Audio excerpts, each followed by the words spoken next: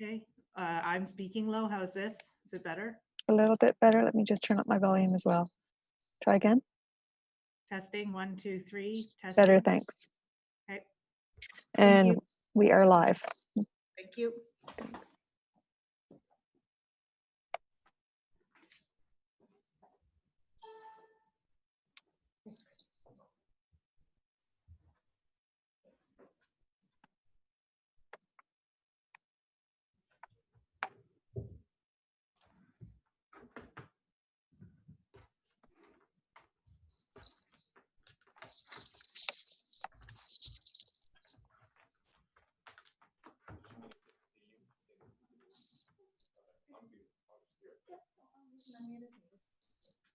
I have no problem. Like this from last, I just wasn't sure. No, no, I'm gonna work here too. You don't need to be here.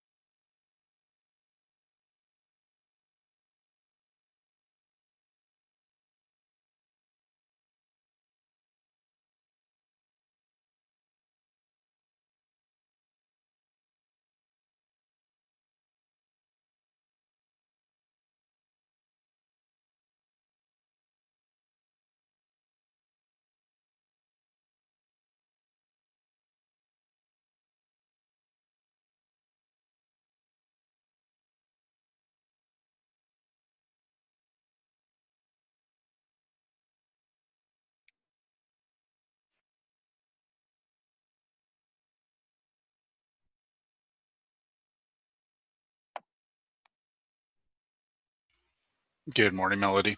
Good morning, Counselor.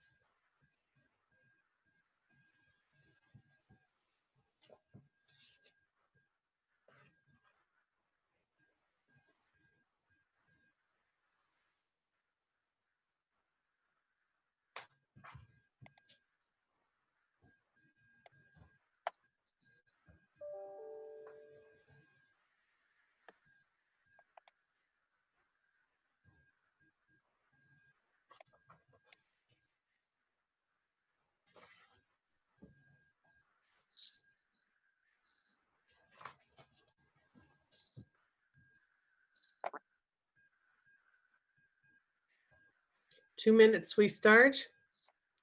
Morning, Glenn. You need one more for quorum, Chair. Good morning. Thank you.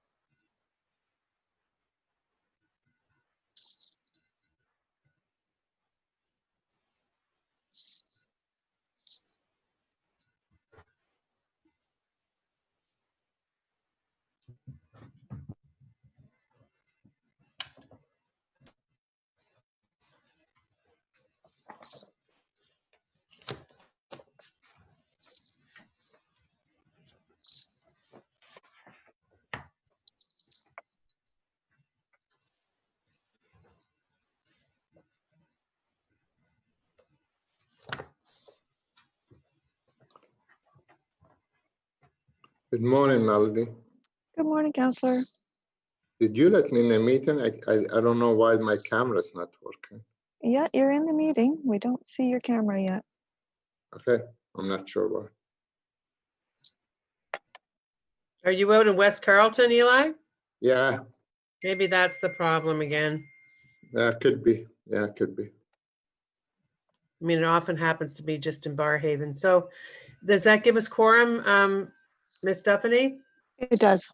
Okay, morning, everyone. It's 9:30. We'll get started with the Planning Committee meeting for Thursday, June the 11th, 2020. And so we're going to start with a roll call just to make sure that we have sufficient members here.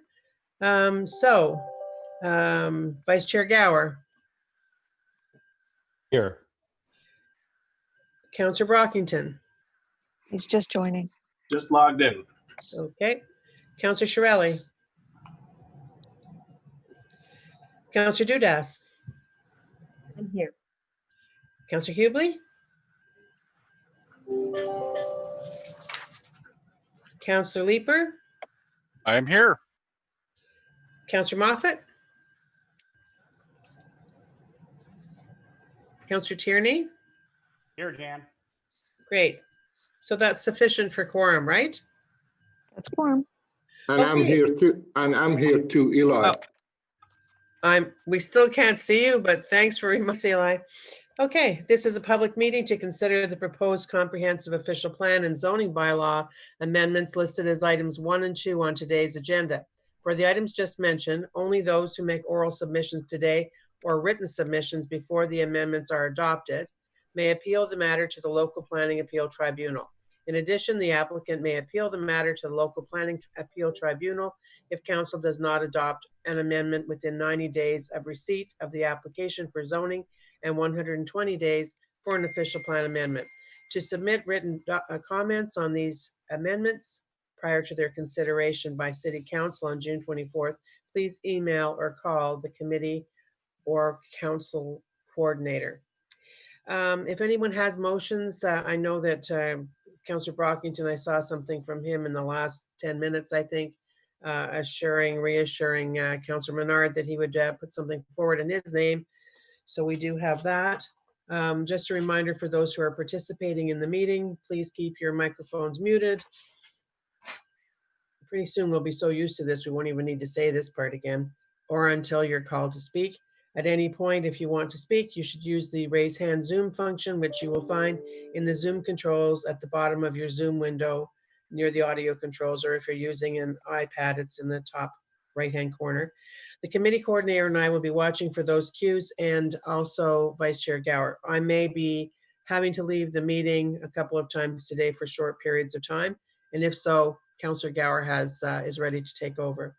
For those delegations who have signed on, when I call on you to speak, the committee coordinator will unmute you, and she will project any visual presentation that may have been provided in advance. Once your 5 minutes are up, I will ask members whether there are any questions. When questions are finished, the coordinator will mute your mic for the remainder of the meeting. I will remind you that this meeting is being live streamed and will be archived to YouTube. If you enable your camera, you will appear to meeting participants and on the YouTube stream. And we can see you, Eli, now, by the way.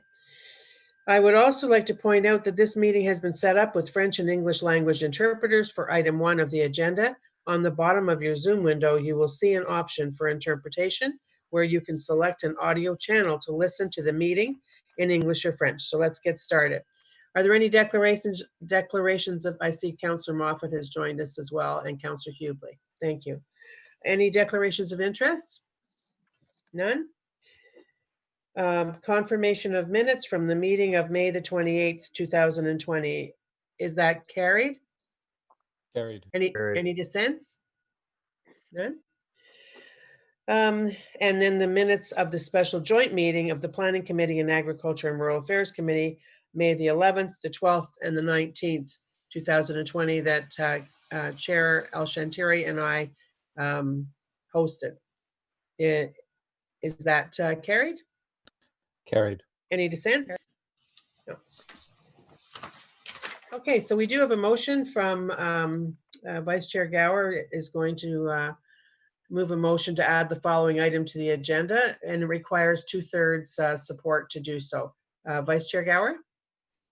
Thank you, Madam Chair. Whereas the report on the designation of 860 Colonel By Drive under Part 4 of the Ontario Heritage Act was considered by the Built Heritage Subcommittee at its meeting on June 9th. And whereas the Built Heritage Subcommittee's terms of reference allow the subcommittee to consider and make recommendations directly to council on approval of a staff recommendation for Part 4 designations where there are no associated Planning Act applications. And whereas the committee defeated the staff recommendation, and whereas the 60-day notice period required under the Ontario Heritage Act expires on June 27th, therefore be it resolved that in accordance with the Built Heritage Subcommittee terms of reference, and in order to give timely considerations so as to meet the 60-day timeline required under the Ontario Heritage Act, the Planning Committee approved the addition of the report to the agenda for consideration by the committee at this meeting pursuant to section 89.3 of the procedure bylaw, and be it further resolved that the Planning Committee consider the staff recommendation as follows. That Planning Committee recommend that council not proceed with the issuance of a notice of intention to designate 860 Colonel By Drive, under Part 4 of the Ontario Heritage Act. Thank you. So just to be sure of the 2/3, I'm going to take a recorded vote. Councillor Dudas? This is to add this item to the agenda. Yes, let's add it. Councillor Tierney? Yes. Councillor Shirelli? Councillor Leeper? Yes. Councillor Brockington? Yes. Councillor Moffat? Yes. Councillor Hubley? Yes. Vice Chair Gower? Yes. And myself, yes. So that And satisfies. myself, yes, too. Oh, Jan. sorry, Eli. I'm kind of winging it here. I'm picturing it as we normally sit at the in the planning circle where everybody sits, because I don't have a voting sheet in front of me. And certainly it's not that you're forgettable. Okay. So the first item we'll deal with, we're holding, it's zoning bylaw amendment 3484 and 3490 Innes Road. That was deferred from the May 14th Planning Committee meeting. It's in Councillor Dudas's ward. We have a number of speakers and we have had a lot of communication. So we are holding that item.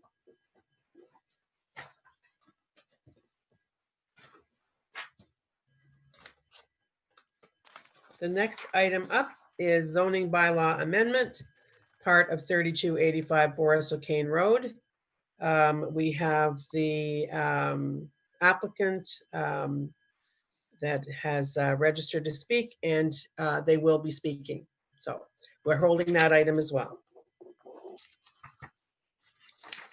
And the next one is the newly added a designation of 860 Colonel By Drive under Part 4 of the Ontario Heritage Act. We've had a lot of communication on that, and we do have speakers. So that one as well is held.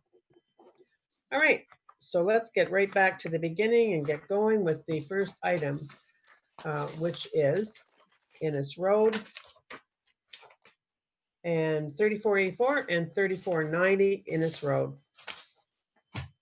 So Michael Boughton, Michael, you're here? Yes, I am. Okay. Chair, Madam I'm Chair. not asking you for a presentation. I'm just making sure that you're there. Thank you. Because I'm sure that there might be some questions, etc. Our first speaker is Gilbert Latreille. And I would remind everybody of their interpretation button that they can use. And Mr. Latreille, are you there? I see you.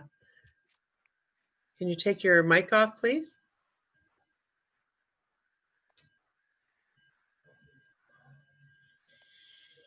And just for everyone's information, you have each delegation will have 5 minutes to speak. Mr. Latreille? We've been trying to unmute his microphone. He is trying to, or you are?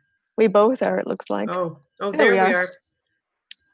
Go ahead, Mr. Latreille. You have 5 minutes. Welcome. You're unmuted. Okay, so while we're waiting to figure that one out, let's go on to our next speaker. I see you in the queue, Tom Lockett.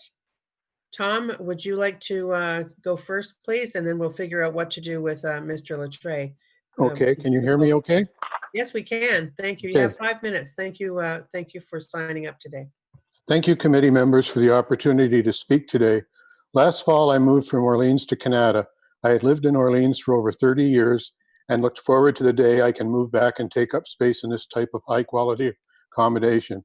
In fact, I have met many former Orleans residents who have moved to Canada due to the lack of high-quality apartments in Orleans. It is very ironic that this meeting is taking place at the very same time that you are expanding the city's urban boundaries, with a great deal of discussion being around intensification. Here you have a tremendous opportunity to show that you are serious about intensification and infilling by approving this much needed development on this vacant piece of property. You have an opportunity to improve the housing inventory for many Orleans residents who are looking to downsize into a high quality luxury apartment. At the same time, you are concerned about the cost to the city of expanding the urban boundaries and allowing more sprawling subdivisions to be built. As a committee, you can't have it both ways. You can't say on one hand, I want more building within the urban boundaries, and then turn down a high quality proposal. Traffic. I read in the report that there is concern with the number of cars and what it will do to Innes Road. The problem with Innes Road is not the number of cars, but what the traffic lights do to cause congestion. Where I live today, most people go out and are back in before and after rush hour. As I talked to people in Orleans who signed a petition against this development, it became abundantly clear to me that many signatures were based on the false assumption that there was no parking and that everyone would be parking on the streets. One only needs to look at the documentation to see that this is clearly not true. Instead of building surface parking lots like so many buildings, Lapine put their parking underground, enabling them to build a wonderful green areas for their residents, and in this case, the public to enjoy. This green area is at no cost to the city, as Lapine will maintain. When you build more subdivisions, you need to build more roads, more sewers, more garbage collection, more police and fire, all at a cost to the city. This development is self-contained, providing their own garbage collection and snow removal. This development will provide taxes to the city while keeping the costs to the city low. Today, you have the opportunity to recommend approval of a development that will help bring much needed high quality rental units to the East End. It will give Orleans the type of rentals that Vanier has, that Canada has, that Carleton Place has, that Barhaven is getting. Buildings that will allow empty nesters to sell their homes and move into a safe, high quality development located where their friends and family live. Remember, when an empty nester sells their house, it frees up a home for a young family to purchase and move in. There they will access existing services such as schools, etc. When you approve urban sprawl, it means demand for more schools and services. This development will bring an economic boom to Orleans, not just in construction, but in new businesses opening up to serve this community. And the whole community benefits from this, in that more people will seek to stay and shop in Orleans. Rather than fighting this development, this council should be applauding Lapine for wanting to bring high quality apartments to Orleans. I'm not sure who's fighting this, but when I drive by this site, I don't see much around there. It appears to me that some people would love another strip mall. Lapine does not just build a building, they build a community. They work hard as tenants move into a building to build a sense of community. They provide many opportunities for residents to meet and build relationships. One of the biggest reasons why we chose one of their buildings. Nobody likes change, and there's always a fear of the unknown. The opposition to Lansdowne was huge, but I doubt now that anybody would want to go back to the way it was. High rises are scary when you have never had one before. When I tour the site, I don't see how this will impact anyone who's objecting to it. There's nothing there right now. I challenge you to drive out to Canada and take a look at Williams Court, and you'll see just what Orleans will look like. Orleans will be a richer community if it approves this development. Thank you. Thank you very much. Any questions for Mr. Lockett? Councillor Dudas? Wonderful. Thank you, Chair. Thank you, Mr. Lockett, for speaking today. I appreciated it. And I'm sorry to hear Orleans has lost you as a resident to Canada. Not that Canada's bad, but Orleans is always better. I do have a question. So you mentioned that you currently live in a Lapine development. I'm wondering, have you taken transit around there? Is transit ample? Have you had a lot of opportunities? Do you find that the roads are conducive to allowing for transit and cars to be in that vicinity of the building you live in? We walk 1 block and we get on the bus and it takes us right over to Toonies. It's very, very quick. My wife is finding, she still works downtown. She's finding that the commute downtown is no longer than it took her to go from Orleans. We did have a problem last winter with people parking on the street. It was solved because we now have a restriction to no parking on one side from December to March. And that has solved the problem. In front of our building, there's rarely cars parked overnight. Williams Court does have a number of cars parked. I think it's more people too lazy to go down to the parking garage than anything. We park in the parking garage here and it's wonderful. Have you, when you were living in Orleans, did you ever take the 94 route? It's now the 25, but it used to run down Innis Road. Have you ever taken that during peak rush hour? Not during peak rush hour. I took it home a couple of times when I had to get home in the daytime. Okay, so one of the issues that stands with this particular development is not just the almost 1,500 cars that it will introduce to Innis Road, as well as Brian Coburn, which hasn't been extended. It's also the fact that there's no transit that really services the needs for people that choose to do so. There's also no cycling infrastructure along this road. There are painted lanes, but there's nothing safe and you won't find anybody riding it. So you brought the point that, traffic won't be impacted, but I'm going to wonder if maybe I can invite you to come visit Orleans again. One more question for you. When you were living in Orleans, do you recall what was the tallest building that you saw in the community? I'm talking all of Orleans. What was the tallest? It's the one down by Petrie Island. The one down by Petrie Island. Yeah. Can I ask, from my recollection, Petrie Island is where LRT Stage 2 is going to connect, right? I believe? Yes. So Innis Road is nowhere near LRT Stage 2. It doesn't have the capacity at this moment to accommodate massive bus transit. It's going to be in maybe the next decade or 2 decades from now. But as it stands, it's nowhere near where Petrie Island is in terms of transit or traffic capabilities. Would you agree to that? Well, I would agree, but I would also argue that the official plan of the city has a right-of-way behind this development that's going to go out to Millennium Park. So that would be the Brian Coburn extension. As many people might know, we'd have to run it through NCC land. So, that's another project for another day. I'll leave it at that, Mr. Lockett. I do appreciate you chiming in, and I do hope that one day we have rental and buildings along LRT, along transit connections in the East End to bring you back home. Thank you. Thank you, Councillor Tierney. Question for Mr. Lockett. Yeah, just real brief. Thank you, Mr. Lockett, and I appreciate many of your points. I was just wondering about this petitioner survey, because I think our clerk has had to deal with many emails. You make mention that there's some misinformation about the parking aspect of things. What specifically is what is the misinformation? Well, I was talking to a real estate agent on Sunday who had signed the petition based on the fact that he was told everybody would be parking on the street. And that's the type of false information I'm talking about. And my son, who I was meeting with, social distancing in his backyard, also said that he was asked to sign the petition, but he knew that the parking was not an issue because there was underground parking there. That's what I'm talking about. Okay, great. I assume Chair Harder, the developer, will be up here later on, and I'll ask what the real truth is on that. And I think we actually have correspondence to Melody related to some of these petitions, and I'll go have a look and see what is really going on here. Okay, thank you very much, Ms. Walker. Yes, you're right, Councillor Tierney. We do have the applicant on the list. I think that's it. That's it for questions, Mr. Lockett. Thanks very much for your time today. Now we're going to try and get Mr. Latreille, Gilbert Latreille, back on. Not back on, I guess on. Yeah, Mr. Latreille, let's try it again.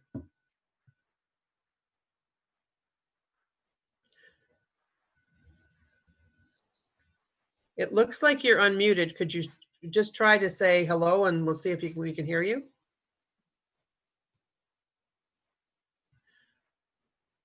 So I'm wondering if perhaps, Mr. Latreille, you should maybe use the teleconference line instead of the Zoom.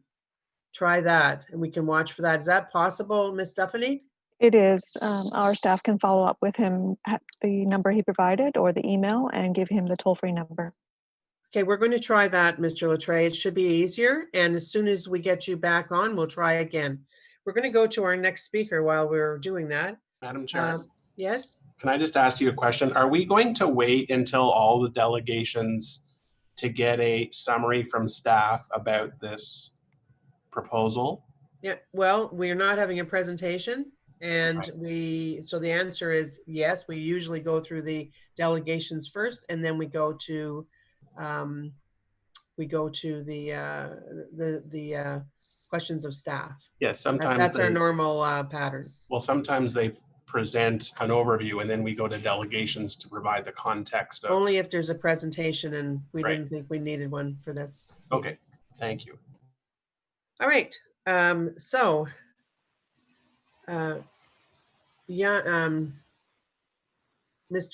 Zhang or Miss Zhang, do we have you? Yes. Oh, it's Yes. Smith. How do you say your first Yeah. name? June? My name is June. Yeah, my name is June. June. Okay, that's what I thought, Yeah. but I never know, so I try my best. So I can hear you, Oh.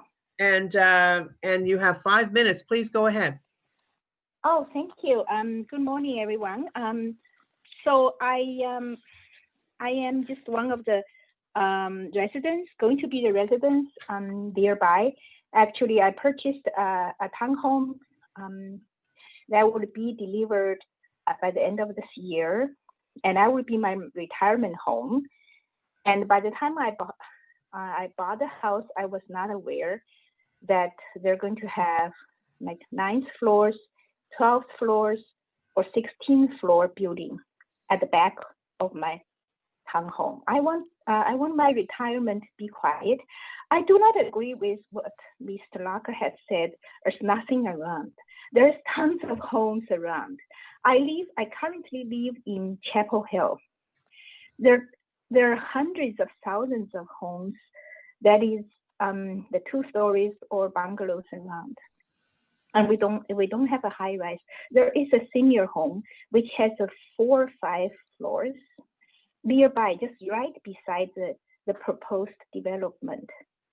And the senior homes, we know that is hit very hard by the COVID-19. And the epidemiologic data has shown that density is one of the key factors that determine how vulnerable places to the virus across the world. The COVID-19 hit very hard of typical places such as senior homes. And in Ottawa, we have over 2,000 lab confirmed cases, 256 deaths, and there are a total of 52 institutional outbreaks since April 1st. Currently, there's still 13 ongoing outbreaks in the institution. Given the density, the massive proposal of the building that they're proposing, the rezoning, it is very important for me. I think the city council and the people in the meeting to consider the public health and public safety. In particular, we are still in pandemic. We don't know whether we're going to have a second wave or not. And there is, we have currently COVID-19. We could have a COVID-29, a COVID-39. And we cannot put our vulnerable people in the nearby senior homes in a more vulnerable population and in a more vulnerable position at this moment. I really feel like, in addition to other concerns that's already flagged, public health and public safety is critical in the current and post-COVID-19 area. And we are facing a lot of uncertainties in the future, and probably another pandemic on the horizon. And for my own safety, for the safety of the senior homes and those seniors that we failed to protect during COVID-19, and 80% of deaths are from seniors. From my bottom of my heart, I feel like we need to protect our seniors. We cannot build such a massive high-rise building and high density right beside a senior home. They're more vulnerable than us. Please, just feel this. I mean, they're economic, but economic is never more important.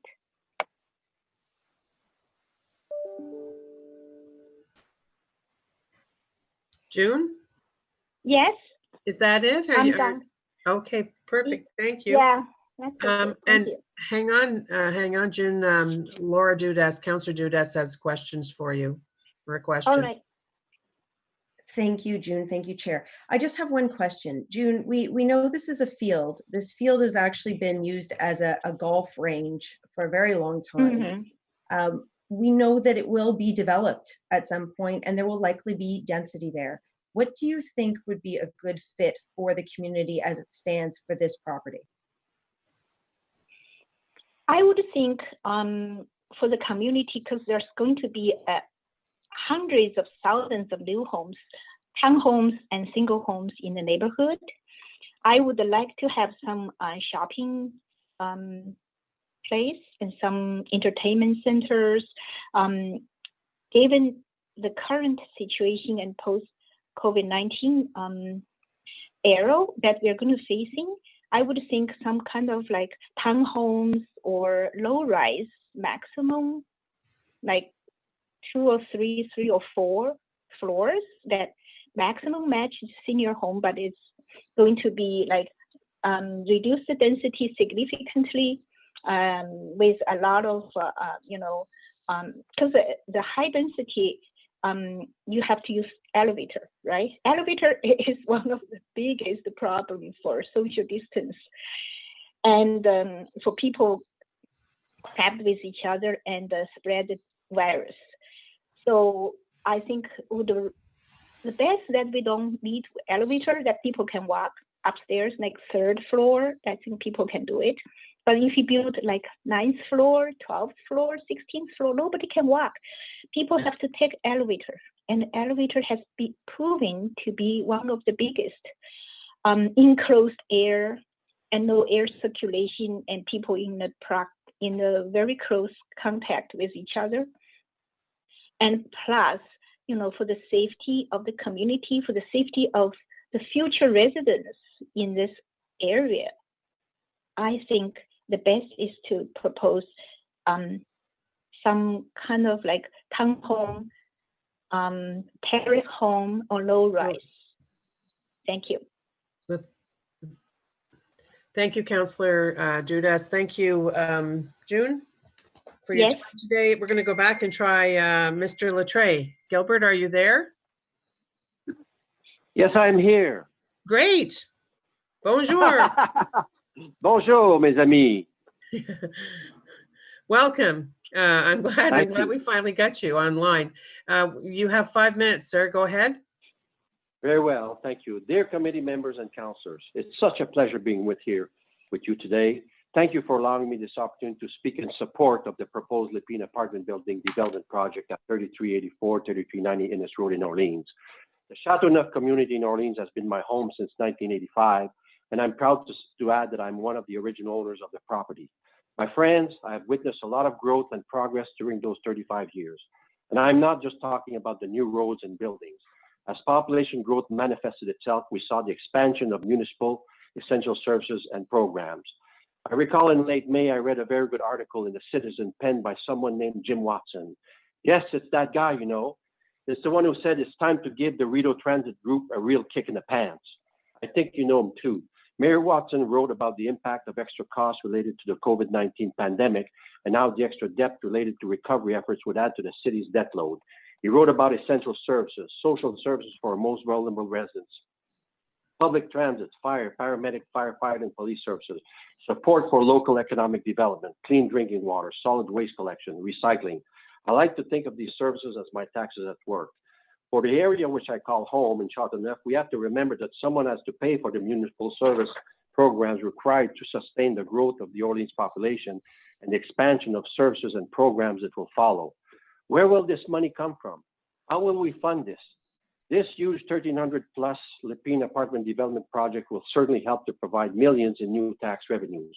I've read and heard that it will also provide close to $20 million in development charges to the community. These monies could then be used to fund and support more services and programs, more police presence, more fire prevention and other first responder services, road maintenance, the light rail on its way to Orleans, and I could add more and more.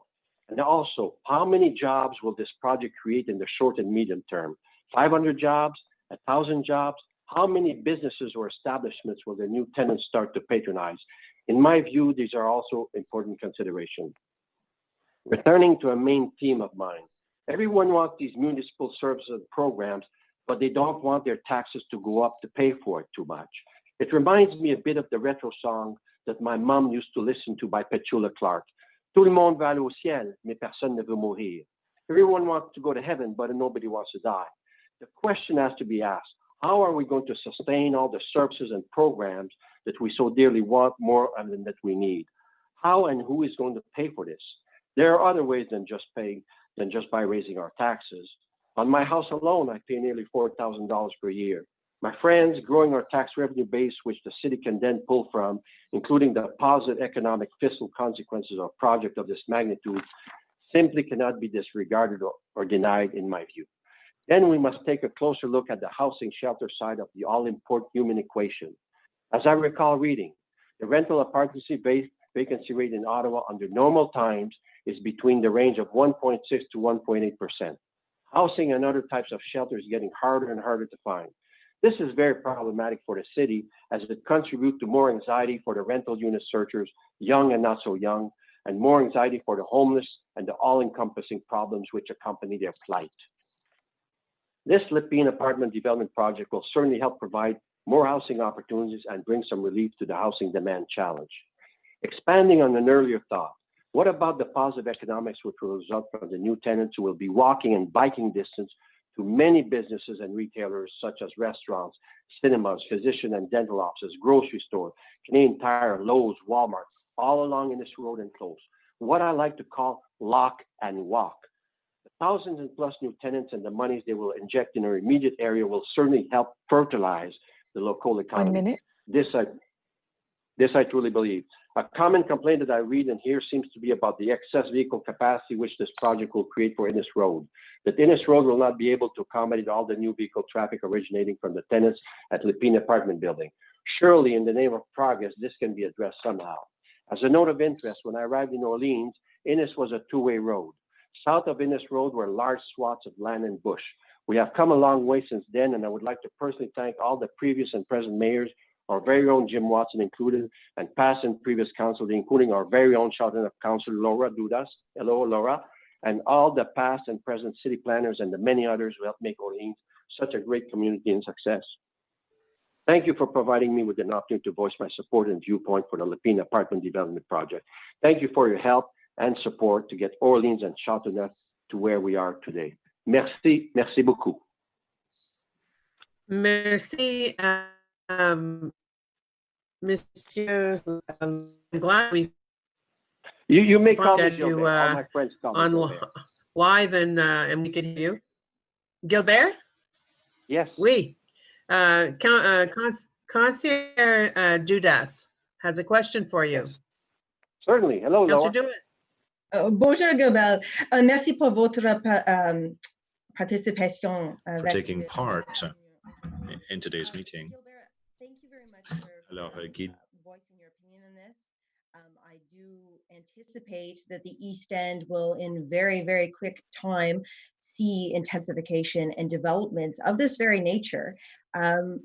Councillor Luloff and I have worked very hard on revitalizing Saint Joseph and bringing height and density to that location along the East Urban corridor of the LRT. We'll see height and density along Innis as well. But I guess my question to you is, you mentioned that this particular development will bring $20 million to the community. I'm wondering where you saw that. I'm just curious if you can elaborate as to where you saw that figure. Well, those were development charges that I read in an article that appeared in the Ottawa Citizen, and that I also did my bit of looking around behind the scene, and I spoke to members of the Lépine construction family. And Mr. Littrell, I'm going to ask, do you recall that particular article was actually a promotional marketing ad that was put in by Lépine Development? yes, absolutely. Yes, I do know. Yes. That's all. I appreciate your comments, and I recognize that what you're saying is quite valid, and I look forward to talking with you more about how we can intensify the East End. I really do appreciate your comments today. Merci beaucoup. It was a pleasure, Laura. Thank you very much, sir. Next up, we have Brian Micallef. Brian, are you there? Yes. Excuse me. Yes, I'm here. Welcome. You have 5 minutes, sir. Okay, thank you. Thank you very much for this opportunity to speak today. My name is Brian Micallef, and I have recently bought one of the single-family homes. Just 1 second.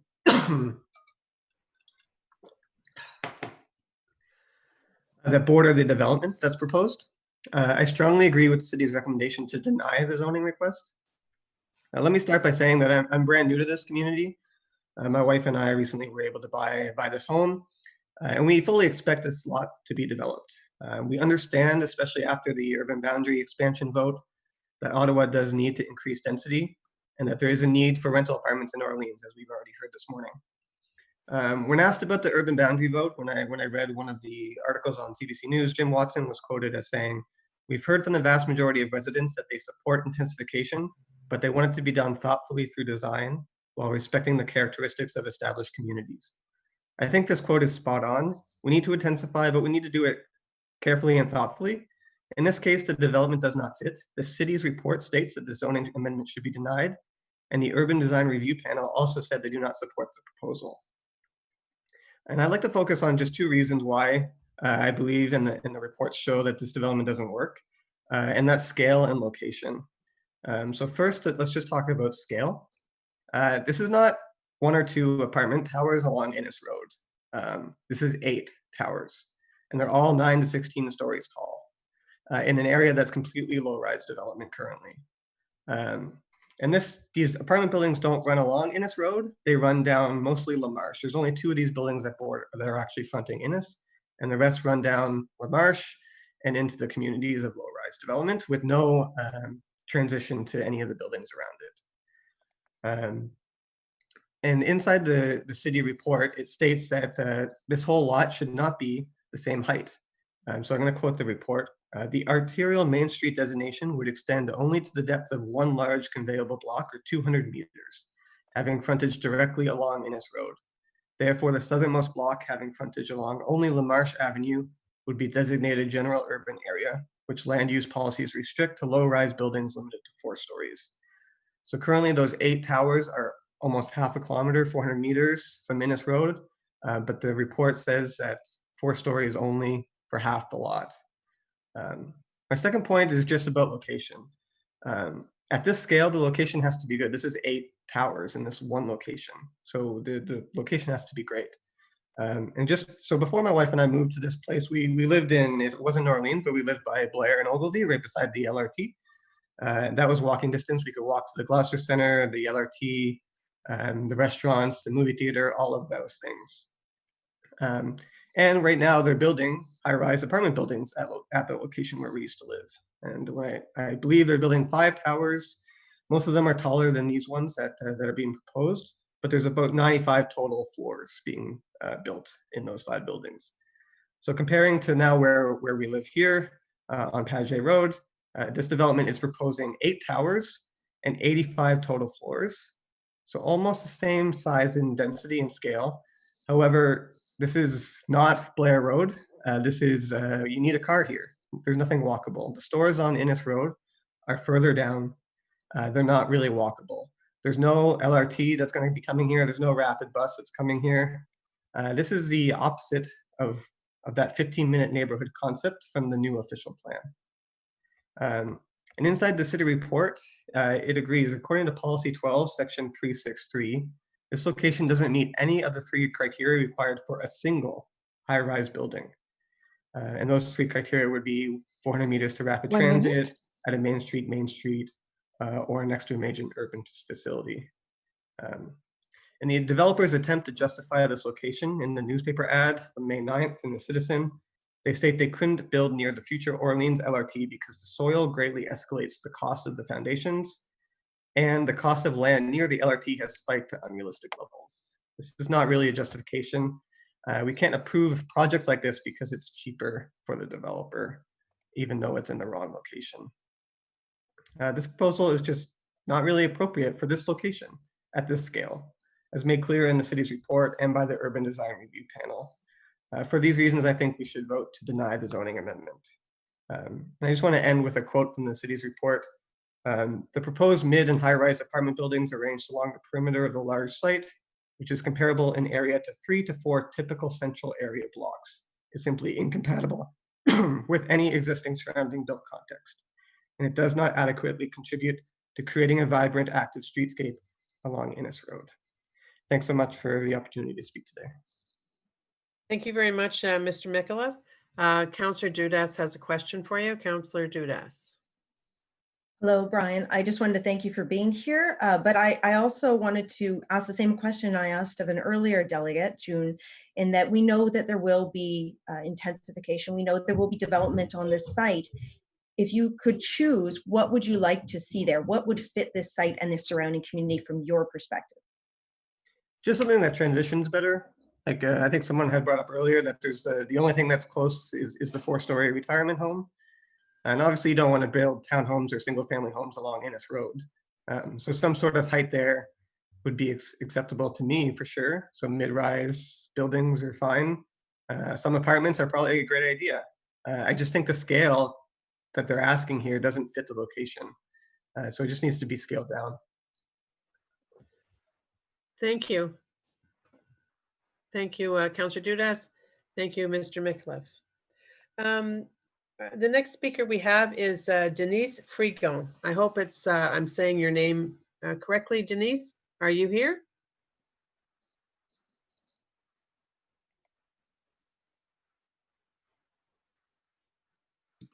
Hello, I'm online. Okay, we can hear you, Denise. You've registered to speak twice. Well, just for the OVAG, yeah. One says the president of the Orleans Village and Area Community Group, and then on your own. So go ahead, the floor is yours. I'll just cover the group's submission so I could get my 5 minutes. I won't be able to do my individual. So I'd like to start by saying, hello, my name is Denise Frigon, and my home on Paget Road is located adjacent at proximity of the Lépines proposed development. I'm also the president of Orleans Village and Area Community Group, an ad hoc committee which was created to respond to the growing concerns of the Chapel Hill community regarding the proposed project at Innes. First, our group supports the Planning Department's recommendation to refuse the zoning bylaw amendment application at 3484-3490 Innes. So let me start by saying that there was an outpouring of negative comments against the proposed project, as evidenced by 694 signatures on paper petition from last year and over 100 signatures this year. We also had over 700 signatures from the online petition,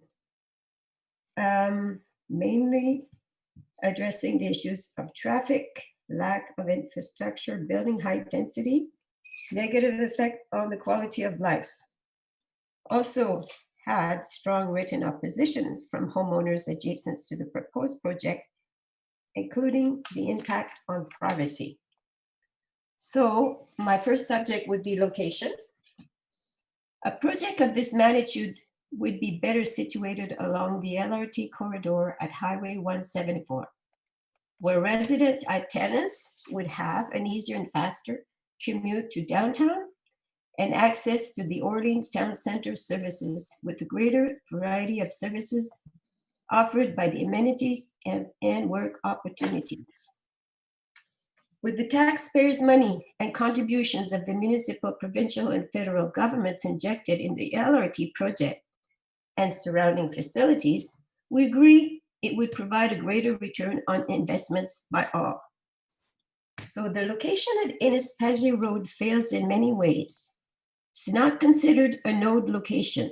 Site is not designated high-rise and high-density locations, lack of services and amenities within walking distance, and does not meet criteria for LRT and BRT transportation services. On the theme of setting a precedence, the zoning amendment application is not only about the applicant's proposed project. There are 4 other adjacent developments on vacant land with potentially 2,000 additional dwellings, some also located on Innis Road beside the subject site. As well, Glenview, which is located east-south of land owned by the Pattersons, is set to build 457 homes, including medium-density dwellings. The allowance of this project would be a precedent-setting decision for Orleans that will have an impact for decades to come. If approved, the land adjacent and surrounding it would set a precedence for any builder to have the green light to approve taller buildings, greater mass, and higher density. So more importantly for us, we stress on the city's decision to keep the 2 parcels of land owned by the Pattersons and to prevent it from becoming a 1 lot for zoning purposes. If arterial Main Street designation is extended beyond the 200 meters, this decision would be detrimental to our residential area and would permit the construction of mega projects in the future. 1 minute, Denise. Yeah. On the subject of building height and density, the tall buildings of 9, 12, and stories do not belong in the residential area of Chapel Hill. There are no other such towers of this height for radius of the area. In terms of apartment supply on vacant residential land in Orleans, there are 4,740 apartments being planned in 14 developments for the future. This site at Innis represents only 4% of the vacant land showing on the plans for some apartments, and yet it would account for a phenomenal 28% of all planned apartments units in Orleans.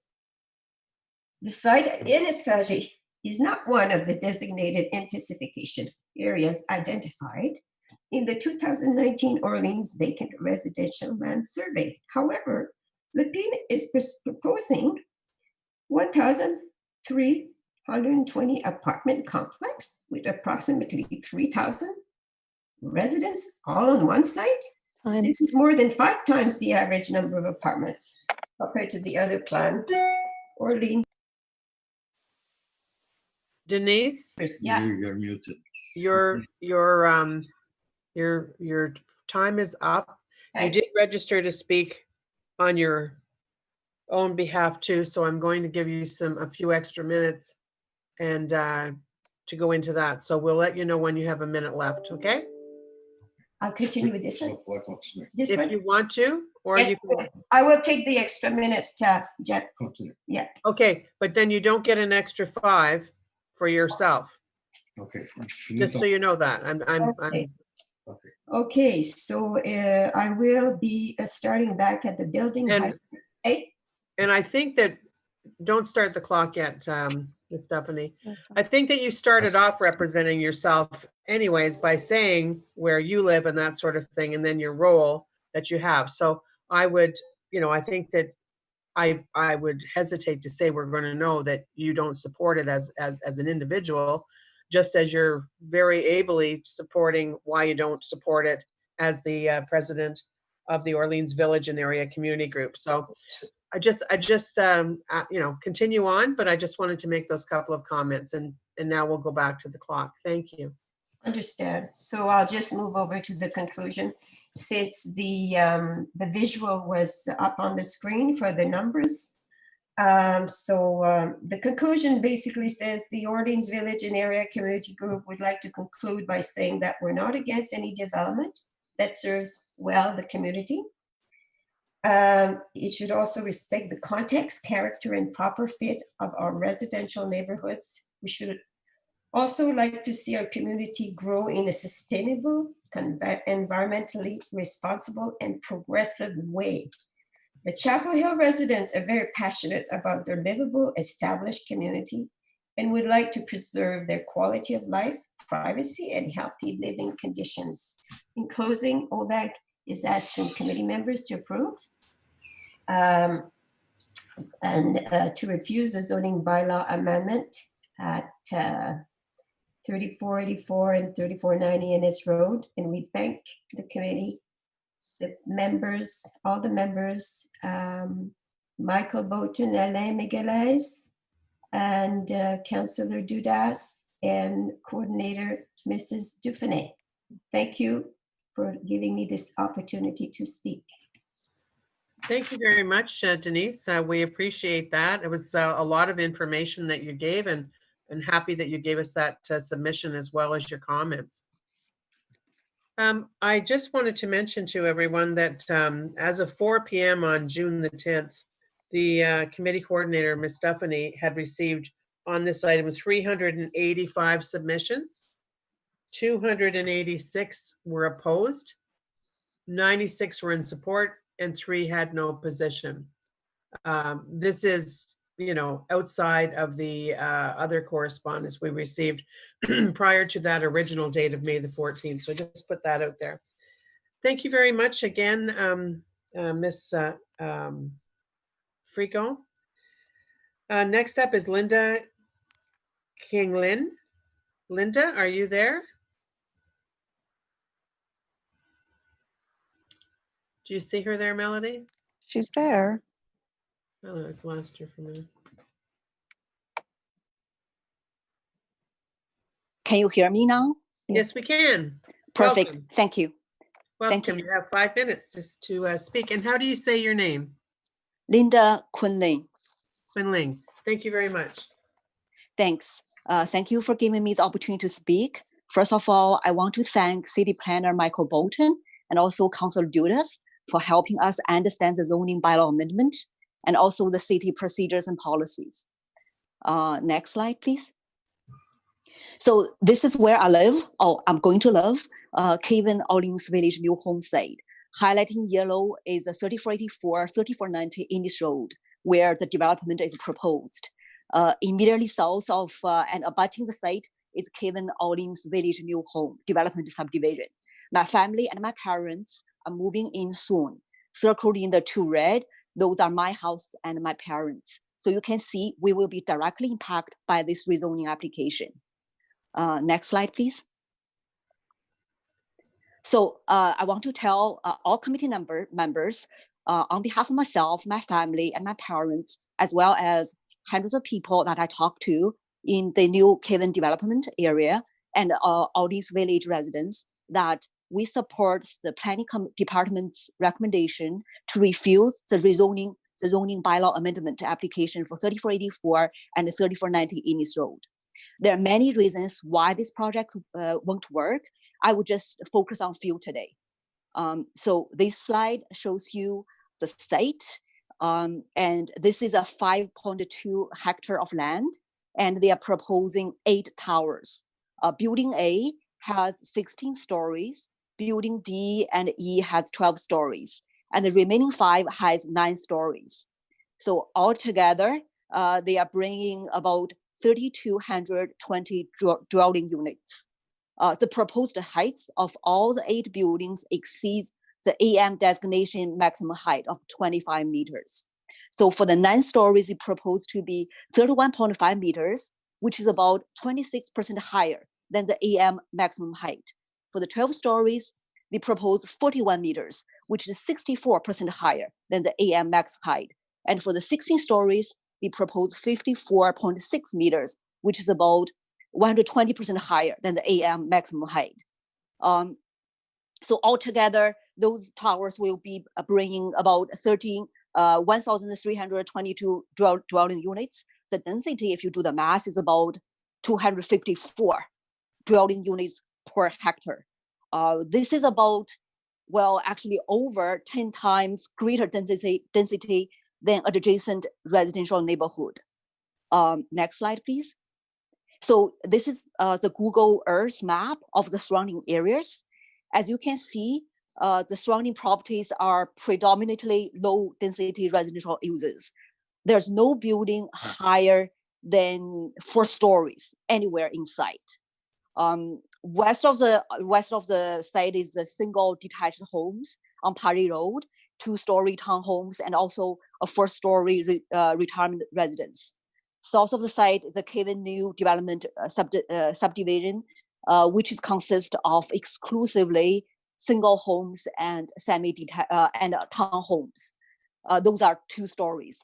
And east of the site will be Glenview New Homes subdivision, which is also hold the time. Yes. So the project, as you can see, is not compatible with the surrounding area. Next slide, please. So next slide, please. So I want to talk about the location of the site. It's not within walking distance to LRT or BRT or other amenities. Listed here are the nearby LRT and BRT stations. They are all at least 2 kilometers away. Not 1 minute. So I want to say, according to the official plan, high-rise buildings could only be considered when the location meets one of the 3 criteria. Criteria 1 is a building within 400 meters of a rapid transit station. Apparently, this one doesn't meet.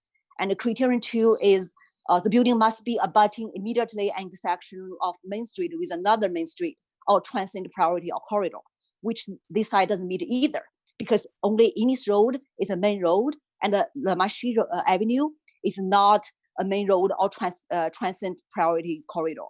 The third criterion is that the building has to be directly abutting a major urban facility. And apparently this one doesn't met. So this site location does not meet any of the criteria, therefore should not be allowed to have a high-rising building. Also, I want to point out, staff report shows that only building ABCD fronting Innis Road is designated AM. Building EFGH, those are designated general urban area, which, okay, sure. So which should not be building high-rise. Thank you. I've turned my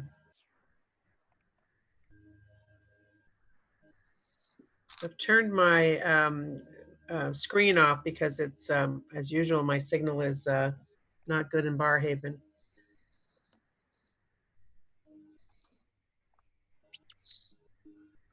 Okay.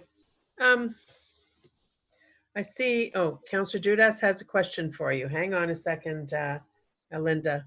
Councillor Dudas? Thank you, Chair. Linda, thank you for that very informative presentation, along with the maps, which I think really highlight some of the points you were making. I did want to ask you, though, I know you were very involved in the petition, and I was curious if you could give a little bit of information about the petition itself, how many signatures, and what was the general consensus by those who signed? Okay, yeah, thank you for asking me the question. So actually, I want to talk about that, and also a misconception a previous speaker talked about. He said people signing it thinking there's no parking provided. That is not correct. In the petition itself, either in the paper or online, we specifically said 1,490 parking will be provided. However, this is reduced parking. City require 1:2 residential ratio per space, and for visitor it's 0.2. However, those are not enough. Those are reduced parking and only meeting 1.0 for residential and 0.1 for the visitor. And also, for your question, we actually collected about 694 signatures in August, October 2019, and we collect another 100 earlier this year.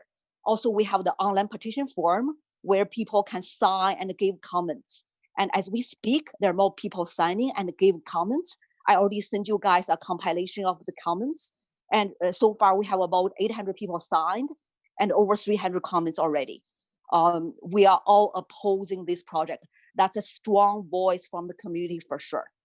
Thanks. Linda, one more quick question. We've been talking a lot about Innes Road and whether it has capacity or not, but this development actually has one outlet onto LaMarche. Can you just tell the committee a little bit more about LaMarche, because that's the outlet for where your new home will be as well?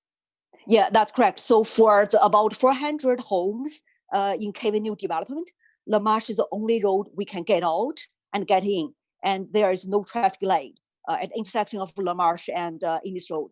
So for people already living there, they complain to me that it's really hard to get out. And I cannot imagine with those 1,000 people adding in, how we can even get out of LaMarche to Innes Road. Thank you, Linda. Thanks. Okay, thank you very much. Is Susan Davies here? She is.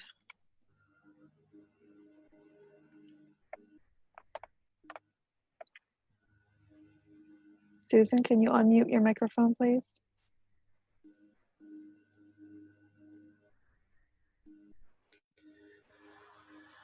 She's Thank getting you. lost in her virtual background.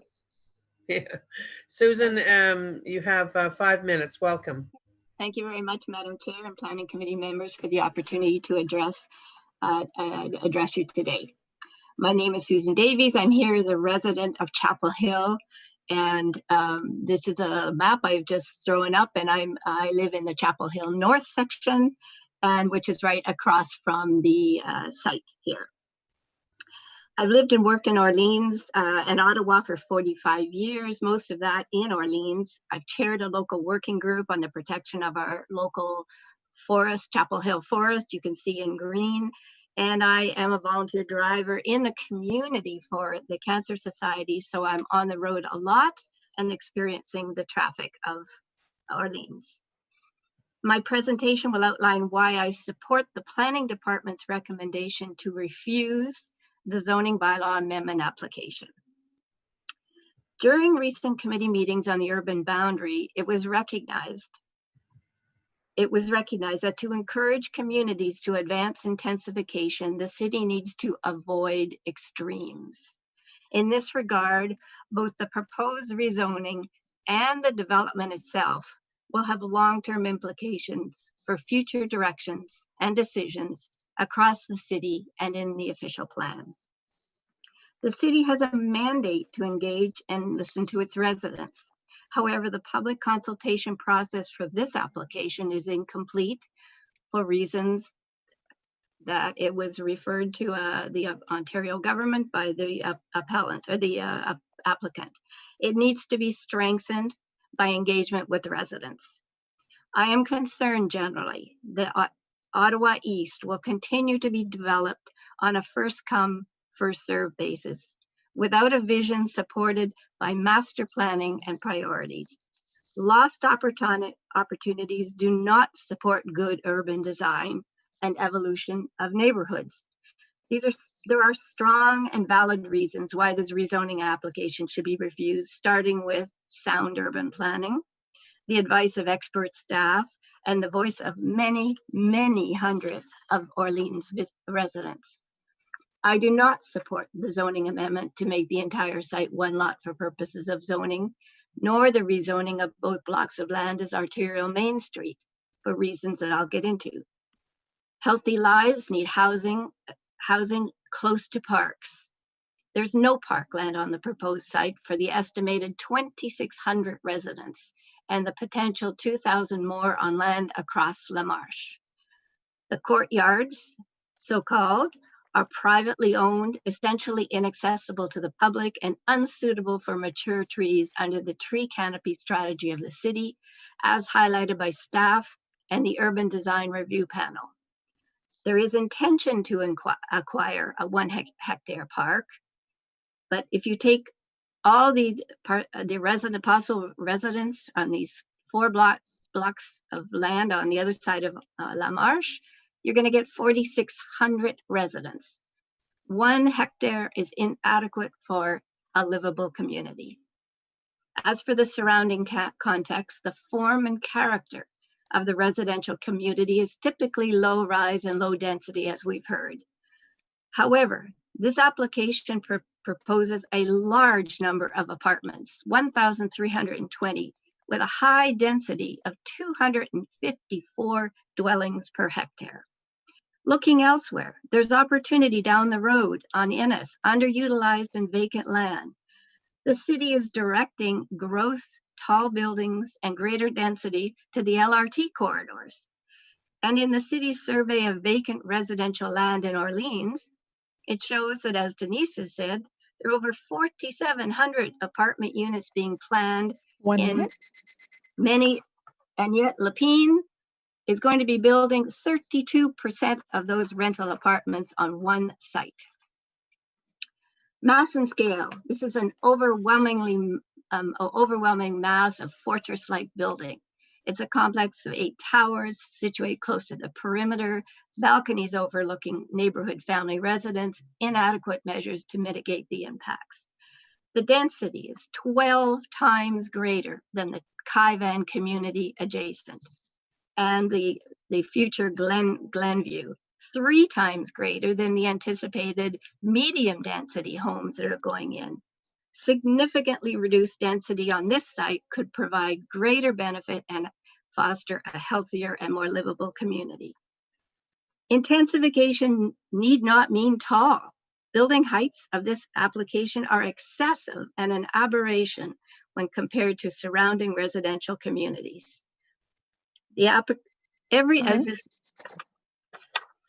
do not support this zoning.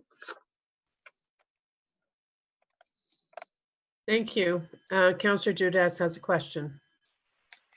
Yes, thank you, Susan, for your presentation. I wanted to go back to something you mentioned about how the developer has taken the city to LPAT.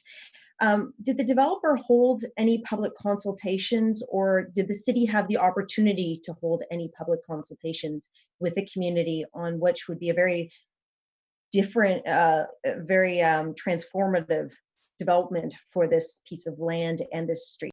There was supposed to be consultation, and there was a lot of community interest. I was writing in from my cottage.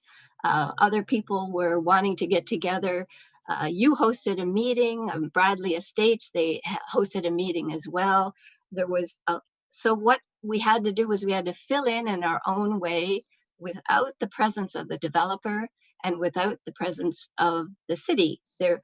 The city, I think, was inundated with like hundreds and hundreds of submissions and telephone calls and emails and saying that what they found wrong with this development. But no, the answer to your question, there was no consultation, there was no engagement, there was no dialogue with our community. And it's a big community.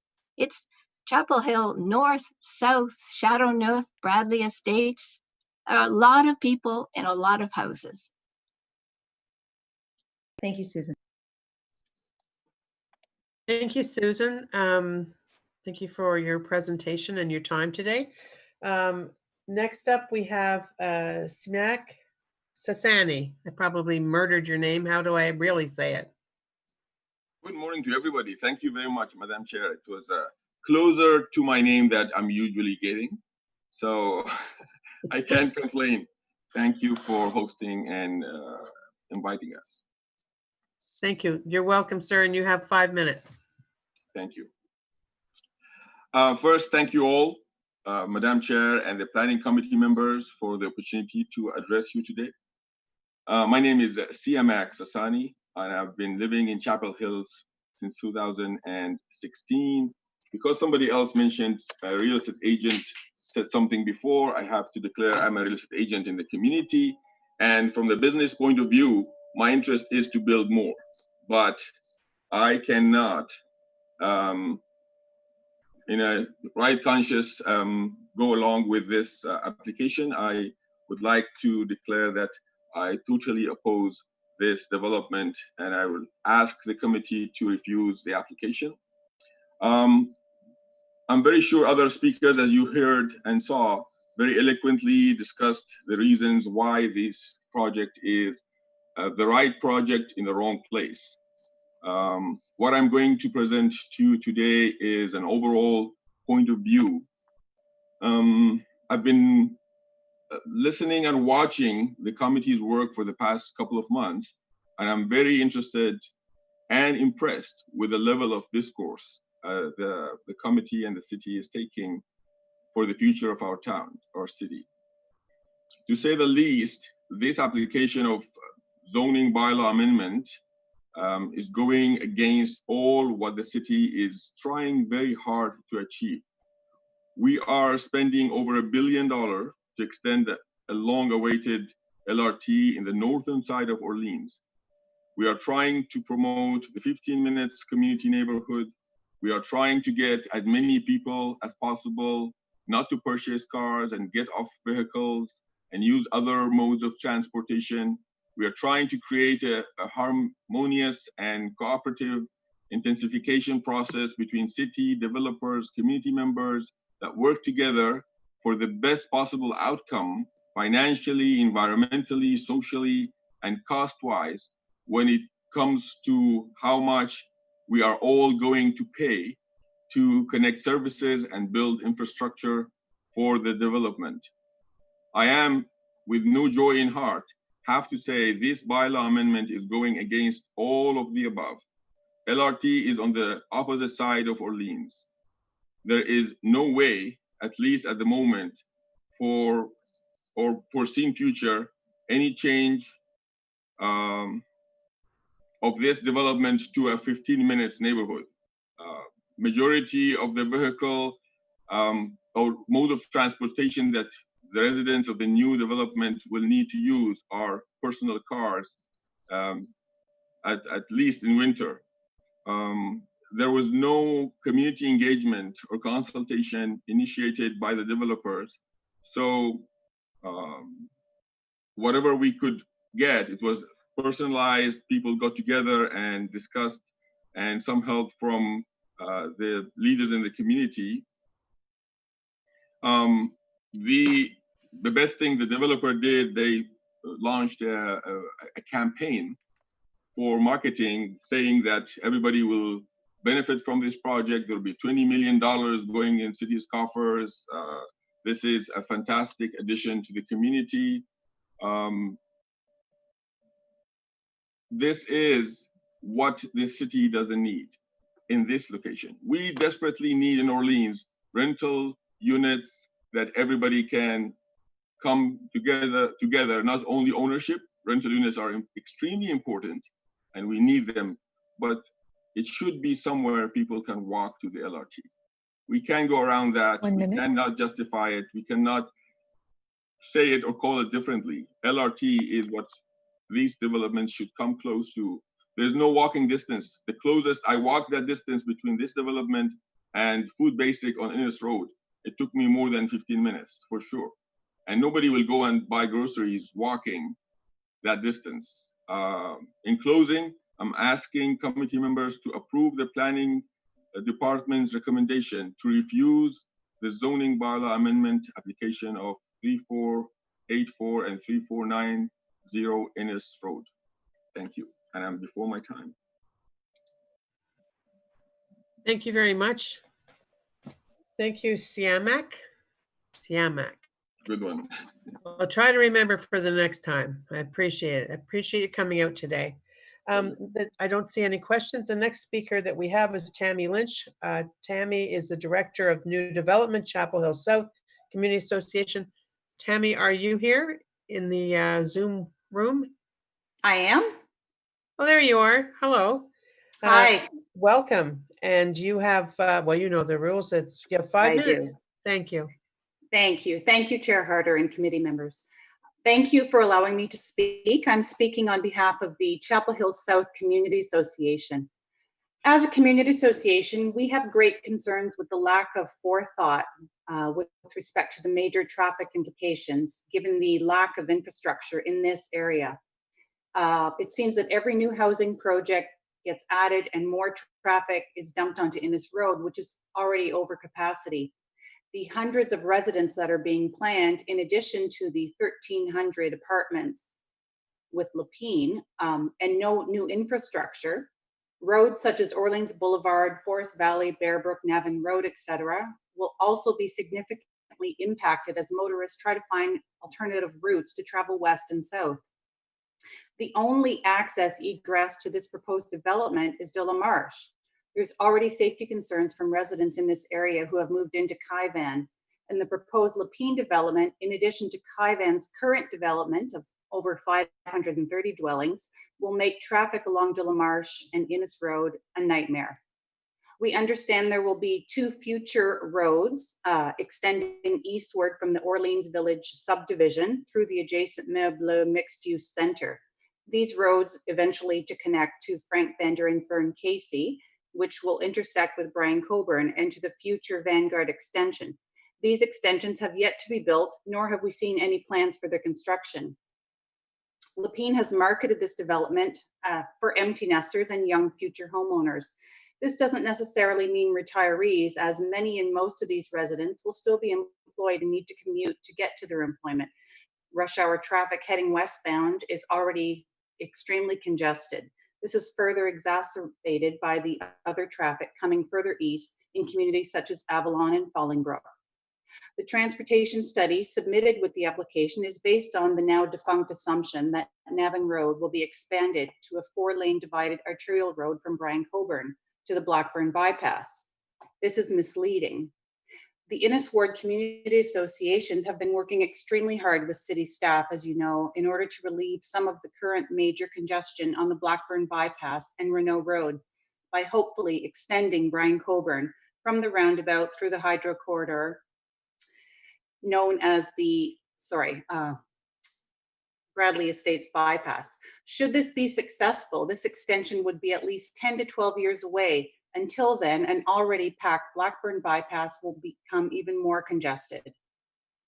With respect to the parking, the formula of 1.1 parking spaces for 1,320 units is, in our opinion, insufficient. Between the commercial and residential units, this will undoubtedly be a significant overflow effect onto the residential streets in our community. There is no mention anywhere in this application for affordable housing. This needs to be included in all future developments throughout the city, particularly one of this magnitude. The height of these buildings will forever change the look of our community and the entire East End. We acknowledge that rental apartments are a welcome addition to Orleans. A development of this magnitude would be better suited adjacent to an LRT station. There are no LRT stations in Chapel Hill South, and nowhere, I repeat, nowhere in Orleans will you find high density such as this. Thank you for your time, committee members. Thank you very much, Tammy. I see no questions. Just let me have a look. Nope, that's good. Thanks for coming out today. Thank you. Next up, we have Dave Janega. How do you say it, Dave? I say Janiga. Janiga. I wasn't close that time. Thank you for coming. You have 5 minutes. Good morning, and thank you for the opportunity to speak today. As you heard, my name is Dave Janiga. I live at 2363 Paget Road, which abuts the west side of 3490 Innes Road, the property in question. I am speaking today in support of the recommendation in the report to Planning Committee and Council. While I know the way I feel about this development will have little to do with the outcome today, it is the overwhelming feeling of worry and apprehension that has pushed me and my fellow neighbors to put in the work and dig into the rules, regulations, and laws that are the official plan to understand in technical terms why this is the wrong development for this site. After months of research and discussion with fellow residents of the Orleans area, I'm quite pleased to see that all of the reasons why this amendment should be refused, that we as regular citizens were able to identify, are laid out clearly and concisely in the report. From arterial Main Street zoning, designation criteria, floor space index numbers, parking rates, or compatibility and conformity to existing and future adjacent development characteristics. The report says all that is needed. However, as I live in a single-family home that directly abuts the property in question, it is important to stress just how much I oppose this amendment. My family moved into this house in 2008 when the properties on Paget Road between mine and Innes Road were still undeveloped. We moved in knowing full well what the zoning for the land on Paget Road was, and that the Innes Road golf land could and would be sold and developed at some point in the future.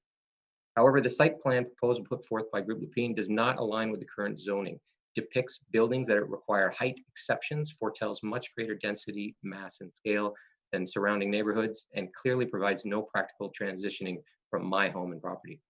When the land just north of my house on Paget Road was developed into 3 low-rise rental properties and a retirement home, we followed the process along, made our opinions clear when warranted, and stayed out of the way when we knew we had no argument to make. These 2 developments fit the criteria in the official plan, and while there was probably always a better option from our point of view, they do a pretty good job of providing a transition south down Paget Road from Innes. The plan for 3484 and 3490 does no such thing. The biggest problem is the sheer lack of any kind of effort to develop these properties as per the city's official plan, the legal planning framework, its policies, zoning bylaws, and urban design guidelines. As stated in the Urban Design Review Panel comments and recommendation, this land is an important site and will set a precedent for development of this area of Innes Road, and would also represent an important model for the future development of other Ottawa area neighborhoods. We cannot let that happen. This land abuts a large established neighborhood consisting of mainly single-family homes and another very new neighborhood, Cavan, consisting of single-family homes and townhouses. This new neighborhood has single-family homes that are situated further to the south, away from the border of the land in question. The townhouses start on the property line closer to Innes Road. This neighborhood is being built with transition in mind. The Groupe Lépine proposal moving from a 16, 12, and 9-story buildings to townhouses and single-family homes is a vastly inadequate transition. The existing zoning for the 3484 and 3490 Innes Road is a good fit with respect to the official plan and lends itself perfectly to a development that can provide commercial amenities along Innes Road, dense residential dwellings close to Innes Road, and decreasing density and height as it moves southward. Groupe Lépine had every opportunity to create a plan that would transition well to the existing and future developments, relate to the characteristics of the adjacent neighborhoods, and be an asset to the surrounding community, but instead has presented a proposal that benefits only themselves. The province, and even more so the city, have no doubt spent a significant amount of time and effort to create the policies and the official plan that provide direction for potential developers. It is disconcerting that a developer such as Groupe Lépine prefers to ignore the expertise of the city Ottawa planning staff and so completely disregard the official plan, the transportation master plan, the 53 urban design guidelines for development along arterial main streets, the 5 Big Moves publication, the concept of the 15-minute neighborhood, and the existing zoning. It is also disingenuous for the Groupe Lépine to have filed an appeal to LPAT, although I know they were within their rights to do so, even before any public consultation was held or the city had finished the report to Planning Committee. We pay our property taxes, as do our neighbors, which in turn pays for the city to do their excellent work, and Groupe Lépine decided they can waste the public's time and money with development proposals that have elements that are in obvious contradiction to the official plan. The fact that Groupe Lépine took this route only goes to prove how well they understand that their development does not meet the criteria for the parcel of land in question. We purchased our house in full understanding of the surrounding land zoning. Groupe Lépine can respect the official plan and do the same. Finally, notwithstanding the amount of public opposition from residents and community groups and associations, the Urban Design Review Panel criticized many aspects of the plan and recommended a focused design review, and the city's planning staff are recommending to Planning Committee and Council that the amendment be refused. I do not believe the Council has any other option than to refuse the zoning amendment application in totality. Any other decision would raise serious questions about the value of the official plan and summarily dismiss the work of the dedicated city's planning staff. The city has the opportunity to realize the vision that is Innes Road as a quintessential arterial main street as described in the official plan and the urban design guidelines. The beginning of that vision starts today. The choice is clear. Everyone knows that this land needs to be developed, but not with this plan and not with this zoning. The amendment must be refused. Thank you.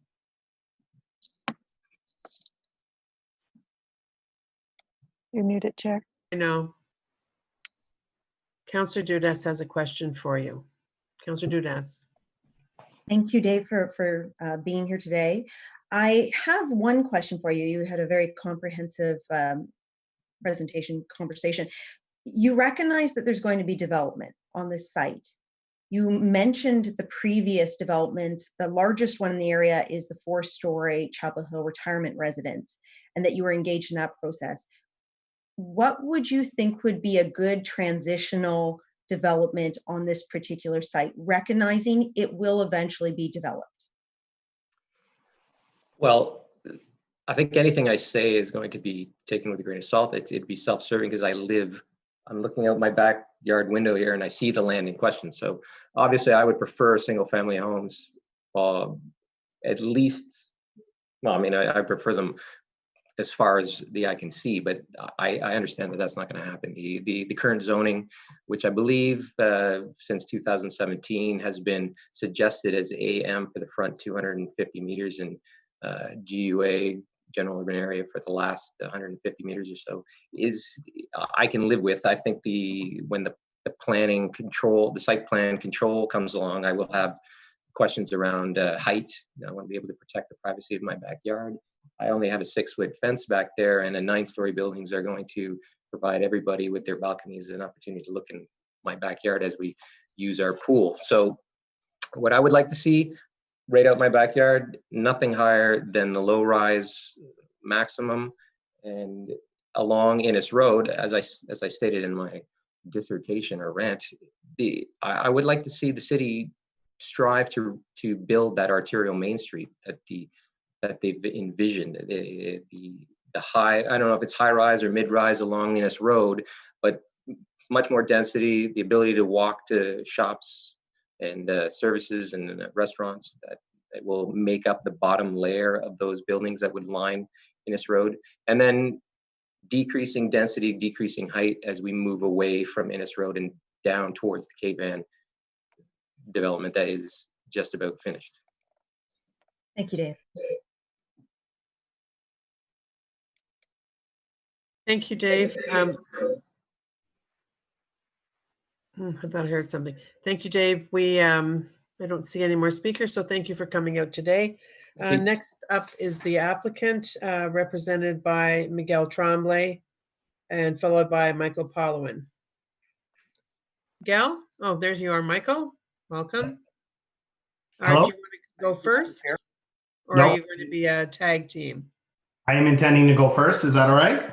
Yep, it's your time. Okay. Thank you. you. As you know, this is one of the rare occasions where I am having to speak to committee with a recommendation of refusal. I fully recognize that some of that relates to the urgency because there is an LPAT appeal for the file. But my request to the committee today is to not consider the refusal, send it back to staff, ask them to review the proposal as per the applicable policies and recognize what we actually asked for in the zoning details and provide additional direction to staff to revisit this application. I'll take a moment. I won't refer you back to the letter. It's very comprehensive. It's my position related to the applicable policies. I want to take you to 4 points or what I consider inconsistencies or misleading elements to the staff report. And I'll go through those very quickly. First and foremost is I'm very surprised by the city's position related to the arterial main street designation.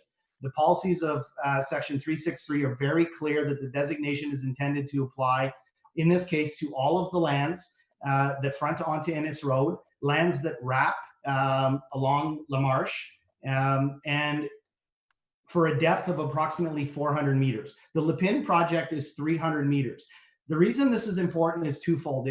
If you apply the designation to all the lands, it provides the city the opportunity to develop the lands in a coordinated manner in terms of land use, building transitions, access, and all of those other considerations, but recognizing as well that arterial main streets are in fact target areas for intensification.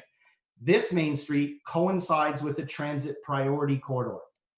Innes Road is at times 6-lane arterial with intended to have isolated bus measures. And I fully recognize that bus service is not fantastic right now on Innes Road, but recall, if you will, that it's characterized by large format retail and shopping centers and rear lotting on the north side for low-rise residential.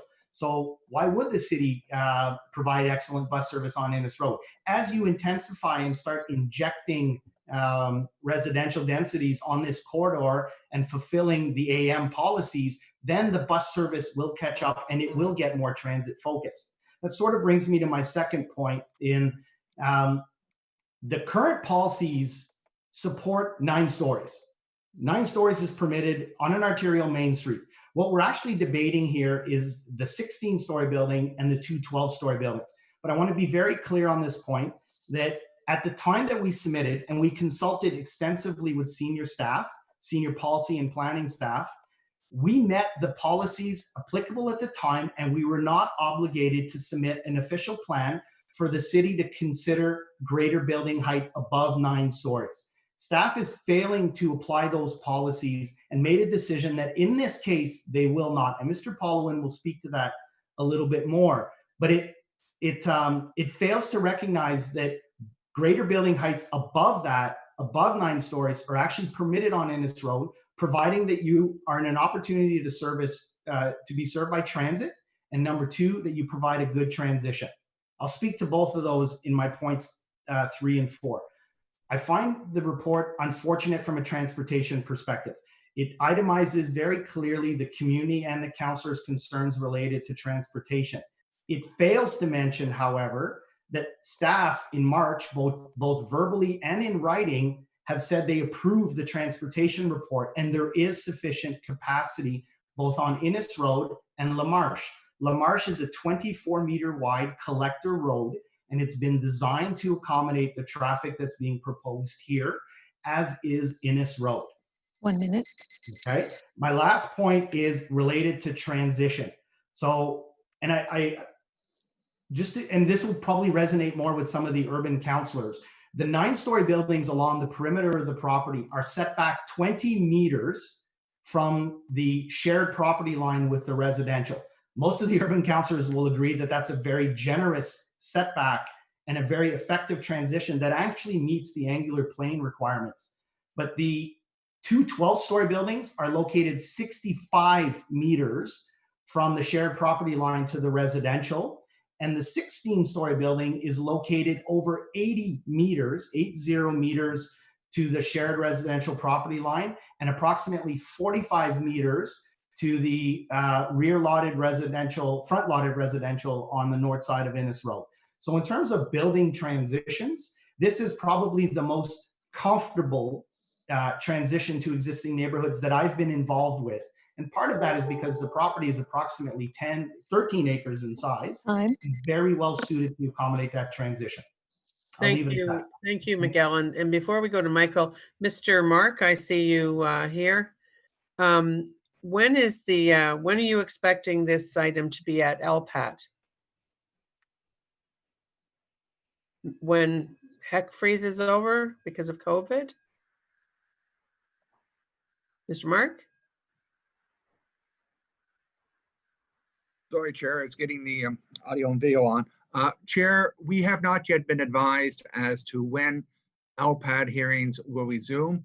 I have one settlement hearing where all the parties are in agreement on June 18th, and I have nothing after that. So we have not been advised yet as to when hearings will resume. There will have to be a further case management conference in this one to determine who the participants and parties will be. So that at the earliest, I think, would be August. And then there would be a hearing scheduled. So I'm going to say late fourth quarter, early first quarter 2021 here. Okay. If I can, Councillor Harder, if I can help Mr. Mark, the last time I asked, there had been over 500 hearing events canceled by LPAT, and they had no plan as to how they were going to be able to deal with them. The only reason that I asked, because I do have some speakers, and I'm going to go to Councillor Leeper first, is because you, Miguel, and this is the other thing too. I think that before I go to Councillor Leeper, we have to, Mr. Paulowin has to have his chance to speak as well.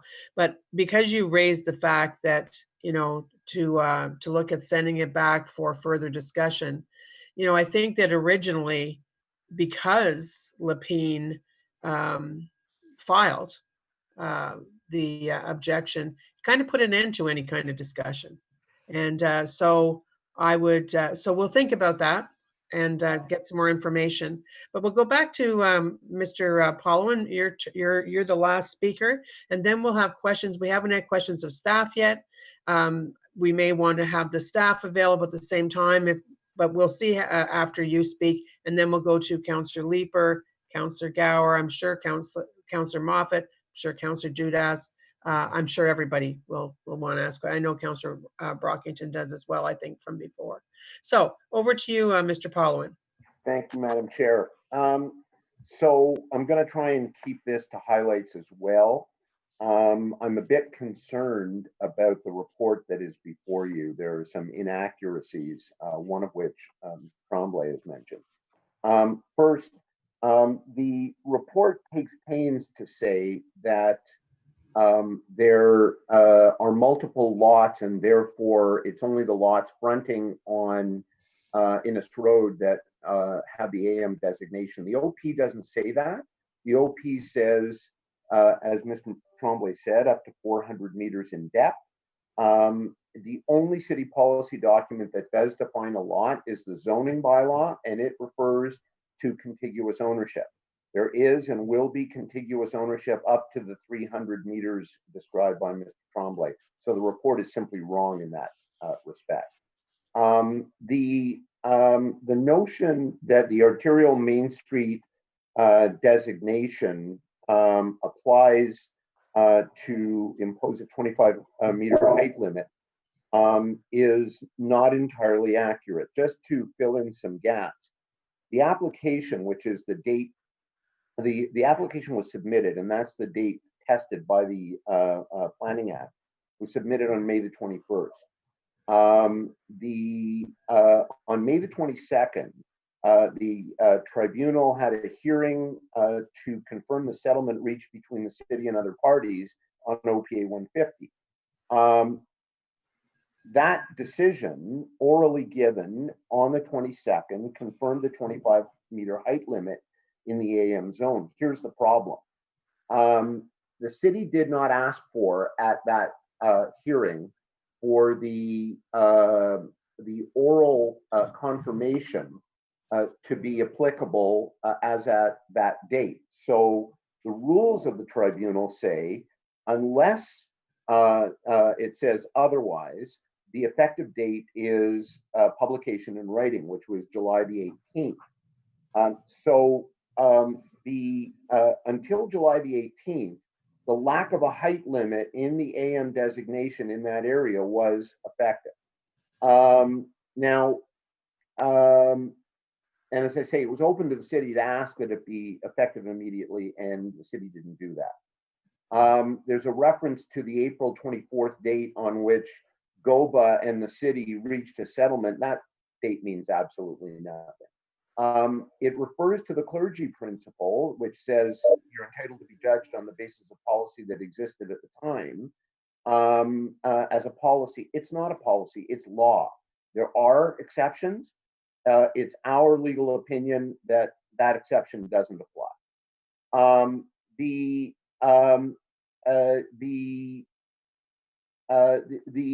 law says that the presumption of the clergy principle being in effect will only be rebutted where there's a compelling public interest, which is normally serious consequences, often in the nature of environmental impacts.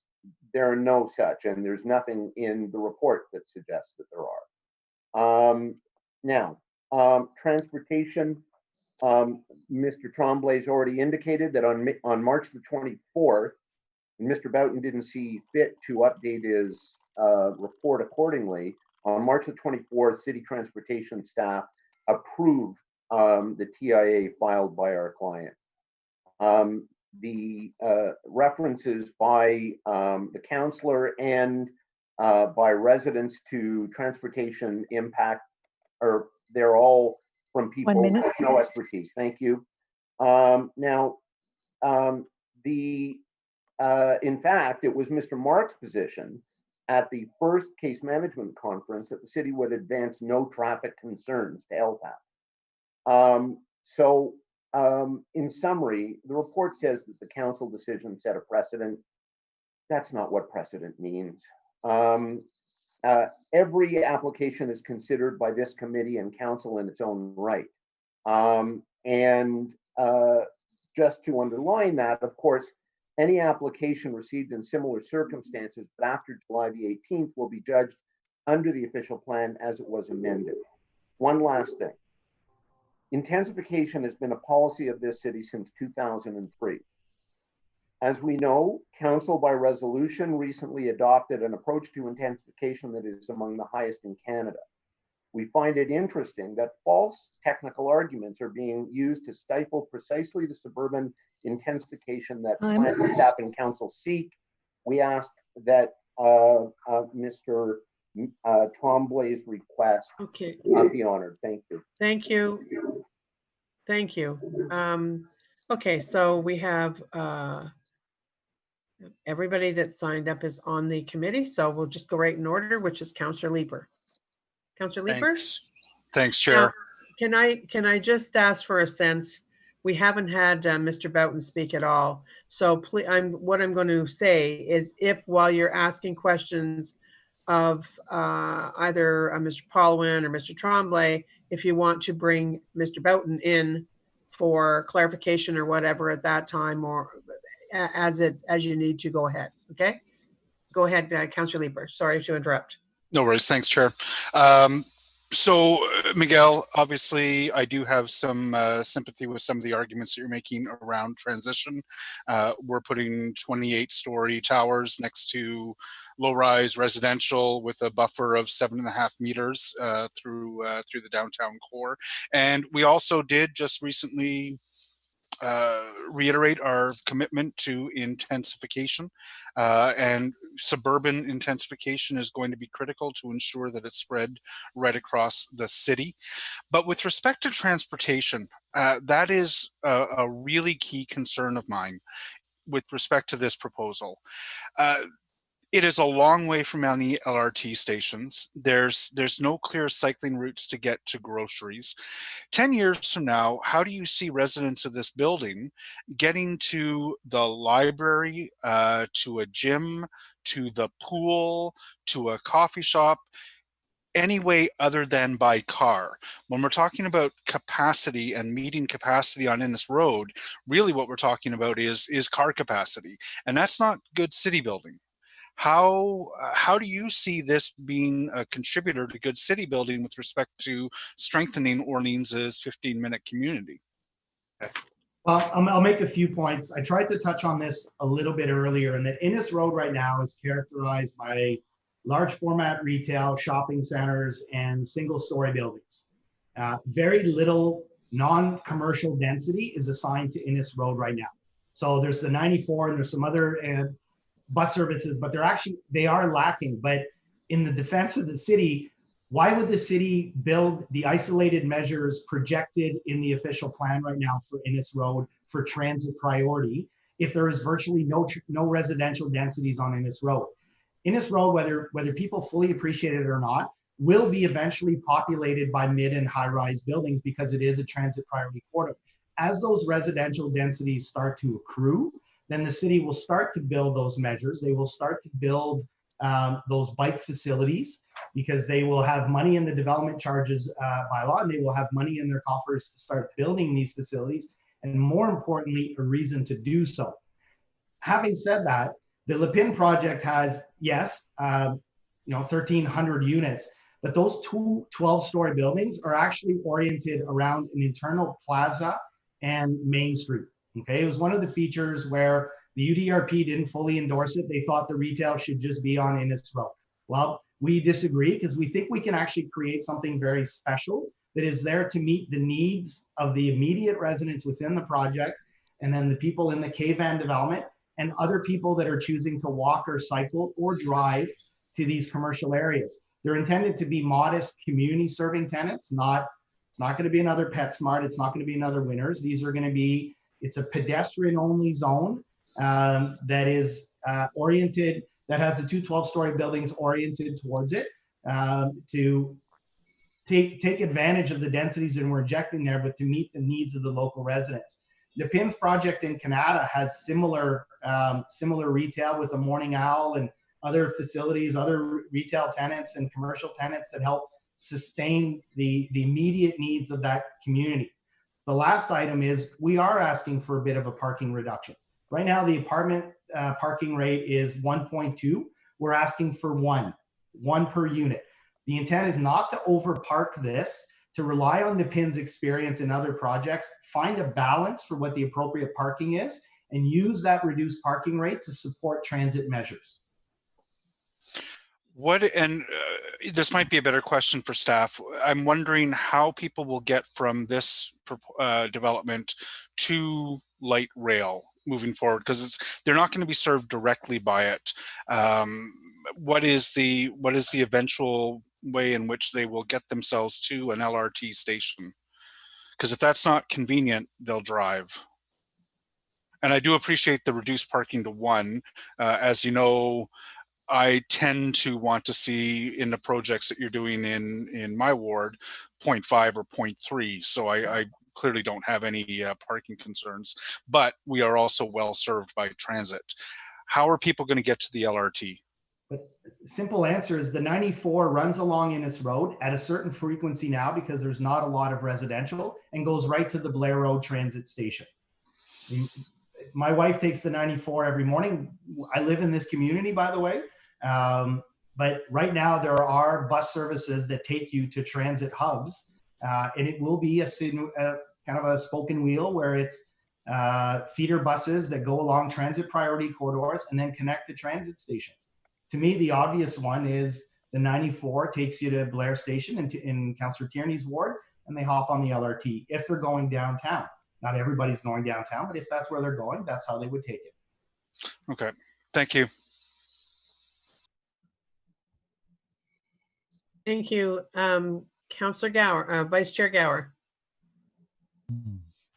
Thank you, Madam Chair. I had a couple of questions for either, I guess, Miguel or Michael from the applicant about a couple things that delegations raised around consultation, that the applicant was unable or unwilling or did not participate in public consultation, which seems a little bizarre. I've never heard of a applicant before, so why didn't you participate in public consultation? Why wouldn't you be a part of those public meetings?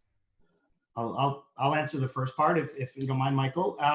So after we submitted the application, we were intending to have a public meeting. There was one that I had in my calendar for September 2019. I was gearing up for it. We had printed boards. Le PIN had been working most specifically with representatives of the Chapel Hill South Community Association. They were having ongoing discussions. There were 2 large public consultations initiated by the councillor, and we were invited to neither of them. We would have loved an opportunity to share these. I was ready to go. I had my boards, and we weren't invited to them. Can I just get a clarification from staff? When did the applicant appeal this? It was after a no decision after 90 days, but how soon after that 90 days did the applicant file their LPAT to LPAT? Chair, it's Tim Mark. It was just to give you the dates, the application was made on May 21. And so the 90 days would have expired around August 19 or so. And it was appealed on October the 2nd. So maybe 6 weeks after the 90 days expired. It's a statement, but maybe you want to reply to it. I just can't understand for a project of this magnitude and complexity. Usually there is a back and forth between the applicant and staff to consider public comments, to come to some kind of resolution.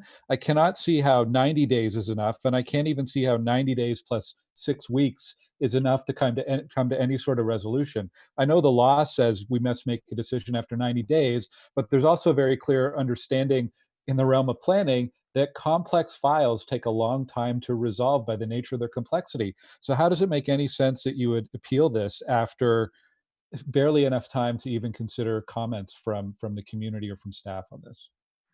Counselor, I can answer that. The appeal was filed because the city took a very hard position that an official plan amendment was required, and was intransigent with respect to that. We were very much of the view that an official plan amendment was not required for the reasons that I've spoken to in my presentation. As a consequence, that was an absolute gating issue. It wasn't as if there was a real opportunity at that point. Having said that, without speaking to the substance of them, I can tell you that there were discussions with staff as to whether there were compromise positions after the appeal was in fact filed. I just remain, go ahead, Miguel. I'll just add two things, and that Groupe Lépine decided to submit an appeal after feeling frustrated for two reasons, I would say. Number one, before we submitted, we went through extensive consultation with municipal staff. We even had a day-long design charrette at the FOTAN office where city staff was there, architects, everything else. We spent a lot of time articulating where the park space was going to go, the landscape courtyard, the retail, all of those things. There was extensive meetings with staff, and then we get our technical comments that are completely out of pace, out of sync with everything we had done thus far. There was no identification of an official plan amendment during our pre-application meeting, nor during any of those things. So staff, you know, and I understand there's a lot of community concerns, and staff took the position they took. But we realized at that point that we were fundamentally out of sync with staff despite all of our previous efforts. Number two, the PIN did want to have those public consultations. There was 2 public meetings that they weren't invited to, and they didn't feel that there was an opportunity to properly connect while they were having side discussions with some community residents. And I will give them that they did a fair amount of consultation on their own as an end around, but they were frustrated and they chose to submit an appeal. But that, you know, to Michael's comments, we didn't stop working on the application. We didn't stop trying to resolve issues. For instance, the traffic study, the resolution of the traffic issues came in March 2020. So we were ongoing. Our traffic consultant was working with staff to resolve those issues, incorporating community comments, including some changes in conditions in terms of roadways and volumes and everything else. So the work didn't stop. We kept working to try to address staff's comments, whether it related to building transition or whatever was in those comments, because we did get comments, I'm going to say in August, but I believe it was in August. So Let's offer Mr. Boughton, Michael Boughton, I see you there, who's the lead staff person on this, to offer comments, because I don't want that to go, you know, uncountered by staff. Where did this go off the rails in your mind, or did it? Maybe it didn't. Thank you, Madam Chair. Mr. Tremblay is correct. We did have a series of meetings prior to the application being held, because that was in fulfillment of a subdivision condition for the Ivan subdivision where these lots are apart, and the subject of that condition was to come up with some master plan for the 4 identified mixed-use blocks. The Lépine project consists of 2 of those 4 blocks on the west side of Lamarche Avenue. So there were a series of 2 or 3 meetings to come up with a conceptual master plan. At that time, I'd have to say there was a lot of activity going on with the resolution of OPA 150 as far as our street policies are concerned. And throughout that time period, I have to say I was somewhat, I won't say confused, but questioning what policies did exist. at the time that we were having those conversations. And so the issue of an official plan amendment did not arise at that time. I reserved my discussion with our policy staff after we even, Mr. Tremblay and Group Lapine representatives met with myself and policy staff. There was still doubt in my mind as to what policies applied. And so after that meeting, I proceeded to seek guidance, a legal interpretation on what actual policies exist, given the context of the official plan amendment appeals and resolution of the appeals. When the application was filed later on in May of 2019, of course, it was put on circulation, of course, and we started receiving a considerable number of public comments. At that time, naturally, I consulted with the counselor's office and to consider holding a public information session as per council's public consultation policy. The decision, however, was made that by that time we had received well over, close to 200 public comments, the vast majority of which were in objection to the proposal. The decision was made not to go forward with a public information session to to present the same application that everyone had already commented on. So this was around August, September of 2019.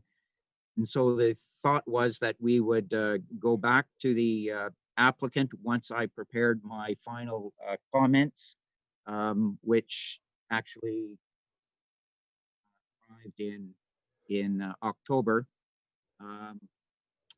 October 4th, I think, I believe I issued my comments in response to the initial application. The intent was to work with Lapine to come up with a revised plan that we would then bring forward to the public in a public information session. However, just prior to my release of my initial public staff comments, we received the appeal for lack of decision. And that essentially brought things to a standstill. Okay, thank you. That additional context is important, I think, from both of you. And again, I'm amazed that I think what I heard there from Mr. Mark was that the appeal was filed October 2nd, and for Mr. Boughton that the comments were ready to go October 4th. So we're talking about 2 days that is left to a bit of a mess and a potential very long legal proceeding. And I wish this could have been avoided somehow. I wanted to make one comment because I don't believe we have anyone from Ottawa Public Health on this call, but there was one of the delegations earlier that made a comment about high density buildings or high density development and COVID-19. And I think it's worth correcting this myth every time it comes up. It came up in the official plan discussion. High density does not exacerbate the COVID problem. Crowding does, but high density neighborhoods do not. We are not seeing a COVID-19 outbreak in apartment buildings across our city any more than we're seeing in low density suburban areas. And I think it's important that we correct that myth anytime we get, because it's not a way that we are going to be planning our city going forward or making planning decisions going forward. Thank you, Madam Chair. Thank you, Vice Chair Gower. I just want to let everybody know that my my reception is tenuous at best. That's why I keep, you see me, you don't see me. I'm on mute. I'm not on mute. It's, anyways, I just warn you. So if that if it happens and it actually collapses, Vice Chair Gower, you just take over. That'll be until I can come back. Right now I see Councillor Moffat, Councillor Dudas, Councillor Tierney. Does anyone else want to wave their hand? Please do that now, okay? Because I want to make sure that Councillor Dudas, who is the ward councillor, has not only the opportunity to ask questions, but then to have the final say as well. So anyone else who may want to, please sign up to speak. Councillor Moffat. Thank you very much, Chair. Just want to focus on the appeal aspect, and going back the 90 days. Of course, the 90 days back in, if I'm not mistaken, relevant.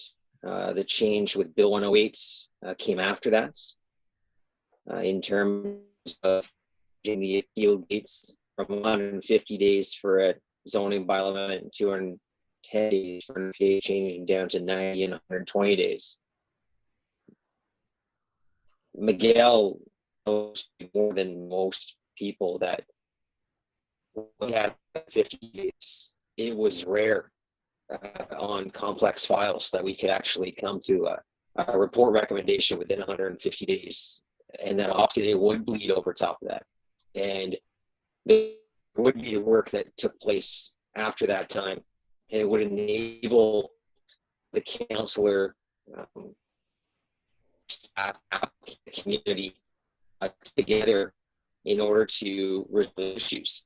And quite when an applicant doesn't wait, and I even think back to an open on Barnsdale land designation, one the city did not oppose on the merit of the application, but merely on process.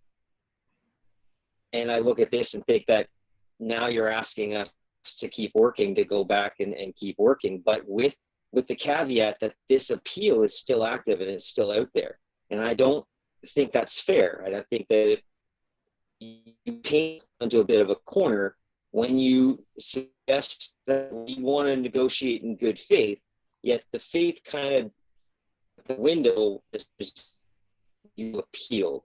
And I think a bit of it's a bit of a challenge to sit there and say that we can easily negotiate this application in good faith, knowing that that's just your out, is that you constantly have this out that's already in process. So I'm not sure if there's a potential for the applicant to park that appeal and allow us to continue to work on this and see what's possible. I don't see this application as being significantly different than what we're going to see along Baseline Road. But the issue right now is in front of us because you appealed before decision, and it puts us in a bit of a bad spot. So if I could answer, just on a technical basis, Mr. Mark will tell you that it is in the normal course for negotiations to continue in the face of an appeal having been filed either to a refusal or in this case to a non-decision. And he and I as lawyers have a very good track record of achieving solutions in the face of those. The other problem with this is if we were simply talking about a zoning bylaw, it would be relatively easier to achieve a settlement. Now we'd be simply talking about how much height is going to be accepted. As I said in answer to a previous question, the gating issue of the requirement of the official plan amendment is what led us to file this appeal.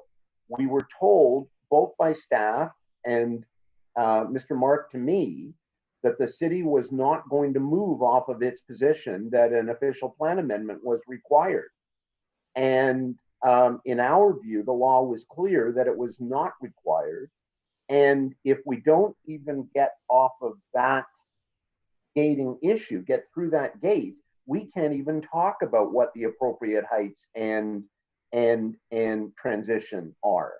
So, as Mr. Tremblay's already said, we've been working with staff on elements of this, notably the transportation element.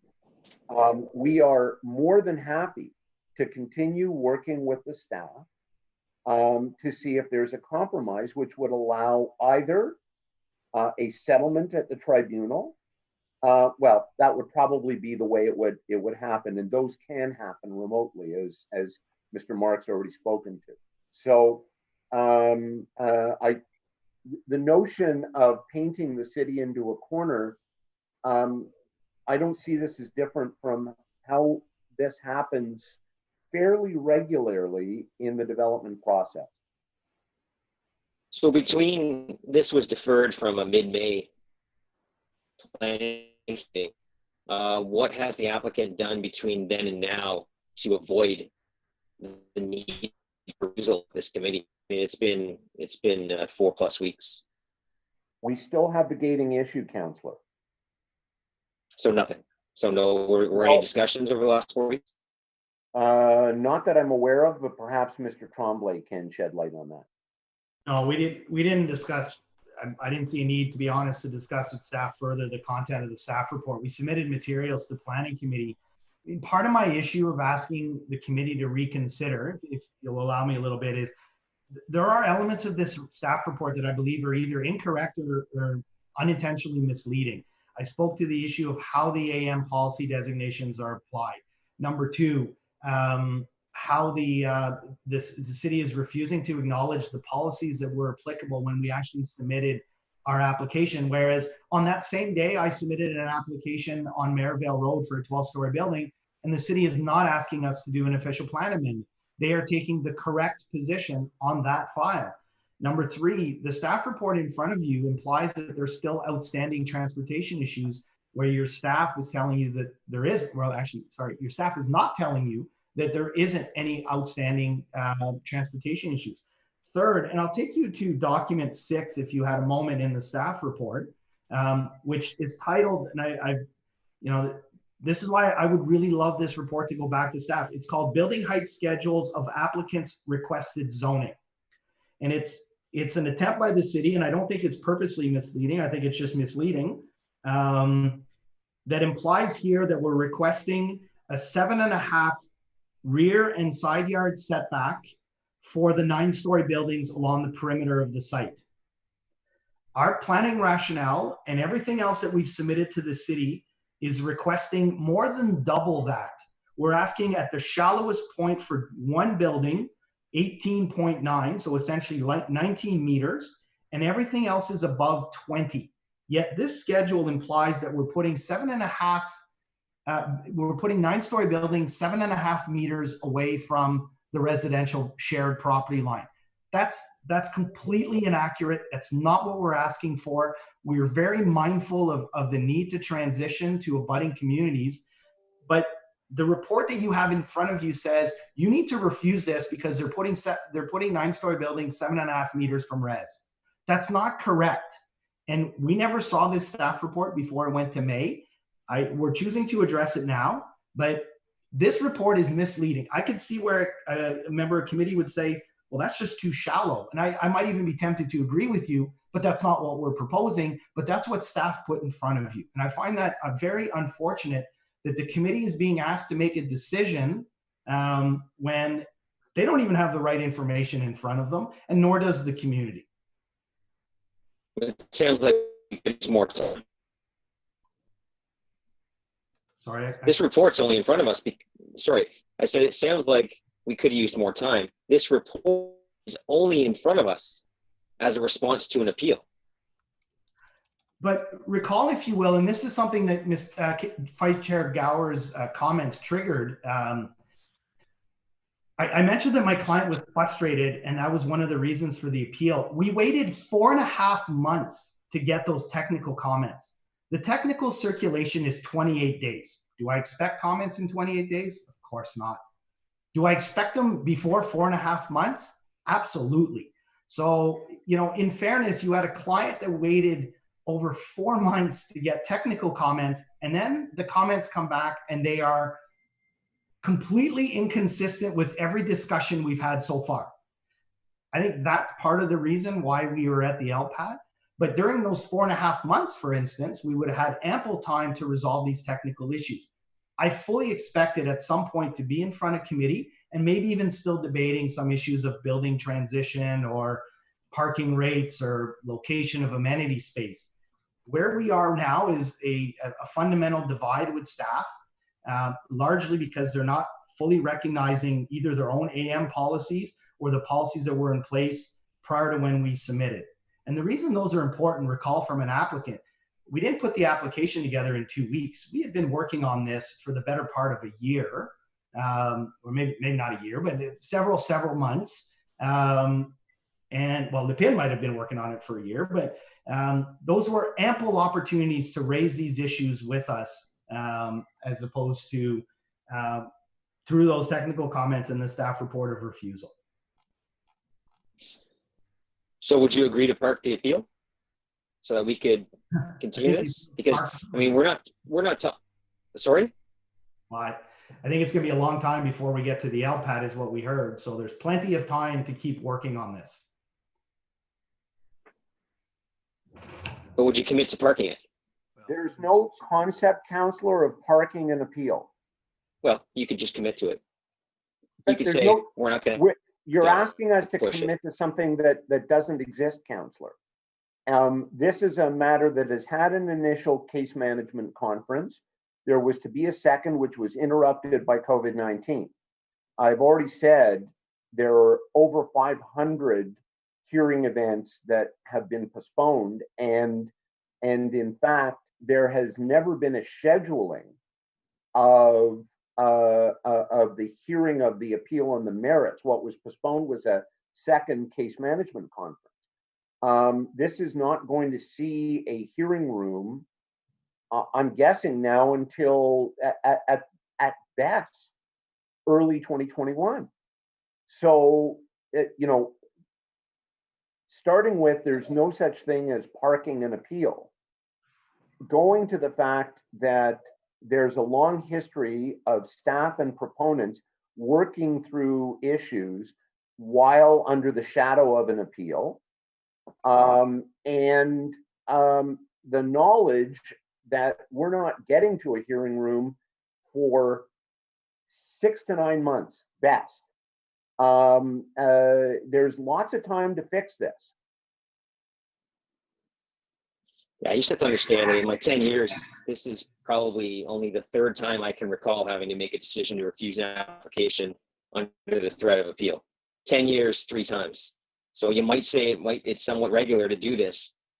It's not. I had to do it once in Greeley for a Dan Anderson application, and we had to do it on the OPA for Barnesdale lands. That's the only 2 that I can recall before today. And I supported staff in those situations because I don't appreciate the position that we're in. Anyways, I'm done. Okay, I'm stepping in for Chair Harder. She had to step away for a moment. Thank you, Councillor Moffat. Councillor Tierney, you are next on the list. Yeah, thank you, Glenn. Vice Chair Gower. I do see Tim Mark's hand up, though. I'm assuming, did Tim Mark want to respond to something? If the chair wishes to give me an opportunity, yes, I do. Thanks, Councillor. Mr. Mark, go ahead. Yes, so I have a great deal of respect for Mr. Pollowin. I agree with him on the current time frame with respect to, as I said, when the hearing is going to be scheduled. With respect, we do park hearings. It occurs not all the time, but I can think of 1, 2, 3, 4 where we've asked the board not to schedule the hearing. So it doesn't happen often. I will agree. It does happen. Okay, thank you, Mr. Mark. And I see Mr. James from staff also has his hand up. Did you want to make a comment, Doug? Yes, thank you, Vice Chair Gower. Just with respect to having this go back to staff, I just want to say that staff have been meeting with the applicant. We were meeting with the applicant on the proposal, the way you see it today, and also we can hardly hear you, Doug. Get closer to the mic. All right, and with respect to a revised concept as well, but the way with respect to height, but the way there are fundamental concerns that staff actually have with respect to the way that this proposal is put before you in the configuration it is. Also, we do have concerns with transition with respect to what Mr. Tremblay said. I have to disagree. But also in regard to the way this is formatted as a development, in our opinion, sort of turns upon itself inwardly. And we'd like to see a complete revamp of how this proposal is actually being proposed. So just to say there's a lot more than just whether or not the issue of whether the clergy principle applies or what policies you do use. There are concerns based on other policies within the official plan with respect to design, and those have not been addressed. And unless there's a complete redo of the entire proposal, I don't see how those would be beyond the issue of the clergy principle and height. Okay, thank you. Councillor Tierney. Great, thank you, Vice Chair. Michael and Miguel, thank you. I did have some questions about setbacks, and I think Miguel answered a lot of that, how closely things would be abutting properties. I'm kind of reading the room here, and I'm just wondering, with all this information, what's the chances you guys would pull back this application here today and go work with staff anymore? And I don't know who Michael or Miguel would like to speak to that. You want to? Miguel. Well, I mean, again, I'm uncomfortable because the staff report has a lot of things in it that I don't think are accurate. And I think the committee, in assessing a refusal report, needs to have the most accurate information. And I mean, my dream is always that we end up at the LPAT with a settlement, that, you know, we're in agreement with staff, that we've dealt with Doug and Michael, and we're able to resolve the design issues. We do think the proposal has merit from a design perspective. It is a departure. We're not interested in just putting retail along Innes Road and calling it a day. We want to create a destination and something special for the residents. There is a design concept. We have been mindful, to your question about setbacks, about the notion of transition. We heard it from several of the residents, that there's a desire to transition. I get it. Innes Road is not populated by mid and high-rise buildings right now, but it will be, because it's a transit priority corridor and it's an arterial main street. So there will be more buildings like this. We're going to be having these discussions again on Innes Road and other arterial main streets, whether it's Baseline or Woodruff. These suburban corridors are going to be populated by other mid and high-rise buildings. So there will be a different context as we move forward. And I think the community needs to appreciate that over time, these shopping centers are going to redevelop as something different. We're very strategic. The tallest building, which again, we're arguing over the top 7 floors from a policy perspective, is over 80 meters away from the residential along Paget and 45 to 50 meters away from the residential on the north side of Innes Road. They were very strategically located to be away from those and be mindful of that transition. My desire is to continue to work with staff and resolve these issues so that when we get to the LPAT, we're hand in hand with the city, that everybody understands the traffic issues are resolved and the built form is acceptable. You know, can we do things better? Let's talk to staff about that. Let's work with Doug and the team and resolve these issues so that when we do get to the LPAT, we have a proposal that we're all comfortable with. I think part of the urgency, though, is there may be a private appeal as well, regardless of our efforts with staff. And I think that's part of the value of being in the LPAT queue now, is that in the event of other appeals, we're already there hand in hand. So.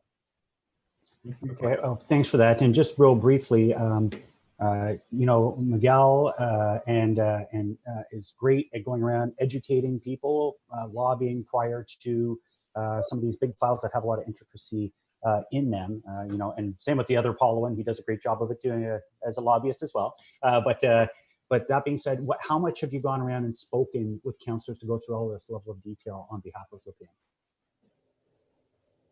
Personally, me, none, other than I circulated the letter to planning committee. I mean, I think Lippian, may have engaged in some discussions with councillors armed with my letter, and for the most part, I like to stick to the policies as much as possible. Sure. Well, great. That's all the questions I have. Thanks, Vice Chair. Great, thank you. Next up is Councillor Brockington, and then Councillor Dudas. Actually, if there's any other councillors who wish to speak or ask questions before Councillor Dudas, please put up your hand. But for now, we'll go to Councillor Brockington. Is this just an opportunity to speak to the 2 gentlemen, the delegates, or is it open to staff at this time? If I recall from what Chair Harder said earlier, we will take questions for the applicant or for staff at this point. Okay. I want to pose my questions to staff, and I know this may be repetitive, but in staff's words, how far away are we from an approval recommendation? Like how much work still has to be done for staff to be in a position where they would make a approval recommendation for the committee? Mr. Vice Chair, just to say, like, I'll reiterate what I said before. We have a major concerns with respect to the overall design concept that's before you. You can see it as part of it's contained within the staff report about the buildings forming a circular entity upon to itself. We actually did sit down and try to talk with the proponent with lower heights and coming in what we thought was more in line with what the arterial Main Street policies were, but we couldn't get around the fundamental design concept of the circle of buildings that's proposed today. So we broke those off, and we're here before you today because of that. So there's a long way to go, Mr. Vice Chair. And Mr. Tremblay, just with that on design and height, and we know that the UDRP did not provide I guess, a positive comment. I guess your comments? I mean, I do enjoy going to the UDRP. I think they add tremendous value, but I think a lot of their comments, though, were more and very typical in terms of make it more urban, make it look more urban, have a continuous building frontage along Innes Road. We actually are taking a different design approach here. We are recognizing that Innes Road is a 6-lane arterial roadway, and simply putting a couple of tenant spaces along Innes Road is not going to address, I think, the fundamental objectives of the AM. We are turning ourselves inwards a little bit, creating a pedestrian-only plaza, terminating into the recreational space of the buildings. It's sheltered on all sides. It's pedestrian first, if only. It is intended to be something better than what is there on Innes Road now. You know, for instance, they didn't like the fact that we had meandering pathways onto a green corridor off Innes Road. Well, that's the vision. You heard from numerous delegations that you know, that this is maybe not a fully urban site, that there's opportunities for, there is such a thing as good suburban development and good suburban design. And we're trying to find that balance between the densities that are proposed. 54% of the site is going to be landscaped in that elevated courtyard that is going to be accessible both to residents and the broader public.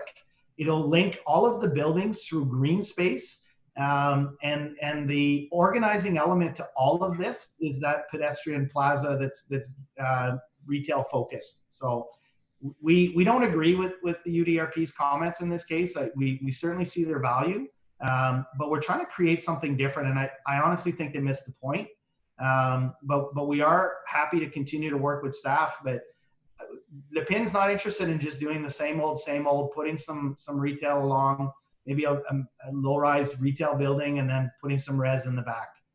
This is truly a master plan community. This is what Le Pin does. They build master plan communities, and this is not actually that different from the development that he did in Canada. Very successful development that is very resident focused first. So I don't know if that answers sufficiently. No, I appreciate that perspective, and I'm not going to belabor, previous comments. I always try and facilitate, when the community has objections to their first reaction to a development plan, is you trying to enumerate those concerns and work with the developer to see if you can mitigate them as best as possible. But it seems that both sides are just too far apart in order to, as Councillor Moffat says, take a pause and see if you can come there. You're more or less focused on this development, and we'll see. So anyway, no, I appreciate your perspective that both you and Mr. Paulwyn have brought to the table this morning. So thank you, Mr. Chair. Thank you, Councillor Brockington.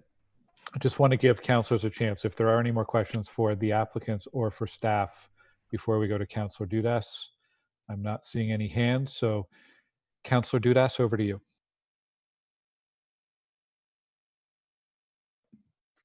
So I'm actually not quite ready for wrap up. I just have a couple of very quick questions for either staff to answer, but probably more the applicant. Councillor Brockington just mentioned about the Urban Design Review Panel and their findings. And I'm curious as to, you mentioned that, I'm going to quote, Miguel, you said they missed the point. And you said earlier that city staff are you're out of sync with what they're looking for. So that doesn't fit what the vision, once again, your words, for Lepine's development here. And we've noted that we've received hundreds of signatures on a petition, near 700 signatures opposed to this, all from within the ward and the surrounding community. We've received over 200 written submissions, and we've heard from other people today. So I'm curious as to why throughout this whole process, Lepine or Miguel or Michael, whomever wants to answer this, why have you not taken whether it was the Urban Design Review Panel's recommendations, staff's recommendations, or held the opportunity to have the developer hold a public consultation to then take that feedback to fulfill maybe a renewed vision that suits the community, its needs, the city's needs, and the design review panel's needs? So, well, a few comments. So we are very mindful of the community's comments. I would say they could be summarized in a few bubbles, if you will, or themes. One was clearly traffic.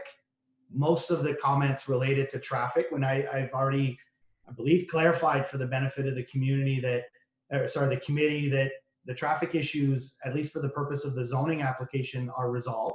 Staff, it's not explicit in the staff report, you can read between the lines, but the short answer is that staff has advised that there are no longer any transportation issues.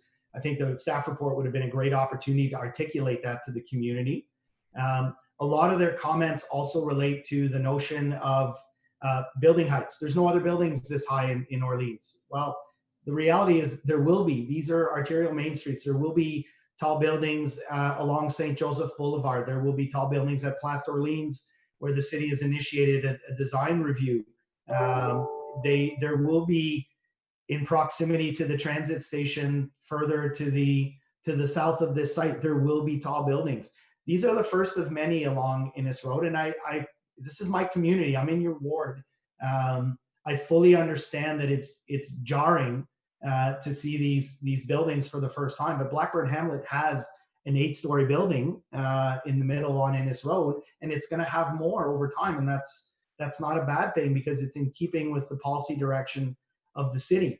My comments related to not being in sync with staff in large part relate to the fact that they're not recognizing their own policies.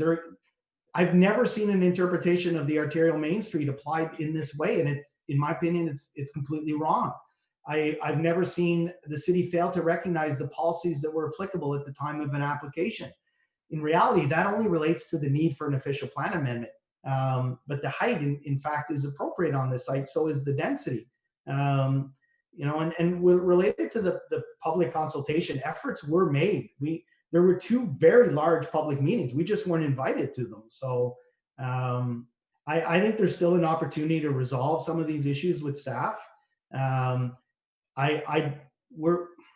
Lepine is committed to his vision. I agree with it. I think it is the right approach. I don't think you simply drop more retail tenant spaces along Innes Road and pat yourself on the back and say, we did a good job. Lepine is actually trying to build a comfortable destination for that retail to serve the needs of the residents and the broader community. And I think it'll function very well. The panel thought it was a very suburban approach. Well, it's a suburban location and it's worthy of exploring. And we're happy to do that further with staff. And I think that we can impress upon them that this is the right design approach to do something better. I'm just going to highlight that you mentioned that there will be tall buildings in the East End. You mentioned locations such as near transit stations and Place d'Orleans. So both of those once again, are right on transit. So I'm totally in agreement with you, Miguel. We're going to see intensification. It just has to be in the right space. I guess my question to you is the Urban Design Review Panel. They noted that there was a lack of porosity throughout the site. They noted that, which we haven't spoken about, was there's a very large size amenity deck that will basically put a long wall fronting along Innes Road. So we're not going to see shops and life and businesses and balconies facing the road. We're going to see this amenity deck, which is a big concrete slab. They said that there is an issue with transition to the existing community. They spoke about density on the site. They spoke about height. So once again, these are all of the same things that city staff have said. My question again is, you know, where are those changes in what is before us today? Where is that reflected in this? So I'm very happy with those questions, but you know, Ted Faubert, who's certainly my mentor, always used to say, just because we didn't do what you asked doesn't mean we didn't listen to you. Meaning we took all of those comments in. We were certainly very responsive to them, but it doesn't mean we have to agree with them. For instance, the frontage along Innes Road. So you have one 9-story building, one 16-story building. Both of those buildings will be animated by at-grade residential units fronting onto Innes Road. But the gap between those two buildings is not a wall. It's a gradual slope going up to the second, essentially the top of the parking deck, into an area that comprises 54% of the site that will be extensively landscaped and programmed for the benefits of the residents and the broader community. Our position was, well, if you run a 9-story building along the entire length of Innes Road, no one will even know it's there. So we propose these pathways that actually contribute to that porosity. So you have pathways that lead up from Innes Road onto the deck, actually call it out as a semi-public space that's accessible to people beyond that project. And then there are numerous connections back to La Marche, multiple connections to Innes Road. I fundamentally disagree that the site doesn't have porosity. As a matter of fact, I've never been involved in a site that doesn't have this level of, or that has this level of porosity. Again, you know, you make a 7-minute presentation to UDRP. If they don't fully absorb everything you're trying to advance, it is what it is. In terms of transition, and Councillor Kearney had asked me about the setbacks earlier, I can't think of a single project where we have 80 meters of separation between a 16-story building and residential. And that's not even counting the setbacks on their property. So great care has been taken to put the 212s and the 18-story building in strategic locations on the site that don't impact that residential community and are very mindful of transition. Despite the inaccuracies in our proposed zoning schedule, which staff prepared on our behalf, we're actually proposing very much more comfortable transitions than 7.5. We're in the 20-meter range, which in my opinion, a 20-meter setback to a shared property line with a residential community is very appropriate and reasonable. Can I just add to that, speaking both to this and the previous question? A substantive decision about how this project gets done in an appropriate way is entirely correct. And that's what's happened over the last few questions. The difficulty is what is before you is a report that misstates the transportation issues because city staff have already approved it. That misstates the issue of the arterial Main Street designation on the issue of ownership of lots, and also raises the official plan amendment, as I've said, as a gating issue. If we can get past those things and have a substantive discussion about the merits of the proposal and how they are blended with the needs of the community and the needs of the city at large and the need for intensification, that's entirely appropriate, and our client will stand behind that. The difficulty is that we've got this wall thrown up that comprised of the three aspects that I've spoken to, that prevents us from doing that. If we can't get past those, there is nothing to discuss. And, you know, we'll see each other at the tribunal. But at that time, when Mr. Boughton comes up as a witness, he's going to have to confront the city's own transportation staff, who will end up being called as a witness, who say that that's not an issue. He'll have to confront other planners at the City of Ottawa who will be subpoenaed with respect to how the city planning staff typically interpret arterial main streets with respect to ownership. I can tell you that as recently as, I guess it's now 4 months ago, I stood beside Mr. Mark on a not too dissimilar matter, where the issue of the depth of traditional Main Street zoning was a specific issue. And we argued the same thing as we are arguing today. So should we have a substantive decision on these things? Yes. And going back to the previous question, Councillor, in terms of meeting with the community, my client reached out to you directly on a number of occasions to organize such a meeting and got no reply. Well, I just want to step in here because I think we're starting to go around in circles now, and the circles are larger than COVID-19 circles that we see at Mooney's Bay.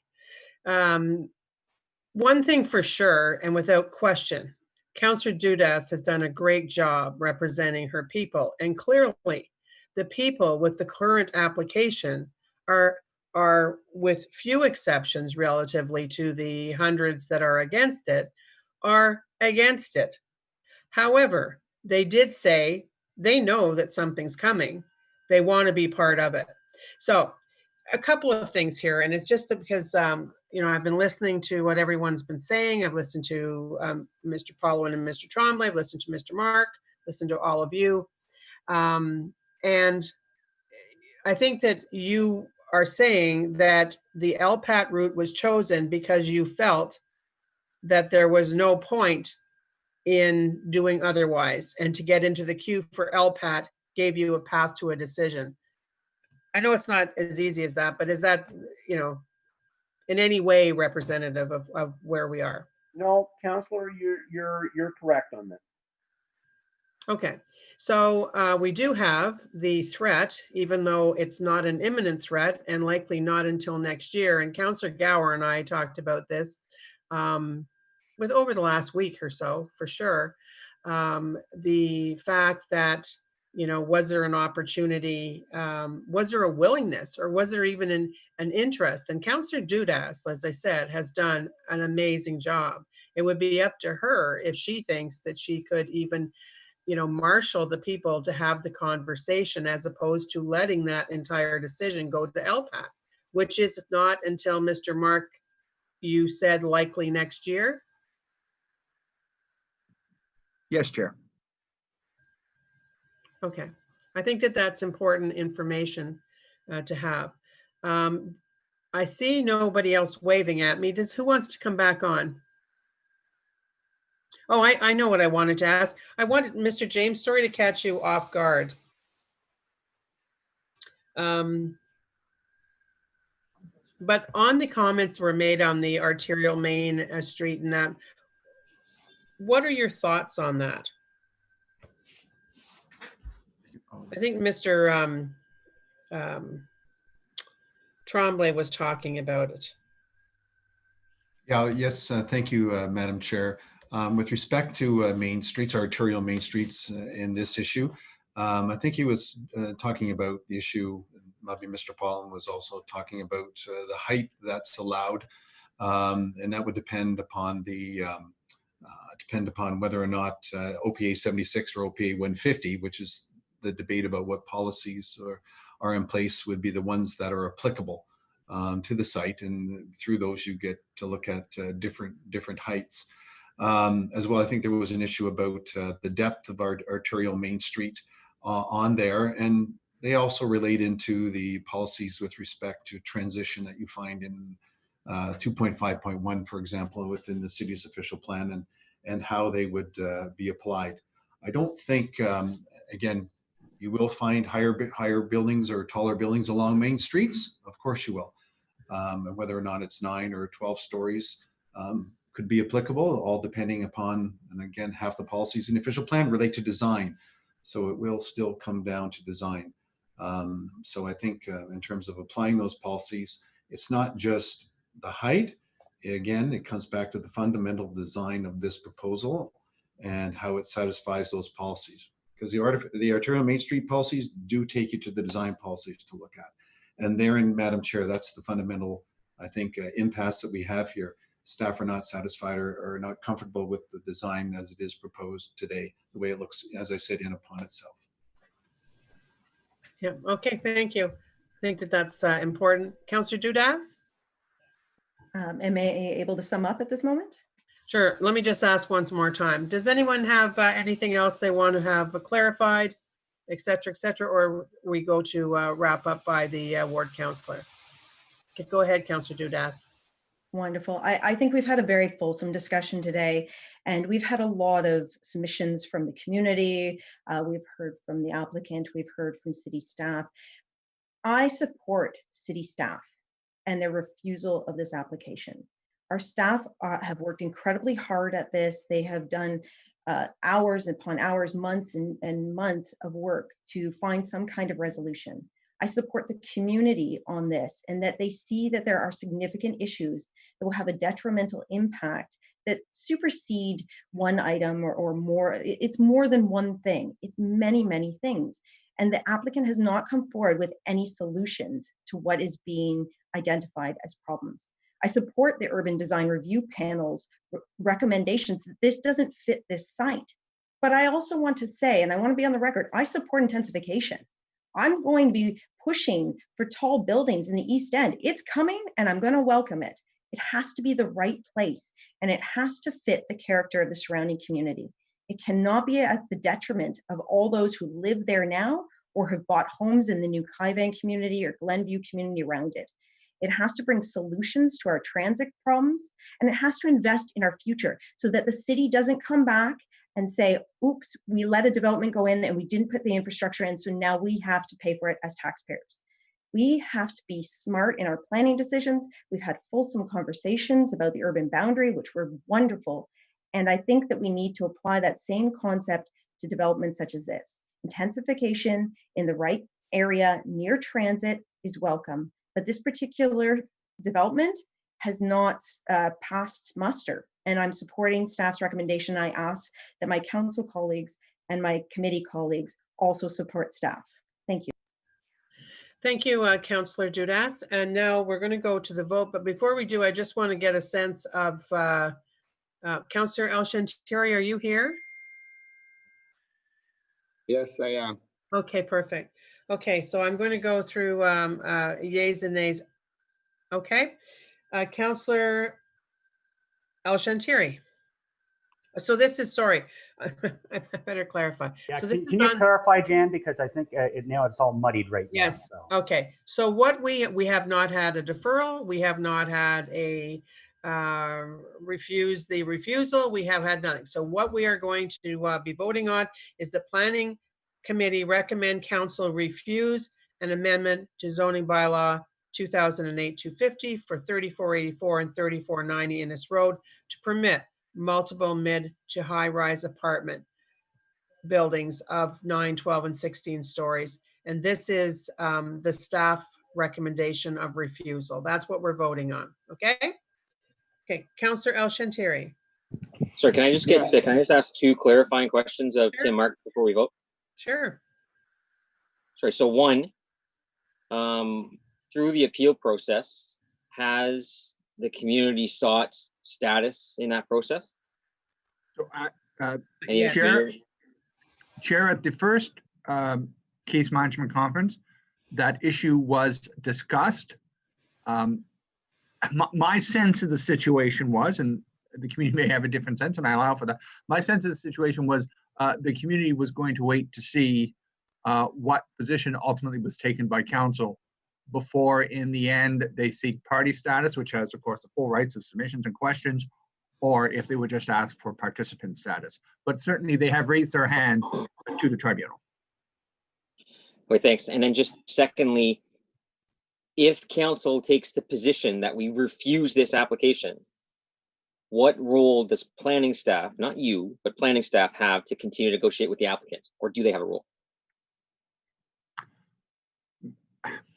Madam Chair, we will always, where a proposal is made to us by someone who's on the other side, we will always receive that proposal, and if appropriate, we will come back to council for instructions. With respect to OPA 150 and 180, we were appealed by dozens of appellants. We were able to settle every one of them, except for the urban boundary appeal. So if we hear something, if there's discussions that take place, we will allow for those discussions. We will come back to committee for instructions. Thank you. Is that it, Councillor Moffat? Yes, thank you. Anyone else before we take the final vote on the refusal recommendation? All right, Councillor El-Shantari, on the staff recommendation to refuse the application. Yes. Councillor Dudas. Yes. Councillor Tierney. Yes. Councillor Leeper. No. Councillor Brockington. Yes. Councillor Moffat. Yes. Councillor Hubley. Yes. Vice Chair Gower. Yes. And myself, yes. 8-1. So the staff recommendation is sustained. Thank you, everybody. We're going to go on to our next, it was a good discussion. You know, hopefully it's not the end of the discussion since we have so long to go between now and the actual LPAT. So I thank you for all your attention today. Okay, the next item up is zoning bylaw amendment, part of 3285 Boris O'Kane Road. The planner is Melanie Gervais. We have no one to speak other than the applicant. And so we're going to go directly to the applicant. And so we have JF Sabarin and Frank Cairo, who is from the many times named in the last the last item, Kaiven. Are you guys there? I see JF and Frank.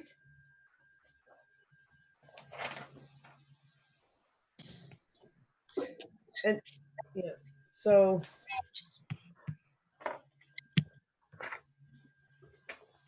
hi, can everyone hear me?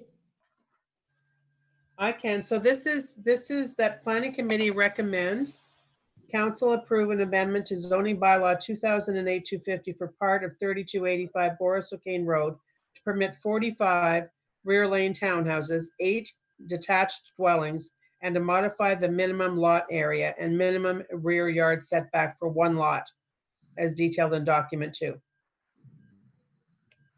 The floor is yours, Frank. That's correct. Thank you. Rather than have JF Sabarin and myself individually speak, I think we could do this quicker. I'll just speak. JF and I are both here to answer any questions, obviously following the presentation, Madam Chair. To begin, I just wanted to open by thanking committee for allowing me the opportunity to speak today. There has been some misinformation and a great deal of interest around recently the floodplain modifications that have occurred in Barrhaven. The phase 1 application before committee today represents a very small component of that area. But I thought it'd be important to give just a broader update for contextual purposes to you, Madam Chair, and to members of committee. So if we load the presentation provided, I'll take you through the slides very quickly. I'm sorry, Frank, I don't believe I received a presentation. Yeah, it was sent yesterday at 3 o'clock. I'll check. Sorry, we can stop the time while I look. Thank you. Do you have anything, do you have it available at your end if Ms. Stephanie can't find it if we share the screen with you, Frank? Yes, I could do that as well. Okay, we'll let you know in a minute.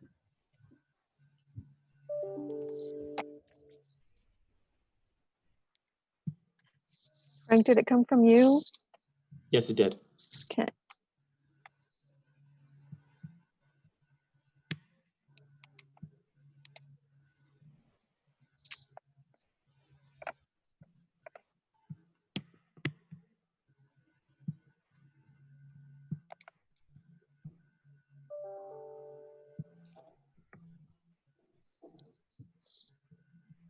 I'm not finding it. If you can email it to me quickly, I can pull it up. Yeah, I've just resent it. Perfect. Thank you so much.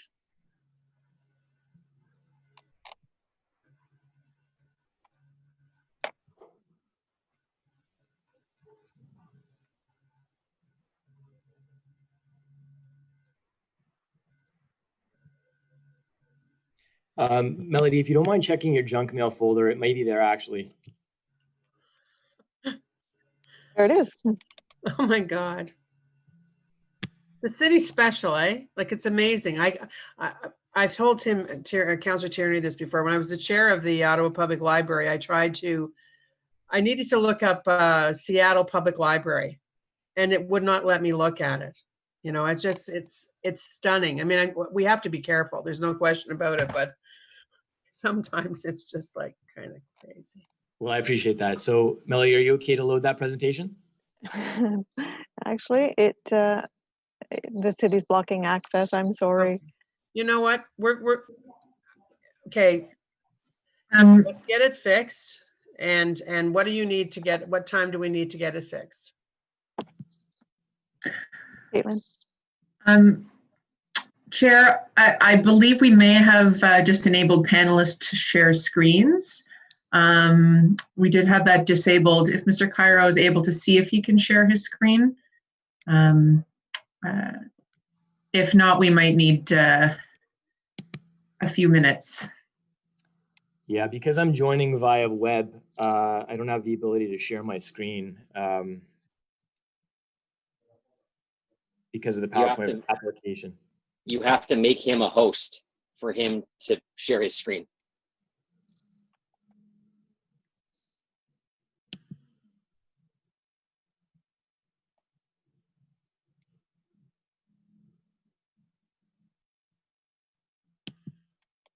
Presuming we can get this corrected, we could go on to the next item. We do have speakers on the next item. I'm fine with that. It's coming through now, Chair, if you can give me 2 seconds. Okay, perfect.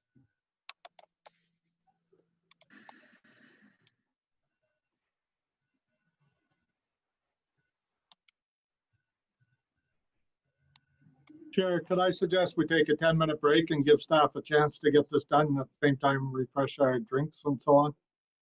How about 5 minutes? I know some Tough people are negotiated, but 5 minutes it is. well. The thing is that I have a couple of people at least who have told me that they have to scoot out for something to do with the library in one case, something to do with something else in another case, so I hesitate to do that if Ms. Stephanie can.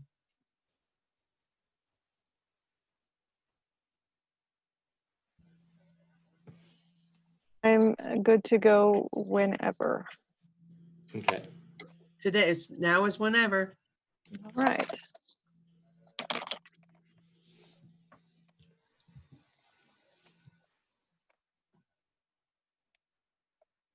No, like. It's just opening, sorry. Oh, is it that big? Shouldn't be.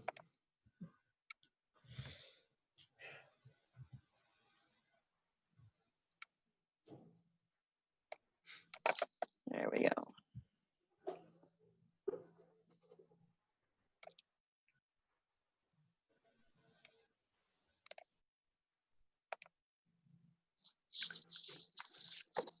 Okay, so again, I want to thank members of the committee for the opportunity to speak today. While the presentation is going to be brief, feel free to ask any questions, including I am fully available as is the entire team, to address any questions that anyone has following today's session. So please don't be shy. If you switch slides, the area we're talking about today in phase one is the area you can see at the northeast corner of the black polyline on the screen, labeled the Conservancy Phase 1. A small portion of that site is being considered today for rezoning. Approximately 1.8 hectares of that site, or in acres, about 4.5 acres. In terms of the broader context of the Conservancy lands generally, the site is south of Strandherd Drive, which is the curvilinear arterial road you see to the north of the screen. It's bisected by Boris O'Kane, east of the 416 and north of the Jock River. You can switch slides.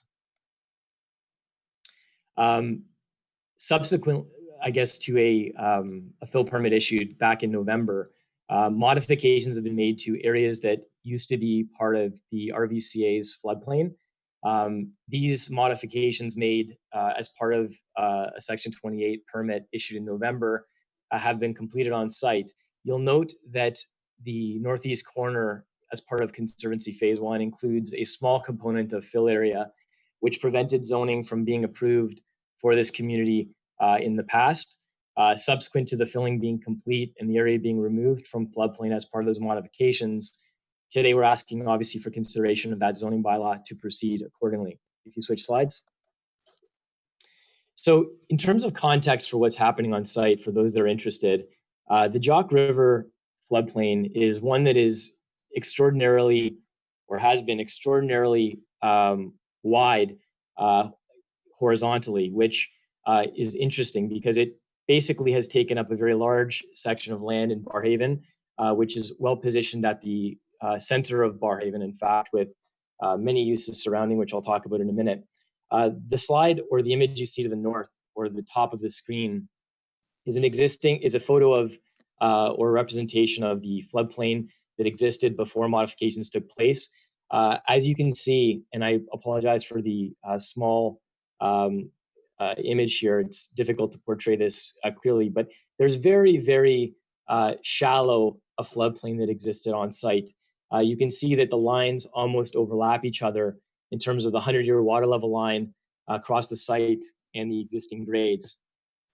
In the bottom slide, you'll notice that as part of the floodplain modification program that's gone on, grades have been raised on tableland portions to the left-hand side of the screen, while some cuts have been added to the east side of the screen or the right-hand side of the screen, where you can see some conveyance improvements made, some plantings, and obviously now a containment of that 100-year flood line within that cut area.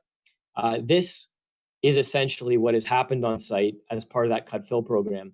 In doing so, we have balanced any water level increases by virtue of the filling activity by creating the cuts you see on the screen. I'll elaborate more on that in a minute. If you go to the next slide. Thanks, Melody. This is actually a photo of the same area you saw in that graphic depiction of the floodplain modifications that have taken place. The left-hand side of the screen, you'll see the fill area, which has been raised 1 foot above, on average, the previous 1 in 100-year flood elevation. On the right-hand side of the screen, you'll see a combination of open space as well as some cut areas, which now contain the 1 in 100-year flood elevation. The cut and fill that's happened on site is fully complete, and obviously the reason why zoning is before you for phase 1 today is that cut fill has been accepted by the RVCA with as-built elevation signed off. Go to the next slide. So in terms of the broader context, the Conservancy Phase 1 lands are obviously what we pointed out earlier. West of those lands, we have Conservancy East and Conservancy West. The section of land that borders to the south, the Conservancy East and West lands, are now a very large open space area that have been graphically represented within this slide. That area will now be an open space area with not only some floodplain function, but also will be an opportunity for us to harness a large number of features related to the Jock River, add amenity, but also contain any hazard issues that are associated with floodplain. If you go to the next slide, there's a few key facts that I wanted to just point out. The BCDC lands, or the Conservancy lands, have prevented the need to further expand the official plan boundary. The urban expansion area we've talked so much about as part of the growth management study. It is about 100 hectares less than it would have been in terms of expansion requirements had these lands not been included in the vacant residential land supply analysis by staff. The reason why we're looking at this area for development, and the reason why these areas are such an important part of the development framework going forward, is that they are a huge intensification opportunity. They have always been designated general urban land. They've always been shown in the city's official plan as general urban. They aren't an urban expansion at all. In fact, what these lands represent, or will represent to the city, is an opportunity to prevent the need for further expansion to meet, obviously, the very acute housing demand issues we're facing as a region. Another key fact is that the residential land use part of this site was unanimously approved by City Council on April 25th. That followed in 2018, I'll add, that followed a 3-year interdisciplinary approach to review the floodplain modifications, to vet those, to have them peer reviewed, and to have those considered by the RBCA for approval. No development on this land is proposed in a floodplain. Development will not occur in a floodplain. The floodplain modifications that have happened are a precursor to allow future development to take place in areas that are above any flood area, any flood line. The Conservation Authorities Act Section 28 permit that was issued for the cut-fill works you see on site is based on the validation that no water level will increase up or downstream of the undertakings following the cut-fill program being completed. And that's not only being validated by the comprehensive work of the engineers involved, but that's also being peer-reviewed. And those findings obviously form the basis of the confidence by which the RVCA moved forward to approve the cut-fill approval back in November. Next slide. So I mentioned already that the works as part of the Section 28 have been completed. I'll mention that there is some discussion around 1 in 100-year flow rate data that you've heard. I'll point out that no reductions in flow rate have been utilized in the cut-fill modeling. And that's despite some fairly general consensus that the 2005 RVCA floodplain mapping has overstated 1 in 100-year flows. It's really important to note this because the reason why floodplain mapping updates did not occur generally is the RVCA wanted to maintain a level of contingency in the flow rate data, not reducing it to the data set that we have as of today. In turn, there's a fairly significant contingency that's been left in the modeling that substantiates the cut fill. So essentially, we've raised the site higher than we would have had to had the floodplain mapping been updated. Moving forward, there's significant environmental benefits that will result from the riparian corridor restoration of the Jock River and this reach. I'll talk about those in a minute. And there's obviously significant open space improvements and amenities that will be delivered at no cost to the city as part of this proposal as well. Moving forward, Melody. In terms of site statistics, this is also an important slide to just provide some context. Within the extents of the approved OP 212, approximately 90 hectares are being filled, but 127 hectares of that study area are not being filled. And those are areas that will remain open space, will house the cut area, but also will have other amenities that have not required any filling. Next step. This is just a graphic depiction. I wouldn't give too much weight to the land use concept you see because it's dated and we have no applications filed yet on the Conservancy East and West sites. But in terms of context, you can see how important these lands are in terms of their connection points to the new Barrhaven Town Center, access to bus rapid transit, the relationship to a very large employment district to the northeast, and also to complete a fairly significant open space plan that connects this reach of the Jock River to the broader open space network leading to the Rideau River. Next slide. I mentioned quickly environmental benefits, and I wish I had more time to talk to you today about this project from that perspective. because we were very, very passionate about this. The RVCA Jock River Subwatershed Report from 2016 included these lands in their study. You can see the yellow areas, which to the north of the Jock River in this slide. Those are obviously crop and pasture lands. If you go to the next slide, you'll see the red sections of the river here, which denote highly altered. This is an important slide because riparian coverage doesn't exist really for this reach of the Jock River. The active cash crop activities that have happened on site basically extend right up to the top of bank of the river. And with that happening, sediment is entering the river. We also have nutrient loading. And for anyone who is interested in ecology of rivers, lakes, and streams, you'll know that nutrient loading in rivers is one of the biggest risks we have right now. Eutrophication, or the growth of algal mass on water bodies, chokes off oxygen supply in those water bodies, which limit the reproductive ability and the quality of the water below to allow for life. Us improving the riparian corridor will have dramatic improvements on this section of the watershed that dramatically needs it. Next slide. So you can see I mentioned algal blooms and algal matting as a result of eutrophication. You can see in this slide, algae is definitely an issue that the Jock River has through this reach, which we hope to address with some responsible planning maneuvers. Next step. Some uses that might be incorporated into the open space that's being created would include spawning habitat, multi-use trails, canoe launches, winter activities, wetland areas, potential opportunities for community agriculture, and also opportunities for public to interact with some of the natural areas that they're going to experience in this section of the plan. Next slide. There's two renderings I'm going to show just to conclude quickly in the presentation. This is a representation of what could be possible in one of those more activated river edges.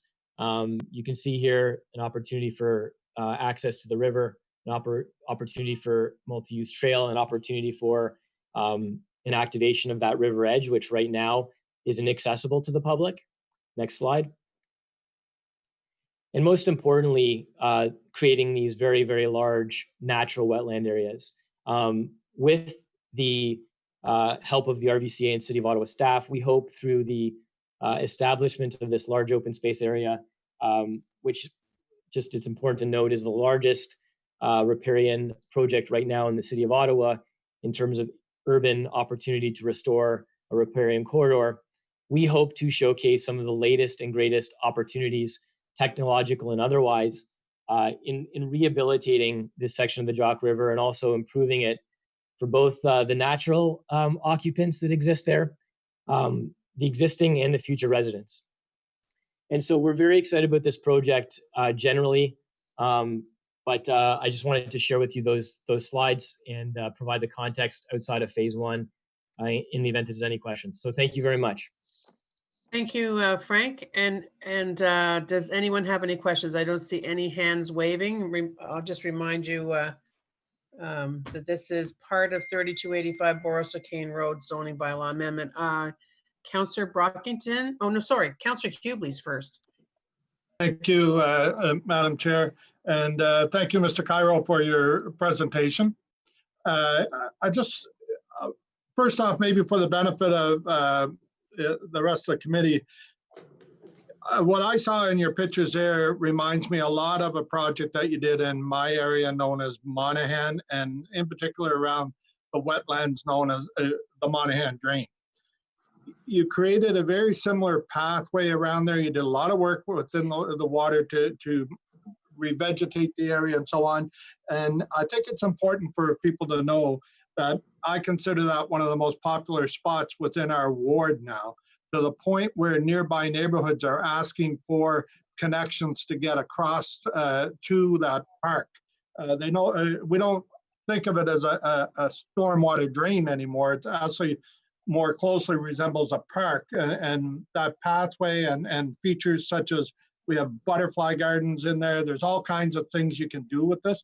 So I just want to share with my colleagues that what you were putting up there as pictures is actually very realistic, and you've already done it in other spots in the city.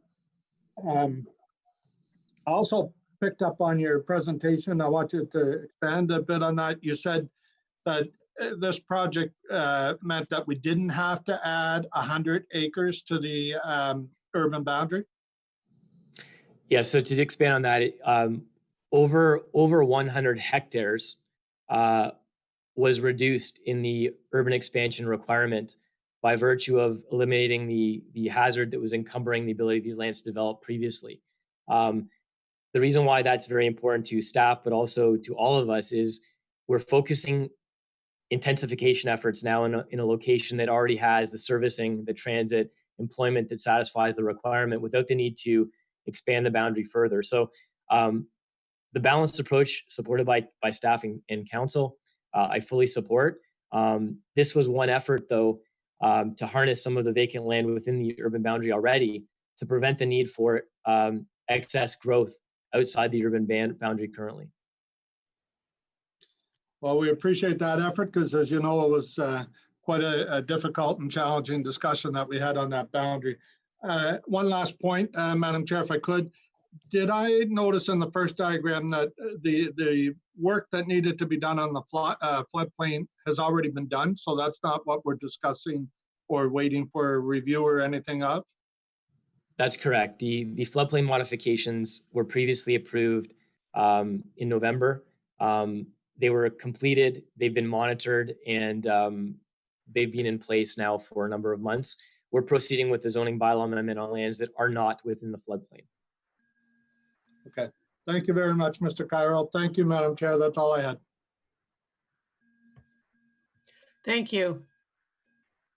Thank you. I have to leave for about 5 minutes, and Vice Chair Gower is going to take over, but we have a few more speakers or questions. Riley Brockington, Councillor Brockington. Thank you, Madam Chair. My questions are for Mr. Cairo, but can staff confirm that the land in question is not in a floodplain?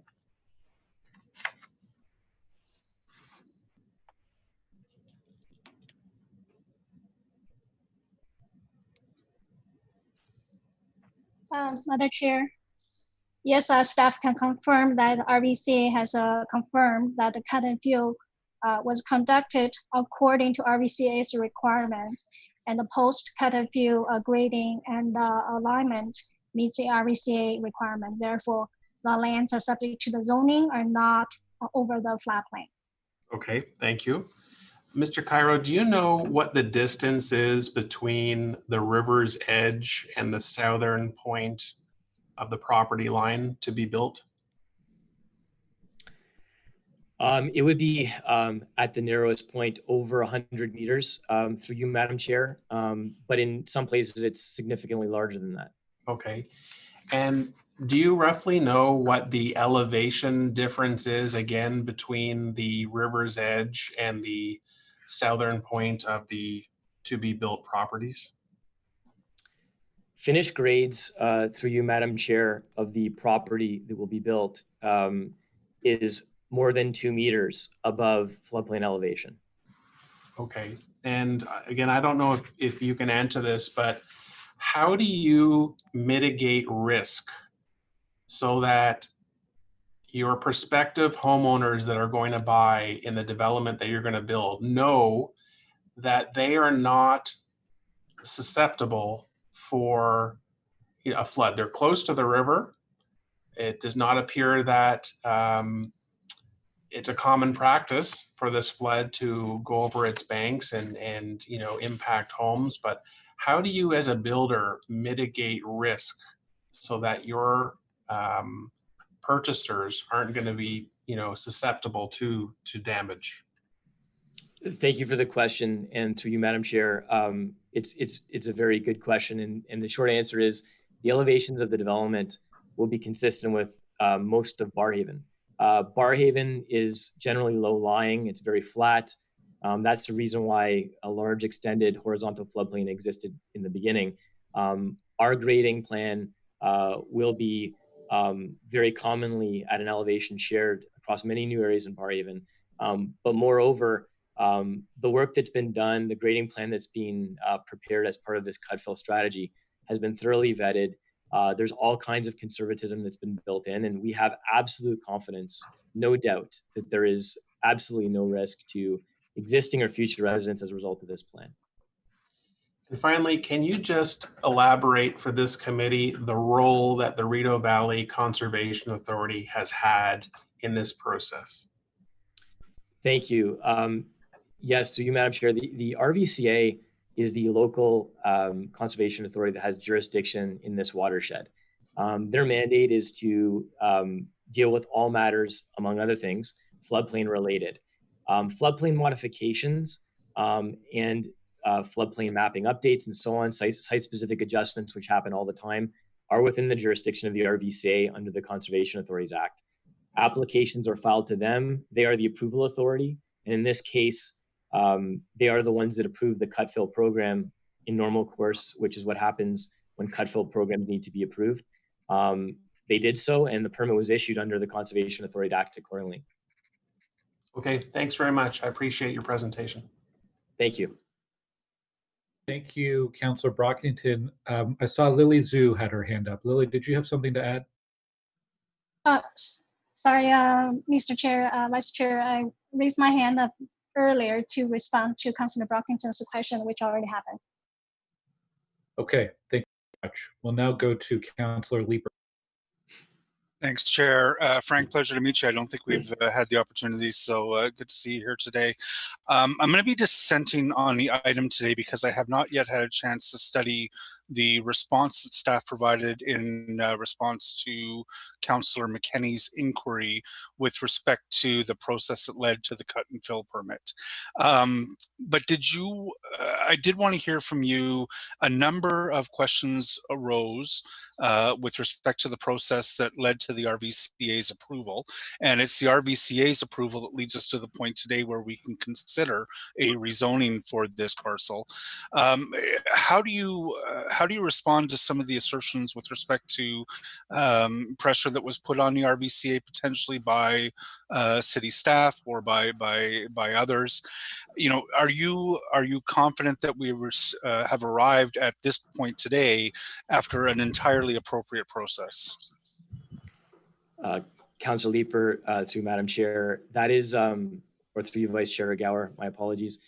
That is a great question. I appreciate it. And I can tell you right now that there has never been a more comprehensive effort in all of our experience and in the experience of our team dedicated to evaluating the technical merits of this application. It was broad, comprehensive, and no one has questioned the extent to which we want to rationalize what was appropriate for this reach of the river.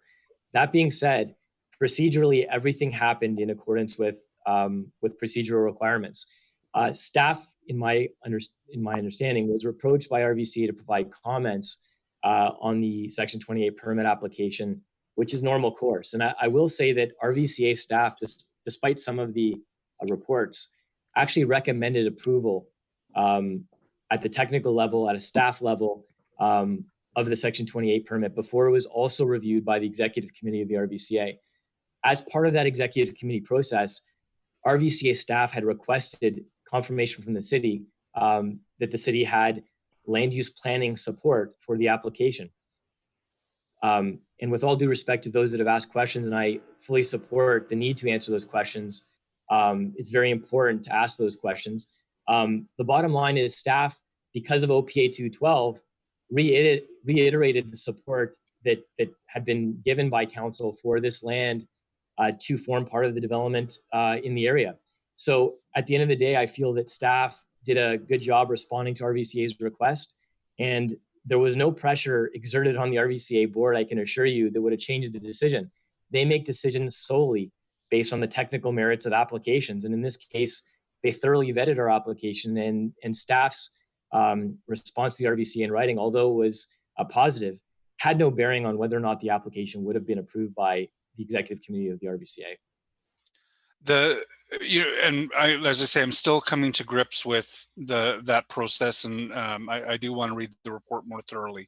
But the change that seems to have occurred after several years of pushback by the RVCA to changing the floodplain mapping is a new technological, or sorry, I guess new algorithms or new computer modeling.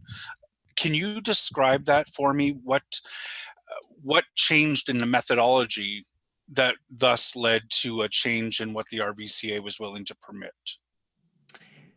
Thank you for the question, Councillor Leeper.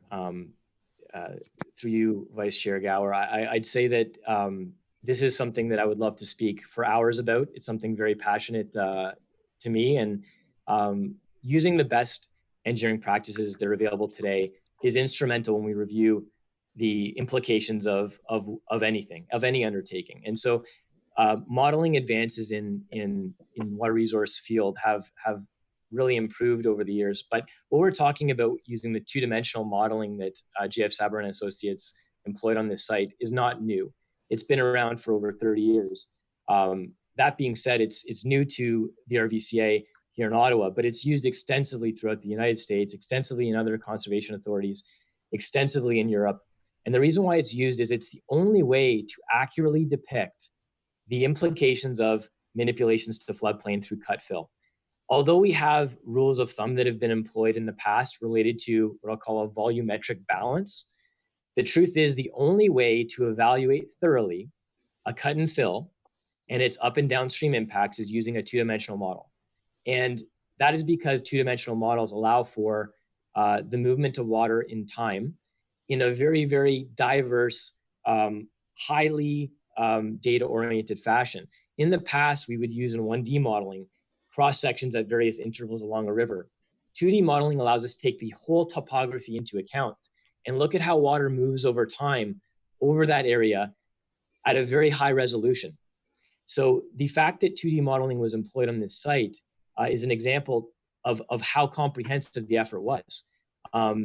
The effort stopped at nothing to validate that the cut fills proposed met all of the requirements of the provincial jurisdictions and the RVCA. And that's why we chose to go with a sophisticated modeling approach.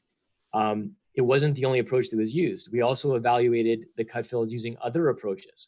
But the 2D modeling is the one that I think would be the most appropriate in this case to determine what the impacts, if any, are by virtue of the floodplain modifications. And I'll ask Lucy as well. What are the implications? Sorry, Lily. What are the implications, Lily, for other parcels of land adjacent to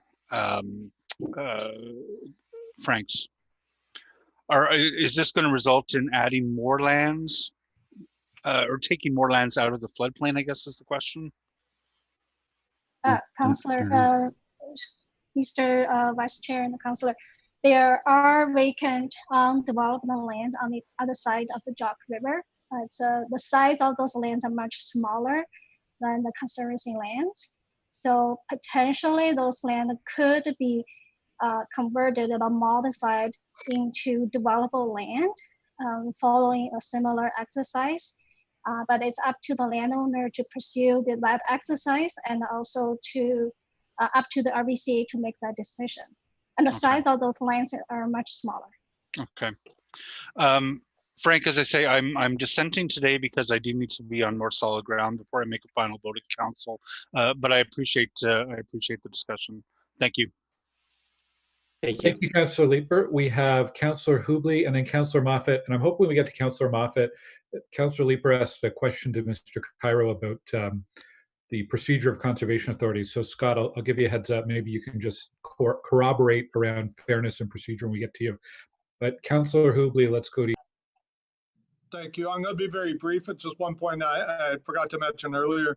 Mr. Cairo, you were very involved with Chair Harder and myself's subcommittee on building better suburbs in the last term of council, and provided a lot of good input into that. Will you be following those the principles that we arrived at in this development here?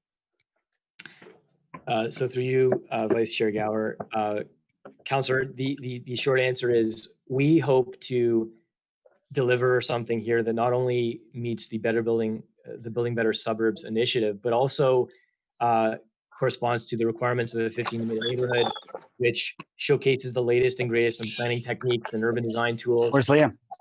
This is an area that's a huge opportunity for us to do a lot. And so the short answer is yes and more. Perfect. Okay. Thank you, Mr. Chair. That's all I want to get on the record. Okay, thank you, Councillor Hubley, and Chair Harder is back, so I'll pass control back over to her. Thank you very much. Councillor Moffat. Thank you very much. I just, similar to the conversation at the joint meeting of Planning and ERAC, I always find it's slightly unfair to the RVCA when the RVCA can't actually speak for themselves at these things. And it's, the minutes are all there. The minutes of the executive meeting are there from November. We actually had a good conversation about this particular matter at the May 28th meeting of the Rideau Valley Conservation Authority. It's important to know, and we made sure to highlight it at that board meeting, that this was not a board decision. This was not even the executive committee, while they make the final decision, it was informed by the staff at the RVCA. It was informed by the criteria that they set out to look at floodplain mapping and how floodplains are regulated and monitored. It wasn't one, the city could have sent 16 letters to the RVCA. They had no relevance actually at the end of the day when it came to the executive committee making their decision. The executive committee themselves is made up of, you have to remember, there's about 16 member municipalities that form the RVCA. The executive committee is made up of 5 individuals representing 5 different member municipalities. The Jock River watershed actually flows into the headwaters come from Montague Beckwith, and Beckwith actually has a representative on the executive committee. So the decision that stems from that, any decision on floodplain mapping, and RVCA has done mapping, which actually resulted in reducing floodplain mapping in the village of Cars not long ago when they did the Lower Rideau watershed review on the floodplain mapping. So it's not completely uncommon that we see this type of thing. Obviously, the type of modeling is unique to Ottawa, but not unique in general, as Mr. Cairo was intimating, that it is something that we see elsewhere in Ontario, and it's something that the RVCA had to review and look into and consider that as to how its application is done elsewhere. I'm comfortable with the decision that the RVCA came to, and I know that the RVCA does not come to these decisions lightly. I represent former Goulburn Township, which is the predominant home of the Jock River. Decisions made in Barrhaven have a considerable impact on the communities in Goulburn Township. Kaivan alone has development application approval for 750 units in Richmond. The decisions made on lands in impact those lands in Richmond. So you have to understand that these are not things that anyone involved would like to just cast aside the impacts of improper of those lands. So again, just to confirm that process at the RVCA is not a city council process. It is an independent process from the City of Ottawa, and one that's regulated through the Conservation Authorities Act, and that the Conservation Authority has their full right to be able to make those decisions, and they did so through due process. Thanks. Thank you, Councillor Moffat. And then remind us how long you've served on the Rideau Valley Conservation Authority, please. I have been on the Conservation Authority. Steve DeRush decided he had too many kids in 2012. Of course, I have more kids than Steve DeRush. So never mind, we're not getting into that. Okay, so I don't see any more hands waving. So what's before us today? Thank you, Frank. I don't know whether anybody asked questions of JF, but thank you for taking the time to do that. It's coming up way too often. I think that it's necessary for us to be informed so we can make these decisions. And I really appreciate Councillor Moffat, who's got 8 years experience on the Rideau Valley and certainly has been privy to their discussions. So this item is zoning bylaw amendment, part of 3285 Boris O'Kane Road. The Planning Committee recommend council approve an amendment to zoning bylaw 2008-250 for part of 3285 Boris O'Kane Road to permit 45 rear lane townhouses, 8 detached dwellings, and to modify the minimum lot area and minimum rear yard setback for one lot as detailed in document 2. So I'm going to call yeas and nays. That's a great way to confirm we've got our quorum as well. Councillor Chair Alshantiri, are you there? Yes, ma'am. I say yes to the application. Thank you. And Councillor Dudas. Yes. Councillor Tierney. Yes. Councillor Leeper. No. Councillor Brockington. No. Councillor Moffat. Yes. Councillor Hubley. Yes. Vice Chair Gower. Yes. And myself, yes. So that is 7-2. I didn't ask for Councillor Shirelli, just thinking. Is Councillor Shirelli there? Okay. All right, so 7-2, it's passed, and thank you, everybody. So now we have to, we're going to the new item that was not originally on this meeting. And we had a motion that was moved by Vice Chair Gower at the beginning to add it, and you all approved that. So, Mr. Mark, do you just want to maybe give us a little bit of an explanation? This is with regard to Colonel By Drive. I assume Ms. Collins is there, so I'll start off, but Ms. Collins may wish to add.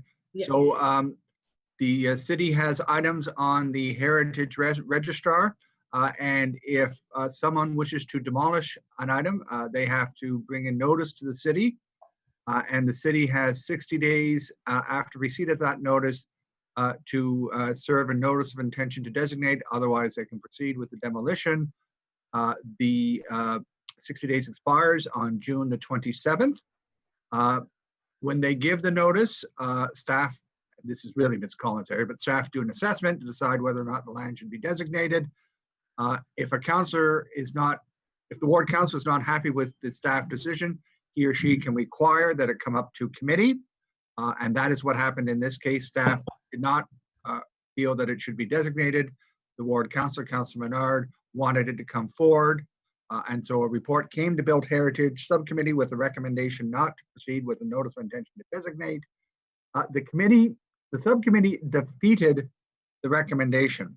Now, Chair, that does not achieve the result of providing any instructions to the city. If there were a desire to actually have the property receive a notice of intention to designate, a motion to do that would have to be carried by council. So right now, the report that came before you did not have a recommendation. The procedural motion that was adopted at the outset of today's meeting had the effect of putting before you the staff recommendation. So right now, what is before you is the report with the staff recommendation, which is not to designate the property. Thank you, Chair. Thank you. I'm turning off my video again because my I have a weak whatever. It's very frustrating. So I see Court Curry here, and I see Ms. Collins here. Either of you have anything to add on this item? I think that is Councillor Leeper still, Councillor Brockington's here. There is a motion from Councillor Menard as well, that one of you, whomever is here at the time, is going to move. Is that correct? Yes? Yeah. Do you want me to, when do you want me to read it into the record? That's what I'm getting to. So why don't you do that right now, and then I'm going to go to either or both Mr. Curry and Ms. Collins. Thank Go you, ahead, ma'am. Councillor Brockington. Thank you. This is on behalf of Councillor Menard, who is the local councillor and not a member of the committee, but I'm moving this for him. Whereas the Old Ottawa South and Glebe communities have identified that the conservation of buildings along the Rideau Canal World Heritage Site is a priority, and whereas the heritage overlay applies to the property situated on Colonel By between Bank and Bronson, and whereas the heritage overlay applies to the property situated on Queen Elizabeth Driveway between Broadway and Bronson, and whereas 25 properties in these areas were listed on the City of Ottawa Heritage Register as properties of cultural heritage value or interest as part of the Heritage Inventory Project. Therefore, be it resolved that staff and heritage planning explore options for enhanced heritage protection for the areas covered by the heritage overlay on both Colonel By and Queen Elizabeth, and be it further resolved that the timing of this work be listed as part of the Planning, Infrastructure and Economic Development Department 2021 Work Plan Report, which is to be considered by BHSC in Q1 of 2021. Thank you, Madam Chair. Thank you. All right, so that's a new, I'm not going to you, Anna, for a while. I don't think. I see you're ready there, but just for clarity, staff comments on the Brockington motion on behalf of Councillor Menard. Either one of you? Yeah, thank you, Madam Chair. I'll just start by saying Mr. Mark summed up the process fairly well. I have nothing to add to that in terms of, he gave a factual account of what's happened to date. And staff worked with Councillor Menard on this draft motion, and we support the motion. Okay. All right, so we will go to our delegations. First up is Anna Kalaitis. Hi, Anna. Take yourself off mute, please.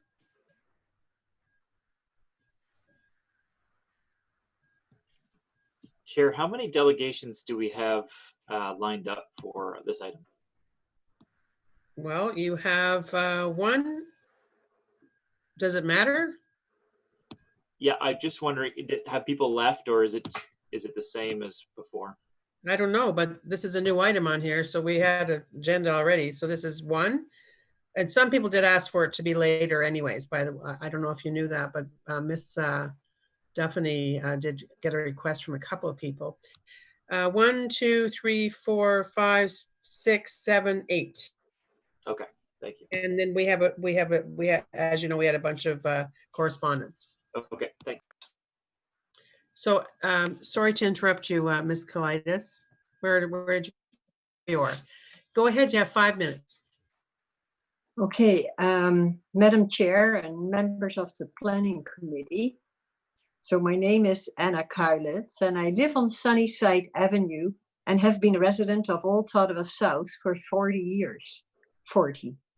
Hereby, I'd like to register my support for the designation of 860 Colonel By Drive under Part 4 of the Heritage Act. I was a little confused because I thought that was on the agenda, but I wasn't party to the agenda. I thought it was designating 860 Colonel By under Part 4 of the Heritage Act. Isn't that on the what I'm speaking to?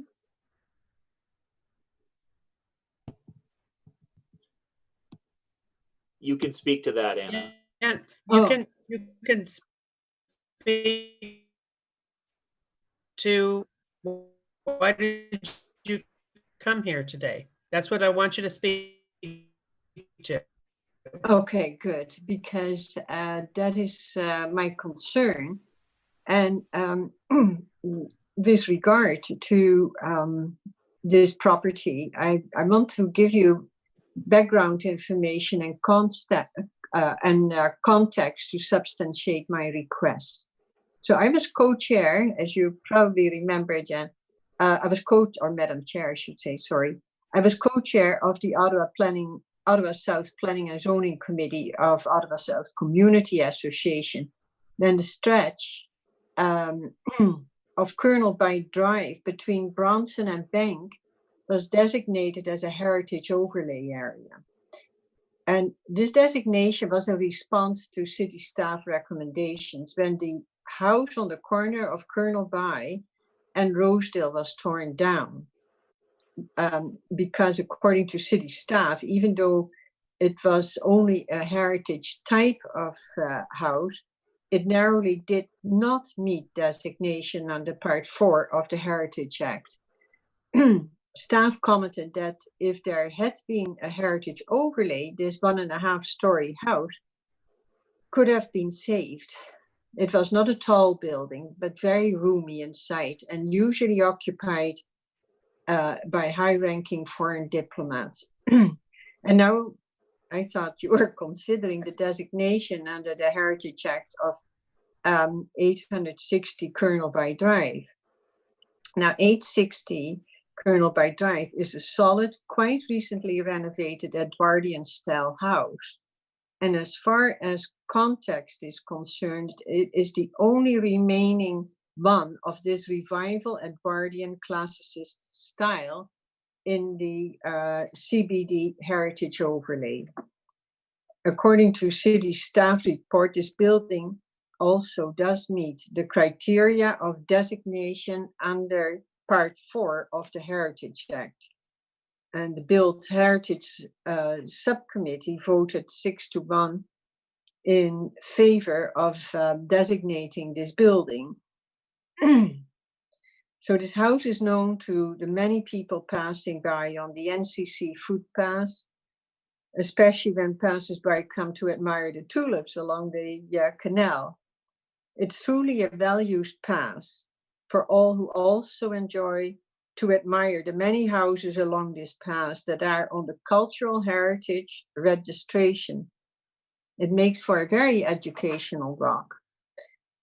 So in conclusion, I want to remind you that if you are going to vote on designating 860 Colonel By Drive, you're about to make an important decision.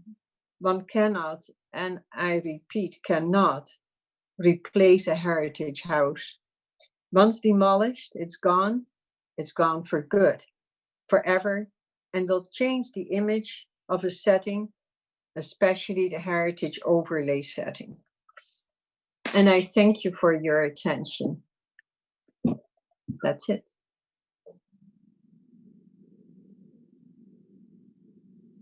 Thank you.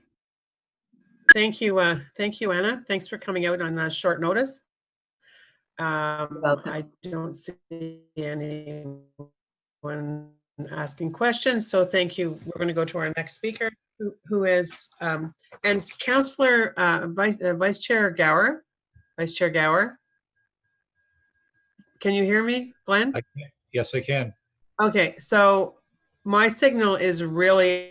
I mean, are you finding that I'm breaking up a lot? It's pretty difficult. It is off and on, yes. Yeah, so that's. I'm not going to fight it anymore. I'm going to hand this one over to you. Okay. It's just your signal seems to be fine. Mine, even Scott Moffat's is better than mine, which is extremely surprising. So I'm going to stay on the line. I'll be here, but Vice Chair Gower is going to run the show on this one. Do you have the speakers, Laura Urchaga? I do. Next up, you have that? Okay, yes. Take it over. Thank you.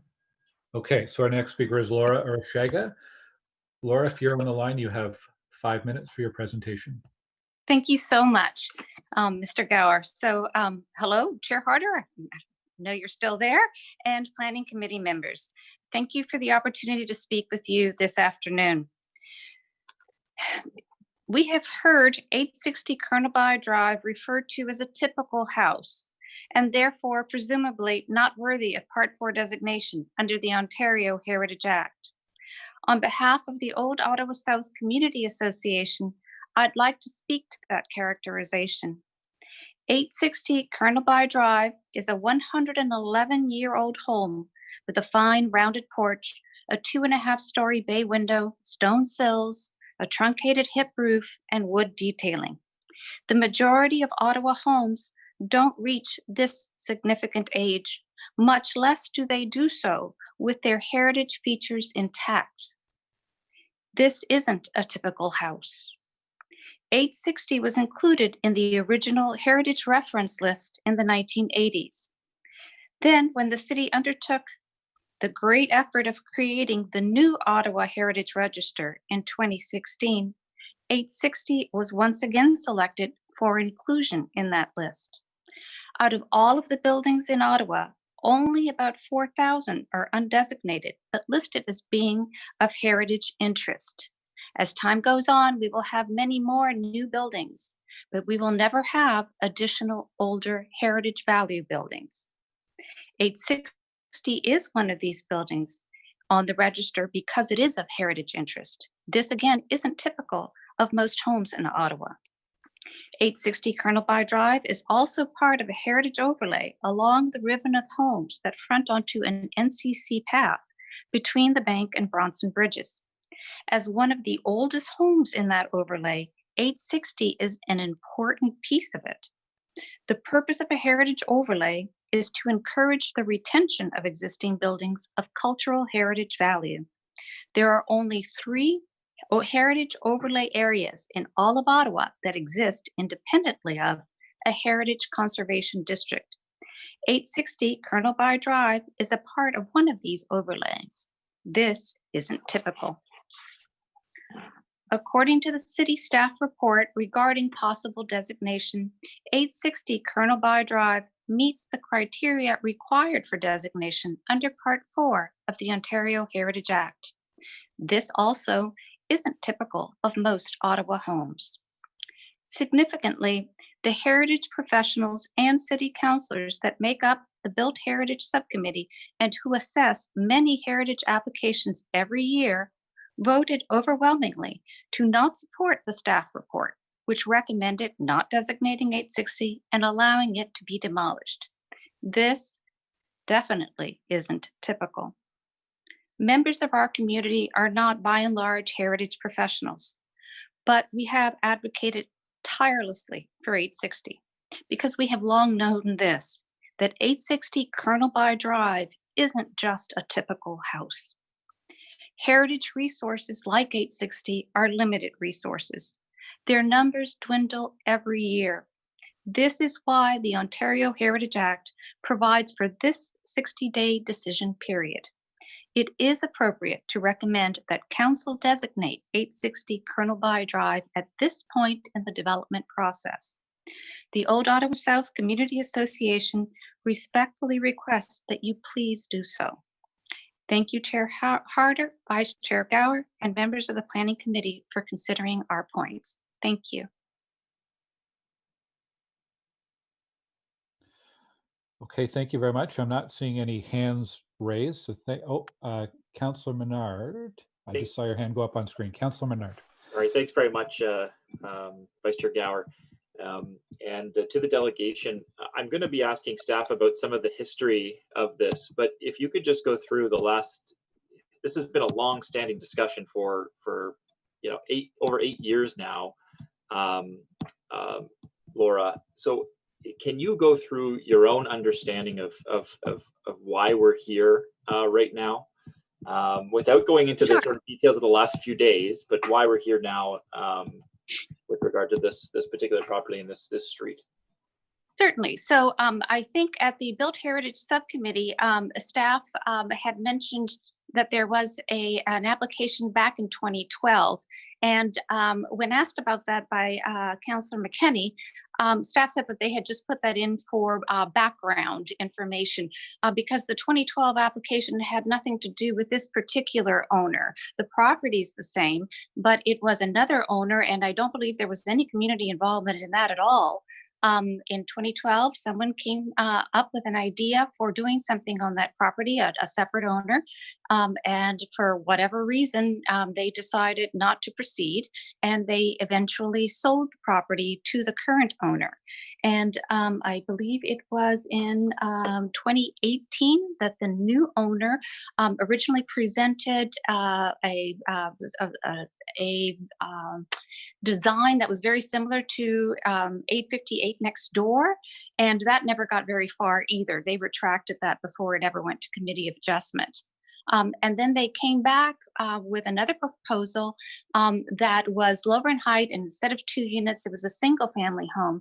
But it was still, it did not meet any of the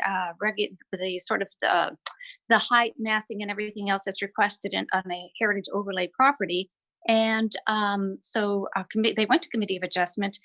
Committee of Adjustment disagreed with their proposal at that time, and citing that it didn't meet the overlay proposals. They voted against allowing for the exceptions that would have allowed for the demolition of this property. Then next, I guess the owner could have then decided either to proceed with renovating the existing property and adding something onto the back. I guess another choice would have been to demolish this house, which certainly is allowed, but in its place, he would have had to have built something that had the same massing, volume, and everything in order to meet the heritage overlay. Again, that wasn't an option that he chose for whatever reason, and instead they decided to go to the LPAT. And the LPAT member decided that, in her view, not meeting the overlay restrictions wasn't a big deal for her, and so they won there. And so as far as I know, that was it. And then Bill Heritage Subcommittee got to look at this. I think that this is a part of your typical process. If you choose not to live within the zoning, right, that you bought into, and it's unfortunate, but you don't get 111-year-old homes every day. So I think that every effort has to be made, and it has to be examined at every point, because there are implications here, implications for buildings that can't be replaced, and things that I think we may look at now and say, oh, we have a bunch of those elsewhere, so it doesn't really matter. But that as time goes on and more of those get replaced, I think in future many people will say, why weren't we more careful about our heritage? Okay, thank you very much. You're welcome. Thank you, Councilor Menard, and thank you, Laura, for the delegation. We will be going to staff comments later, and if no one else does, I'll ask staff as well to give us a bit of the background and the history on this, because I think it's important to the decision. But we're going to go to our next delegation, and that is Joy Morrow, and then after Joy, it's Susan Brousseau. So Joy, if you're there, you have 5 minutes to present. I'm here. Can you hear me? Yes, we can. Great. Thank you, Madam Chair, Mr. Sir Co-Chair, members of the committee. I support the designation of 860 Colonel By under Part 4 of the Ontario Heritage Act. I've lived in Old Ottawa South for 40 years, and I've lived at 824 Colonel By Drive for 35 years, so not too far from the house that's at issue. The area where my home and the home at issue are located is a subject of a mature neighborhoods overlay as well as a heritage overlay. It's very important to me as a longtime resident of Ottawa to protect heritage in unique areas of Ottawa, such as along that portion of the official ceremonial route into Ottawa that passes along the Rideau Canal through Old Ottawa South between Bronson Avenue and Bank Street. This is a part of the ceremonial route, and it goes right through the Old Ottawa South neighborhood, and the heritage overlay exists on both sides of the canal at that point. We're speaking today only about the overlay on the Colonel By side. So I agreed to the imposition of this heritage overlay as one of the homeowners. And I agreed to that, including the accompanying restrictions that came with that on my and the other Colonel By houses in the heritage overlay area. I know that heritage overlay was challenged, and the challenge wasn't successful. So the heritage overlay stood the test of a court challenge. I also might add that I have a personal appreciation of the heritage overlay, since I walk almost daily along the NCC pathway passing all the homes or I drive past them on Colonel By. I emphasize the pedestrian view is very significant. It's a busy pedestrian route and a cycling route. It goes alongside the canal connecting Lansdowne Park and Carleton. So you can imagine just how many people are walking and cycling along there. The heritage overlay was obtained with the city's recommendations, as Ms. Yurechika told you, and with their assistance. It was intended to address the future erosion of the heritage value of this section of Colonel By Drive. The existing house at 860 forms part of this heritage value created by the whole collection of homes. So it's not each individual home that's important here, it's the collection of homes. My home is part of that as well. Put another way, the heritage overlay protects the collective attributes of all the houses along Colonel By between Bronson and Bank. When we demolish any one of those houses, we diminish the heritage value of the collection of houses as provided by the heritage overlay. Moreover, what's being proposed here is to demolish one of the houses that's unique in this heritage overlay area. So if we get rid of it, there is no other house like it to add that architectural feature to the collective overlay. So each one of these architectural styles makes its own contribution to the overall heritage value. And 860 is the only remaining example of the one that the city's referring to as Edwardian classicism. So demolishing 860 would have a greater negative impact on the heritage value of the Colonel By Drive overlay than perhaps demolishing some other house along there might have. The city planner's report recommends against Part 4 heritage designation on grounds that the building type is well represented in other buildings that are either designated, subject to the requirements of the heritage overlay, or listed on the City of Ottawa Heritage Register. In my view, this at best misses the point, and at worst, it's incorrect. There are no other such buildings in this heritage overlay. So it's incorrect to say that the building type is well represented in other buildings that are subject to the overlay. Whether there are such other buildings of this type elsewhere in the city and or listed on the city's heritage register isn't relevant. It's the heritage value that this unique house provides in support of the Colonel By Drive heritage overlay that is what is relevant.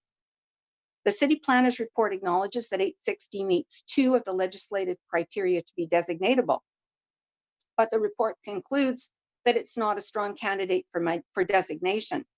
But in my view, this overlooks the important aspect, the most important aspect, namely the unique contribution that 860 makes to the Colonel By Drive heritage overlay in its entirety. And the city planners don't mention that. They don't address it.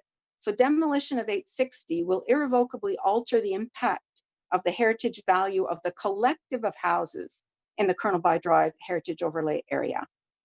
In my view, the report doesn't provide any compelling reason for not designating the house. Thank you.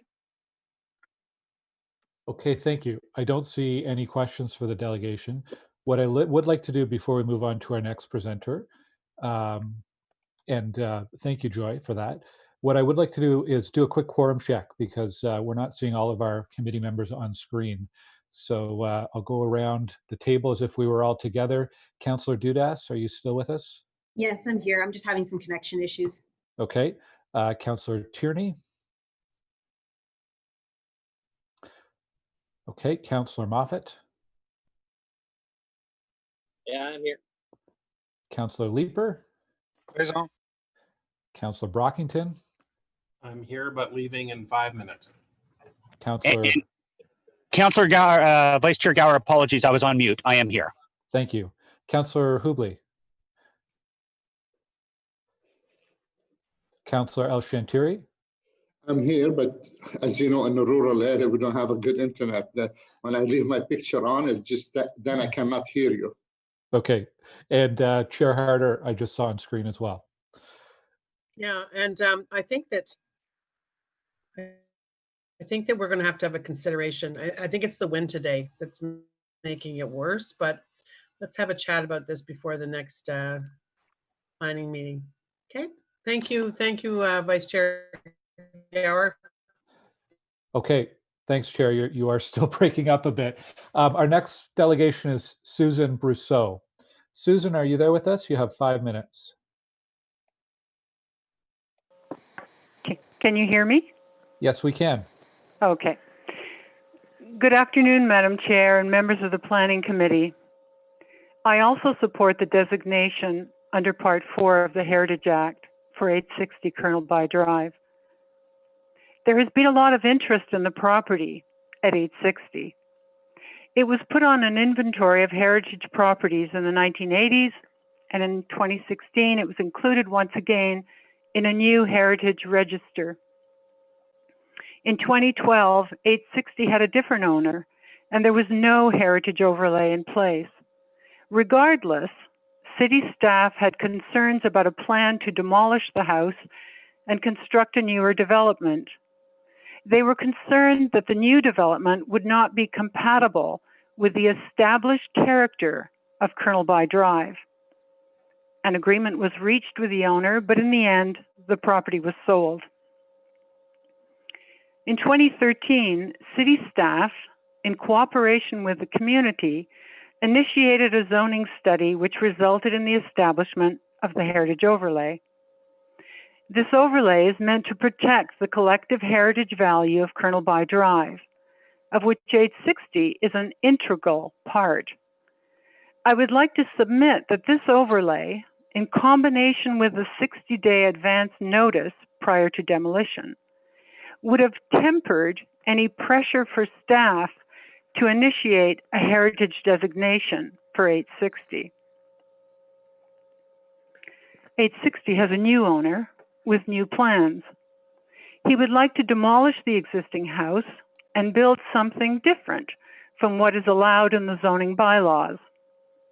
I do empathize with him, but there is a process that must be followed, and anyone wishing to submit such plans would know when he or she began that the goal might not be achieved, especially given the long history of heritage interest in this property and its location within a heritage overlay.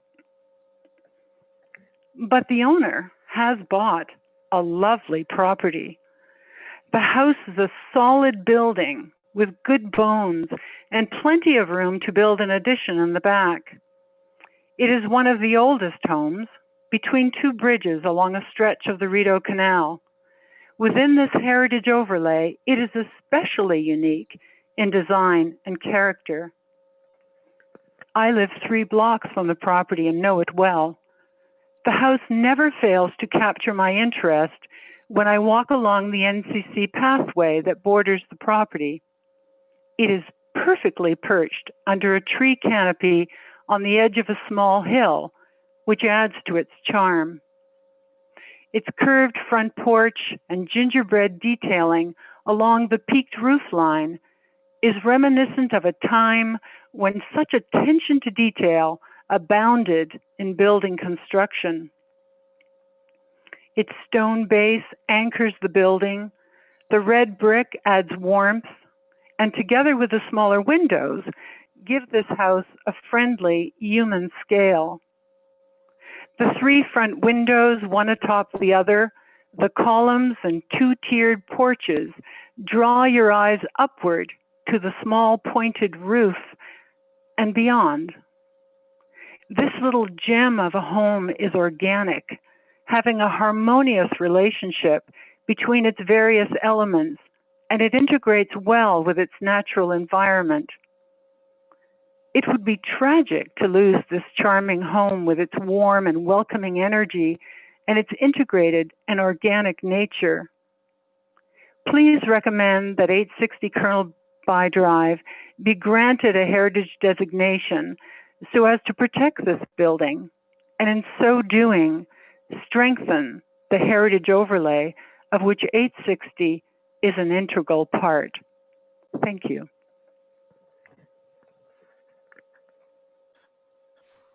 Okay, thank you very much for your presentation. I don't see any questions from committee members, but I'll just do one double check. Thank you very much, Susan. Thank you. Next is Mark Brandt. Mark, if you're there, you have 5 minutes. Mark is with MTBA Associates. Yes, hello. Can you hear me, Glenn? Yes, we can. Great. Good afternoon, and thank you for the opportunity to present. Of course, coming later in the lineup of speakers, some of my points may be alluded to already by prior speakers, prior well-informed speakers. Our firm was retained by the neighborhood group, and we support not demolishing 860 Colonel By Drive as well. I'd like to start with the city report that was mentioned regarding potential designation of the property. The conclusion of the report is that the house narrowly meets the criteria for designation, yet conversely does not recommend designation. So the obvious question is why?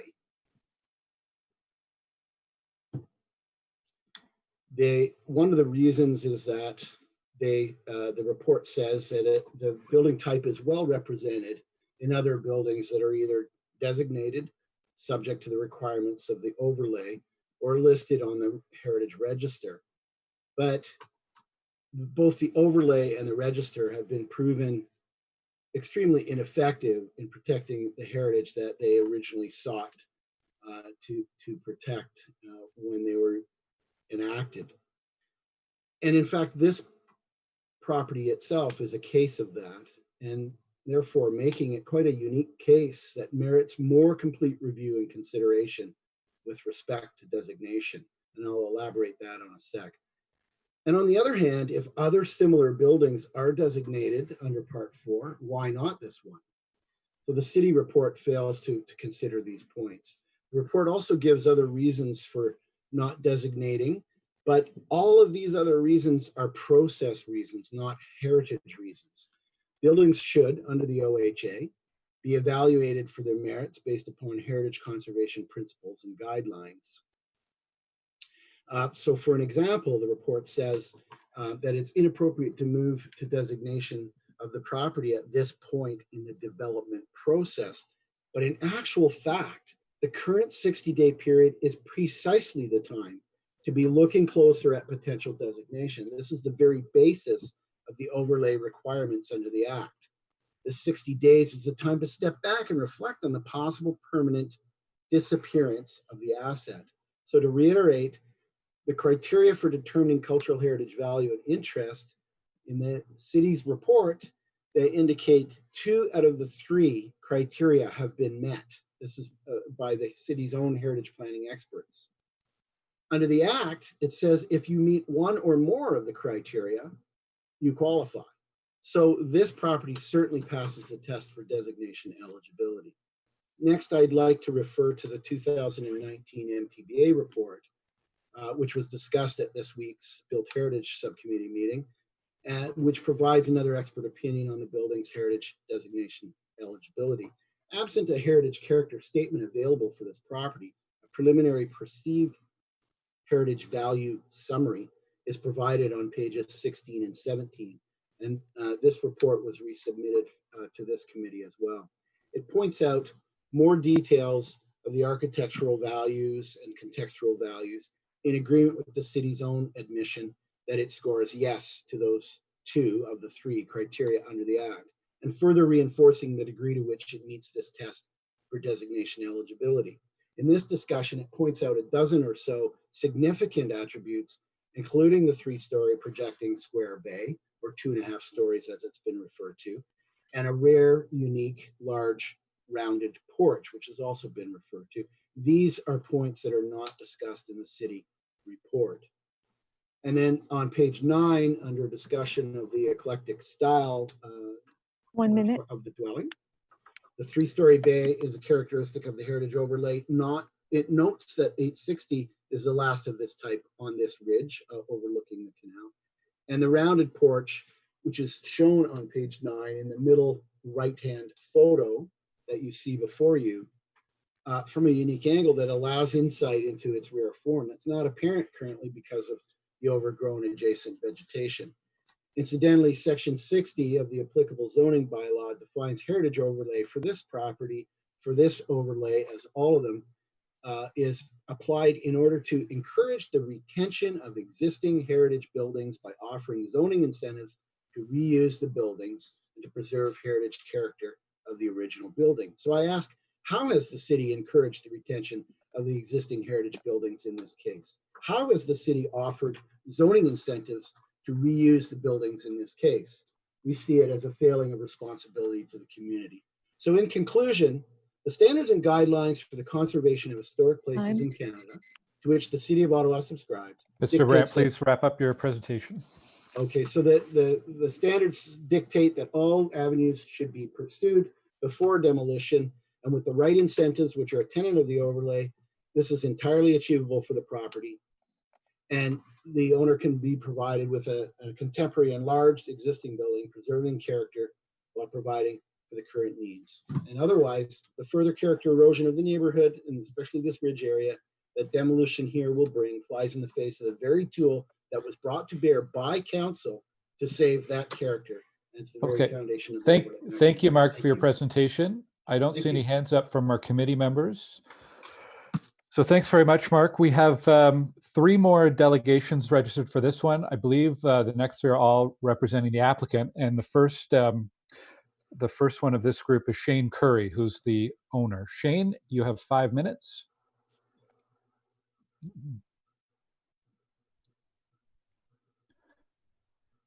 Is Shane Curry with us?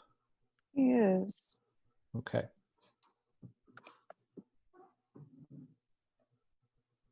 Can you hear me now? Yes, we can. Okay, thank you. Thank you for allowing me to speak today, members of the committee. I have been the owner of the property at 860 Colonel By since 2017, when I purchased the home to plan the development of 2 semi-detached homes. The property was sold to me as is condition, basically for land value, as the dwelling itself is in subpar condition and has only been occupied by student tenants for at least the past 6 years to my knowledge. After spending some time planning the 2 semi-detached dwellings, we consulted with community members and the previous city councillor for this ward. It was clear to us at that time that there would be great opposition for development. Thus, in consideration of the community's concerns, I changed the plans to instead develop a single-family home that I plan to live in as my family home. When the matter was heard at the Committee of Adjustments in early 2019, we did not anticipate strong opposition in regards to the single-family home, as the massing was essentially conforming to the intent of the heritage overlay. Unfortunately, and even while the intent of the heritage overlay was not to block new homes, community members did not approve the design, and therefore it was objected. In my opinion, it was not objected and related to the existing dwelling being heritage worthy. The COA ruled against my application as they did not want to interfere with what they believed was a heritage matter. This prompted the case to be sent to the LPAT. The LPAT hearing in the summer of 2019 ended up taking 2 days due to all of the expert testimony and community comments. Anyone wishing to have a say in this matter had the opportunity at that time. The LPAT ruled in my favor and proposed development in early February of 2020. My team proceeded to plan for construction via the demolition permit request, which has recently triggered the activation of the 60-day period to potentially designate the property. Councillor Menard has since asked for a heritage planning report, to which the city's heritage staff recommended against designating the property yet again. Heritage Planning explained their rationale, and I believe they are here to do so again today. Despite the expert advice from the city's Heritage Department, the Built Heritage Committee voted on June 9th not to allow the proposed demolition of my property. I believe there was some misinformation shared at this hearing, in that de-intensification is not occurring. The property is currently a single-family home, and the proposed dwelling is a new single-family home. What is more troubling is that other councillors' concerns surrounding the current dwelling and the proposed development were all thoroughly deliberated at the LPAT, with a ruling giving me permission to move forward. This 12th hour decision by the Heritage Subcommittee, has led me to feel railroaded. I'm not an expert, and I've relied only on the advice of professionals, including city staff, who have repeatedly stated that the property is not worthy of provincial heritage designation. The city and the city has never had an intention to designate. I believe that if the community or committee believe the current dwelling to be symbolic and justified for heritage designation, that this would have already been done so at any point over the past 8 years in which the property development on this site has been in discussion. Had this been the case, I would have not purchased the property, or at the very minimum, I would have not spent the time, money, and energy to appease the community and now fight such a designation.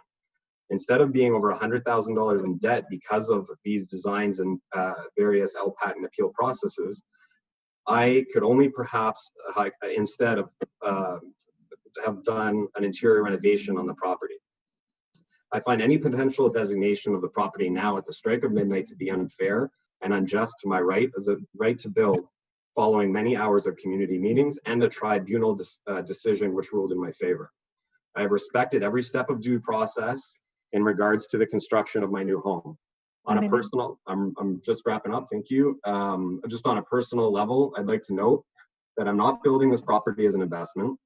This is going to be used as my life home. I'm aiming to improve the property and the value of the surrounding area. The intended use of this dwelling is solely for my family's primary residence. Furthermore, I have already invested considerably in this community by developing a new mixed-use building in the Glebe, from which I currently operate my business from. I look forward to being a member of this community for many years to come. Thank you again for hearing me today. Thank you very much, Mr. Curry. We have Councillor Menard has a question for you. Sure. Thanks very much, Vice Chair. Thanks for being here, Mr. Curry. Sorry, I didn't realize my video wasn't on. Good to see you. I just have one question for you. When you were purchasing the property, was there a heritage overlay on it at that time, and did you know it was there or not? I think you're aware that obviously the heritage overlay was intact at that time. I was aware of the heritage overlay, and I was aware of the rules of the overlay, and I did not anticipate any of this happening. Like I mentioned in my statement, I believed even the COA decision we had initially thought would actually even be in our favor at that point. Okay, thanks so much. I have one question for you, Mr. Curry, just for clarity. You have every approval in place that you need for what you want to build here. This is the only piece, is the demolition approval that you still need? Correct, the demolition permit, and we would go for permit, but as far as, yes, correct, we have every approval in place currently. Okay, thank you. Thank you. Next speaker is John Stewart. John, you have 5 minutes when you're ready. Good afternoon. I appreciate the opportunity to make representation and request that the June 9th Built Heritage Committee recommendation not to allow the proposed demolition of 860 Colonel By Drive be reconsidered. I'm here today speaking as a heritage consultant familiar with the property and the neighborhood. It is my professional opinion that the city staff's report on 860 Colonel By Drive recommending that it not be designated is appropriate and should not be overturned by the Built Heritage Subcommittee. 860 Colonel By Drive is I think we call it pattern book architecture. It's a 2.5-story red brick house constructed in 1908-09. It's located overlooking the Rideau Canal and the Colonel By Drive. The term Edwardian classicism describes the eclectic style with various elements drawn from 19th century styles such as the Italianate and Queen Anne Revival. Throughout the city, there are far better examples of the style, and the buildings are in far better condition. The property has been through a series of development approvals dating back to 2012 when the building was first proposed for demolition.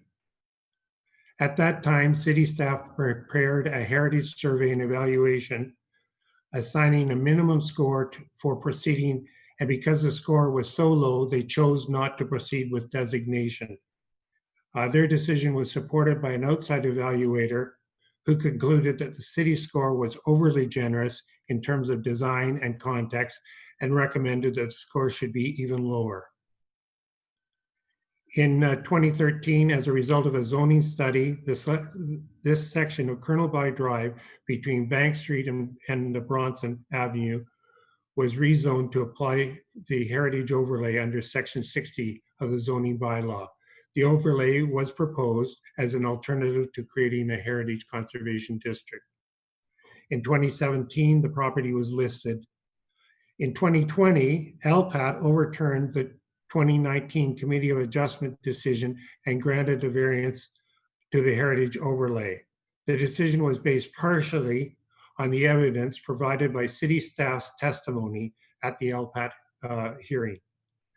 The testimony was that the department did not have concerns with the demolition and had no intention to designate. The June 9th, 2020 report submitted by staff to Built Heritage Subcommittee represents the 4th time the city has confirmed that it has no intention to designate. The property was considered using criteria for designation under Ontario Regulation 906-09-06 and concluded that it is not a strong candidate for designation. This assessment is consistent with the city staff's previous reviews in 2012, at the Committee of Adjustment in 2017, and at the LPAT hearing in 2020. This has been an active file since 2012, requiring a public process culminating in an appearance before the tribunal, where my client was encouraged to abandon his plans for a semi-detached dwelling in favor of a single detached home. The heritage overlay under section 60 of the zoning bylaw accomplished what it was meant to accomplish. It caused public review, criticism, commentary, and a revision of plans. My client, Shane Curry, is demolishing an existing single-family residence, replacing it with an equivalent single-family home. In conclusion, the owner of the property has diligently followed the city's development process and trusts that he will be able to proceed with a development that is desirable, that creates no undue adverse impact, that maintains the general intent and purpose of the official plan and the zoning bylaw, and that will contribute to the character of the overlay area. Thank you. Thank you very much, Mr. Stewart. I'm seeing no hands up from our committee members. So we'll go on to our next speaker, Barry Hoban. Barry, you have 5 minutes. Sure. I will be a lot briefer because I think there are 3 aspects to what you're hearing today. One is due process, the second is heritage, and then there's just the role of architecture as this plays out. Just because I want to correct some of the comments that I've made so far. We've been on this file, this property, since 2012, and we had, under the previous owner, gone all through the process with Heritage and consultation and come to the conclusion that we could actually build a semi-detached on this property. We actually prepared all the permits for that. They're all ready to be pulled and was paused when the Heritage overlay came into existence. And as a result, that approval was not acted on.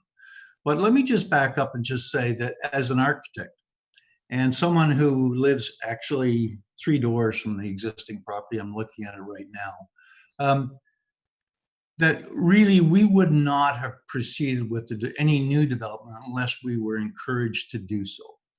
And that encouragement started first with my client getting independent opinion from Mr. Barry Podolsky, who sits on the Heritage Advisory, and his conclusion that it didn't meet the criteria for designation.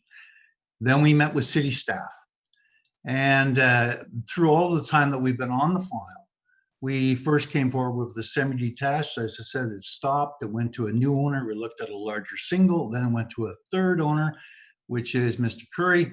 We looked at semi-detached and then backed off. And he chose to proceed with just a single family dwelling. So for my process as an architect, we have proposed within the context of being encouraged to do so because the heritage value wasn't there. I'll just speak a little bit to the actual proposal because there's some comments about the fact that it's, and I don't know if we can scroll down to the screen. Yeah, by the way, just in this image, just to place it in context, if you look at the corner of Rosedale, all the way through to Barton. Basically, there is literally 2 houses that are not new construction. All of the rest are basically totally reinvented. It's very much different from the street, the frontage between Galt and Bolton and Barton, which are some spectacular statuesque houses, or as you go further west. But if you slip down, I think we have images that show us there's the actual property. There's Rosedale on the bottom left. The actual proposal is simply for a single family dwelling. And I think if you look in front elevation, you'll realize that it's diminutive in scale, particularly if you go to the next drawing, you realize substantially lower than the house that's to the east. And even though that's on top of a hill, is aligned with the house that's to the west. So, you know, those are my main comments. It is unfortunate to be at this stage, to go through the process of having a proposal thoroughly vetted over and over again, not encouraged to be designated, and here at the 11th hour after an LPAT hearing, basically be dealing with designation. So those are my simple comments. I think you get the drift of our situation. Certainly, we've been at this for a long time, and the notion that this is precisely the moment, the last 60 days, is when that you would actually address this. Which is part of Mr. Brandt's evidence. I thought is just absolutely nuts. Just to pardon my being plain spoken. There was lots of time to designate this property and stop this process. The community has known about this for some time, even though they've talked about it. Whether it's Joy Morrow or Laura or Susan Brusto, they've all known that this property was up for development. And it's only after an LPAC hearing that we bring forward with an issue of designation. Anybody could move to designate this at any point in time during that period of time. Those are my comments. Thank you. Okay, thank you, Mr. Hoban. I'm not seeing any hands up from our committee, so we will move along to question. Oh, there is a hand up. Going once, going twice. Councillor Leeper. Yeah, sorry, not fast enough on the button there. Barry, what do you make of the argument that losing this building diminishes the overall value of the heritage overlay? That it's not just a single building that we have to look at, but its contribution to the wider collective, as one resident said. I can only give you an opinion as an architect in terms of moving forward. It's scaled, so the proposal would, so just not to back off, but I think your question is a question to Heritage, so that would be more directed to John Stewart. But from a form and stature and relationship position, the new dwelling actually fills out all of those things, does not dominate. Anything that Anna mentioned about sitting on a hill, and its promontory, its position next to the tree line, etc. Its respect for the position along Colonel By Drive, all those things are constant.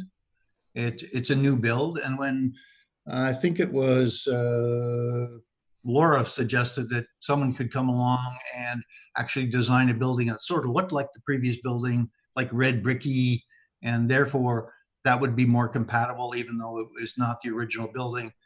I'm sorry, I can't buy into that argument. And so you deal with the attributes. Everyone's mentioned the relationship, to the walking relationship. I'm sitting right now 20 feet from that pathway, which basically goes back and forth in front of that house. And it's true.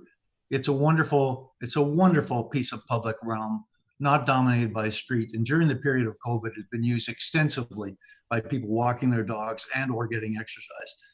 Nothing of that changes with respect to the new proposal as opposed to the existing one.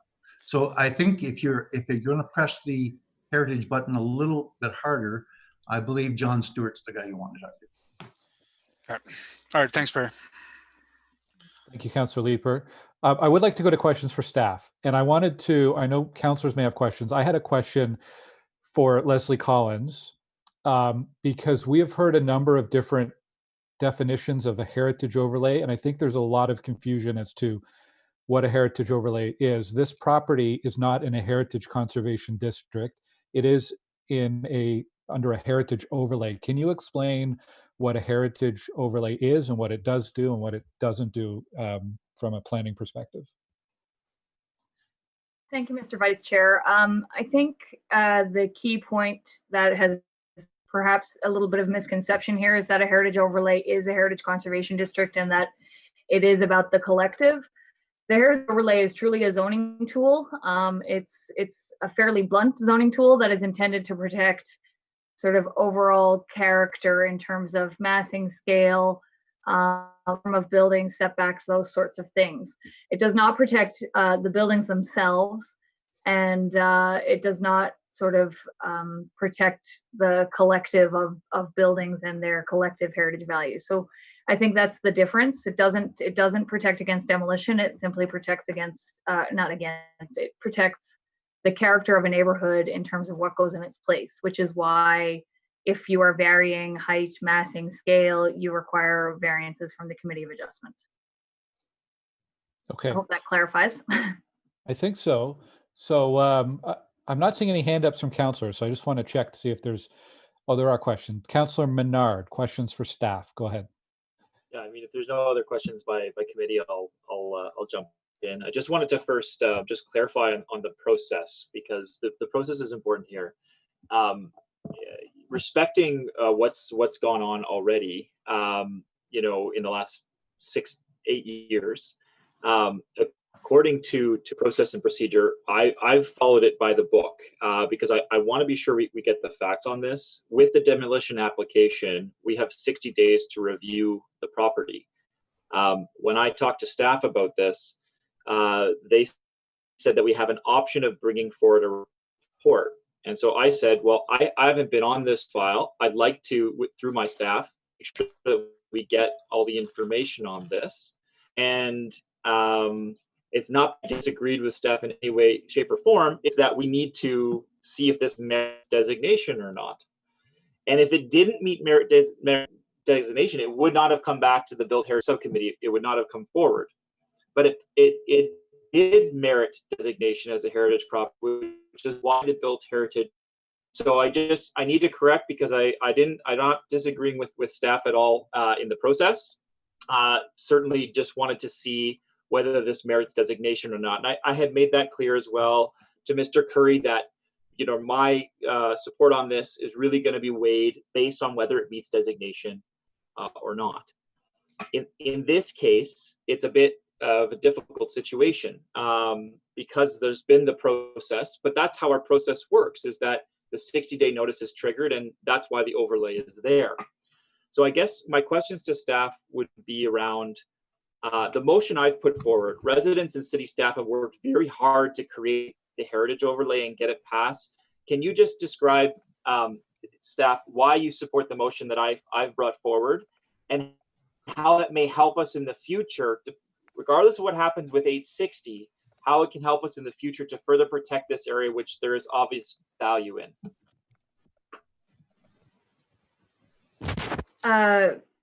Through you, Mr. Vice Chair, the motion that's been put forward by Councillor Menard directs staff basically to explore options for enhanced protection in this area. And part of the reason that we support that is that it appears that the heritage overlay may not be achieving the goals of the community in terms of the conservation of the heritage resources in this area. In addition to that, since the heritage overlay was put in place in 2013, we have completed our heritage register project, which has identified 25 properties within the overlay on both sides of the canal as properties of potential cultural heritage value. So staff feel that there's an option here to look at different ways of protecting what's left, and that this report would simply provide the Built Heritage Subcommittee with some options. It's not to say that we would recommend a heritage conservation district here, or designation, or any of the other tools at our disposal, but it will provide us with some options, and to do that study to determine if there are additional tools that might be merited on both sides or on one side of the canal. Okay. I hope that answers your question, Councillor. It does. Thanks very much. I just wanted to make sure the committee heard that, because what's going to happen is there'll be a vote on staff recommendation.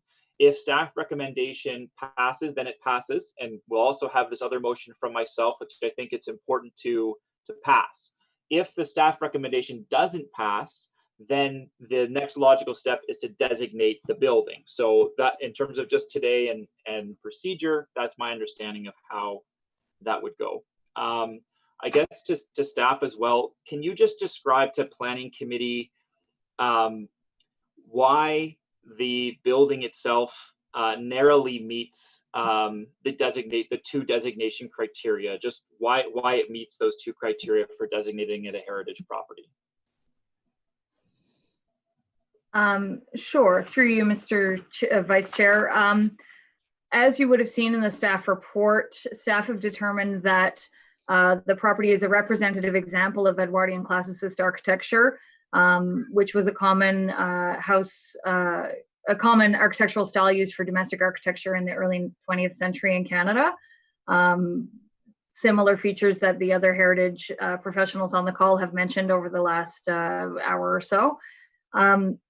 Staff also determined that the property had contextual value for its location along the Rideau Canal and its location on a small hill. We did not determine that it was a landmark in the community, which is one of the criterion, but we did determine that it is important in supporting the character of the area.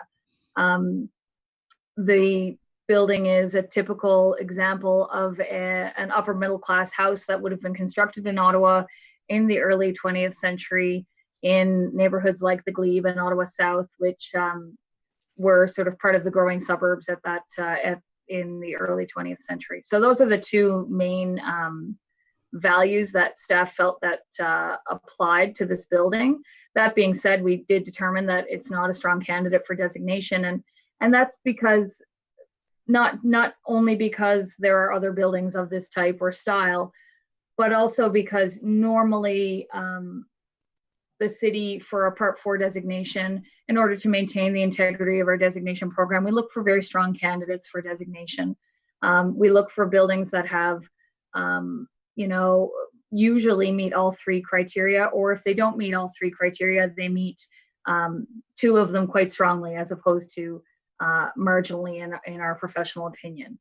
And I think the other important point to note is that the Ontario Heritage Act does not require the municipality to designate something that meets the criteria. It says that the municipality may designate something that meets the criteria.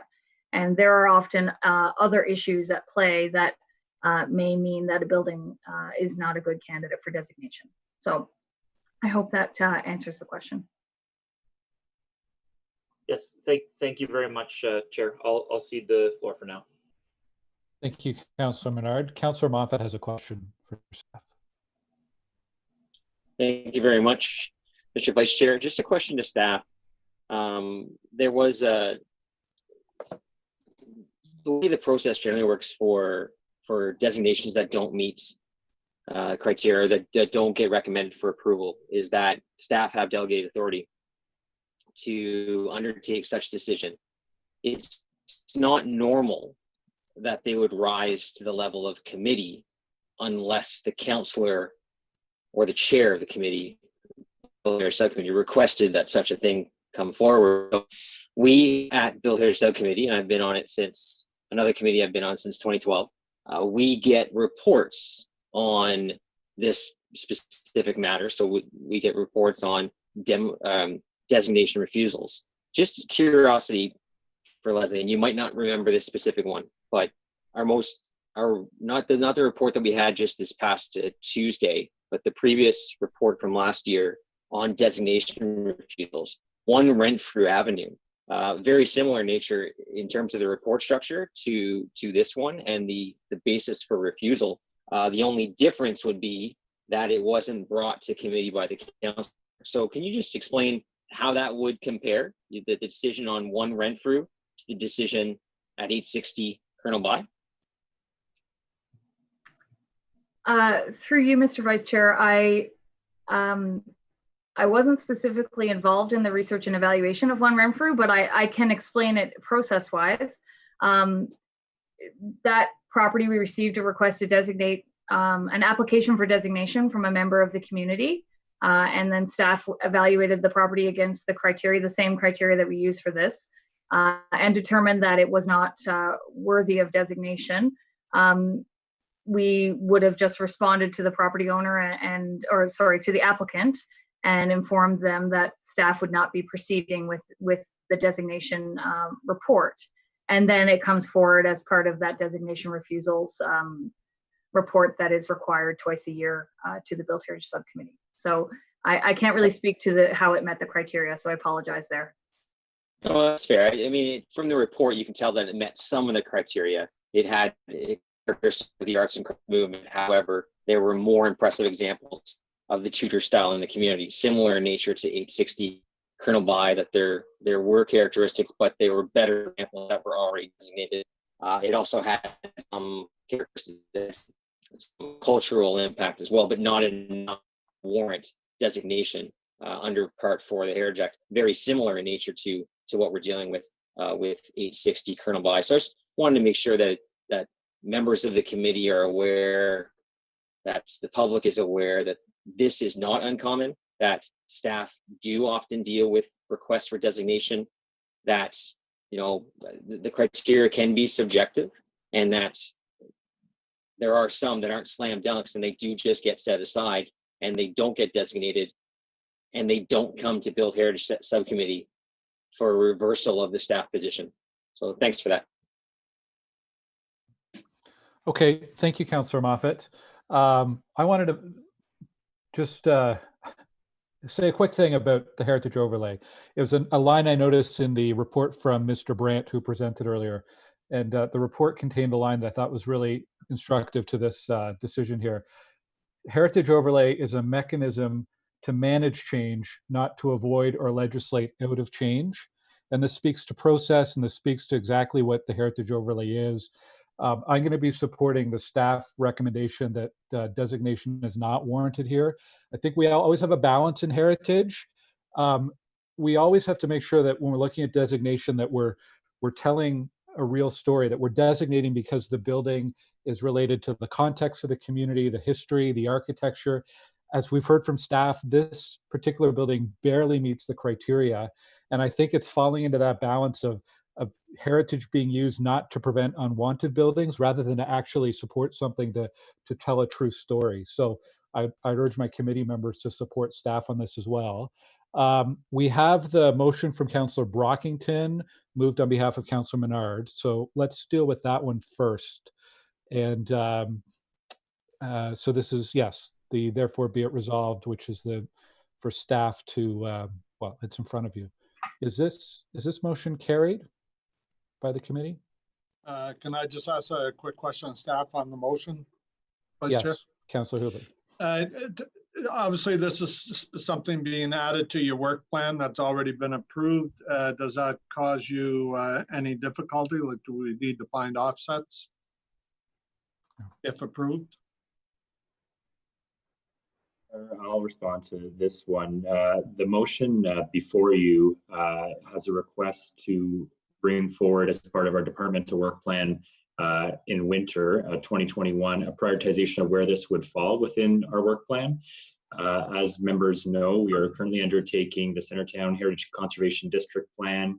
We have Lower Town, Byward, Veterans Housing, and Councillor Brockington's ward, Beaverbrook, Sandy Hill. So there is a queue. And so this will be put in that queue and brought before council next year. Okay, thank you. Okay, thank you, Councillor Hubley. I'll just check quickly if there are any other hands up. There are not. So is this motion carried? Carried. Carried. Thank you. And on the other motion, which I'll give, there it is. So this is recommended that council not proceed with the issuance of a notice of intention to designate for 860 Colonel By Drive. Is that motion carried? No, hang on a second. Okay. I would like to have yays and nays. This is okay. This is the Built Heritage Subcommittee recommend that council not proceed. Pardon me, we're looking at. I'm looking at the one on the screen unless I'm really behind. I'm looking at a different screen myself, so. Am The I, staff recommendation is on the screen, Chair, which Is is, yes. okay, well, that's not the one I have before me, so that's confusing. So can you read out loud, please, what we're going to do, yays and nays? Are we going yays and nays on what Built Heritage said or on the No, staff recommendation? the staff recommendation, so it Staff would be that recommendation. planning committee recommend that council not proceed with the issuance of a notice of intention to designate. Okay. Yeah. Again, I apologize. I don't have that before me. No, thank you, Chair. We've got different screens open. That's right. But just so everyone's clear, the recommendation on the screen that people are seeing is the recommendation that Built Heritage Committee voted. That's not the one in front of Planning Committee. Right. This So- is the problem. This is the problem. See, it's not just me. Maybe it's just Barhaven and North Gore. Can we just have the one on the screen? Because this is page 2 of the report. That is the staff recommendation, Chair, which basically you're just replacing Built Heritage with Planning Committee. We are not dealing with what Built Heritage dealt with. We are voting on whether the Planning Why Committee will, doesn't it say that then? I can prepare that for you. I think you should. Okay. We also have that in the motion that I introduced at the start of this meeting. We have that line in it. So we'll just wait till it's on the screen before we do a yays and nays.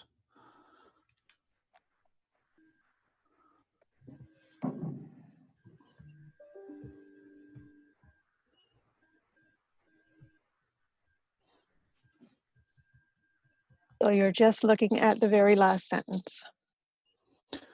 That planning committee recommend that council not proceed with the issuance of a notice of intention to designate 860 Colonel By Drive. Yes. Okay. And we'll do yays and nays on that. Melody, if you could read out the committee members' names, please. Sure. Councillor Dudas, Yes. Councillor Shirley, Councillor Leeper, Yes. Councillor Brockington, Councillor Moffat, Yes. Councillor Hubley, Yes. Vice Chair Gower, Yes. sorry, Councillor Tierney, Yes. and Chair Harder. Yes. And ex officio member Councillor El Shantiri. Yes. Can you hear me though? Yes. Okay. Thank you. 8 yeas. Thank you. Councillor, Vice Chair Gower, Yes, I'm just going to take over. I think that's it Yeah. on that item. please do. Good. Thank you very much for doing that. I appreciate it. And clearly we have some work to do for our next meeting. And I want to thank Councillor Leeper, where'd he go? Who there you are, who very quickly sent a note off looking for some hot spots for those of us that are having issues. So he identified Councillor El Shantiri, Councillor Moffat, myself. So if maybe this is a call out we should do, Councillor Leeper, to all members of council, because they've all been on Zoom now, just to see if anyone else is having difficulties, which, I mean, today was a particularly bad one, but, you know, it's like every day. Yeah, I'll work with Valerie on making sure of that, because it is important that we have good connectivity when we're doing these meetings. Absolutely, it is. So thank you. Okay, so we don't have any in-camera items. Are there any notices of motion? Any inquiries? Other business? Oh, other business. The next one's a whopper. June 25th. Make no plans. I'm glad I remembered to tell you. I'll send you out a note to remind you, but it's a big, I know I'm looking at several of you that we have some big items that are going to generate, I think, quite a few speakers. So please set the 25th aside for a full day of planning. Okay, we're adjourned, and that next meeting is June the 25th. Thanks everybody for your attention today. I really appreciate it. Thanks, Miss Duffany and Miss Salter McDonald. Thank you. Thanks all. Thanks, Thank you, staff. Chair.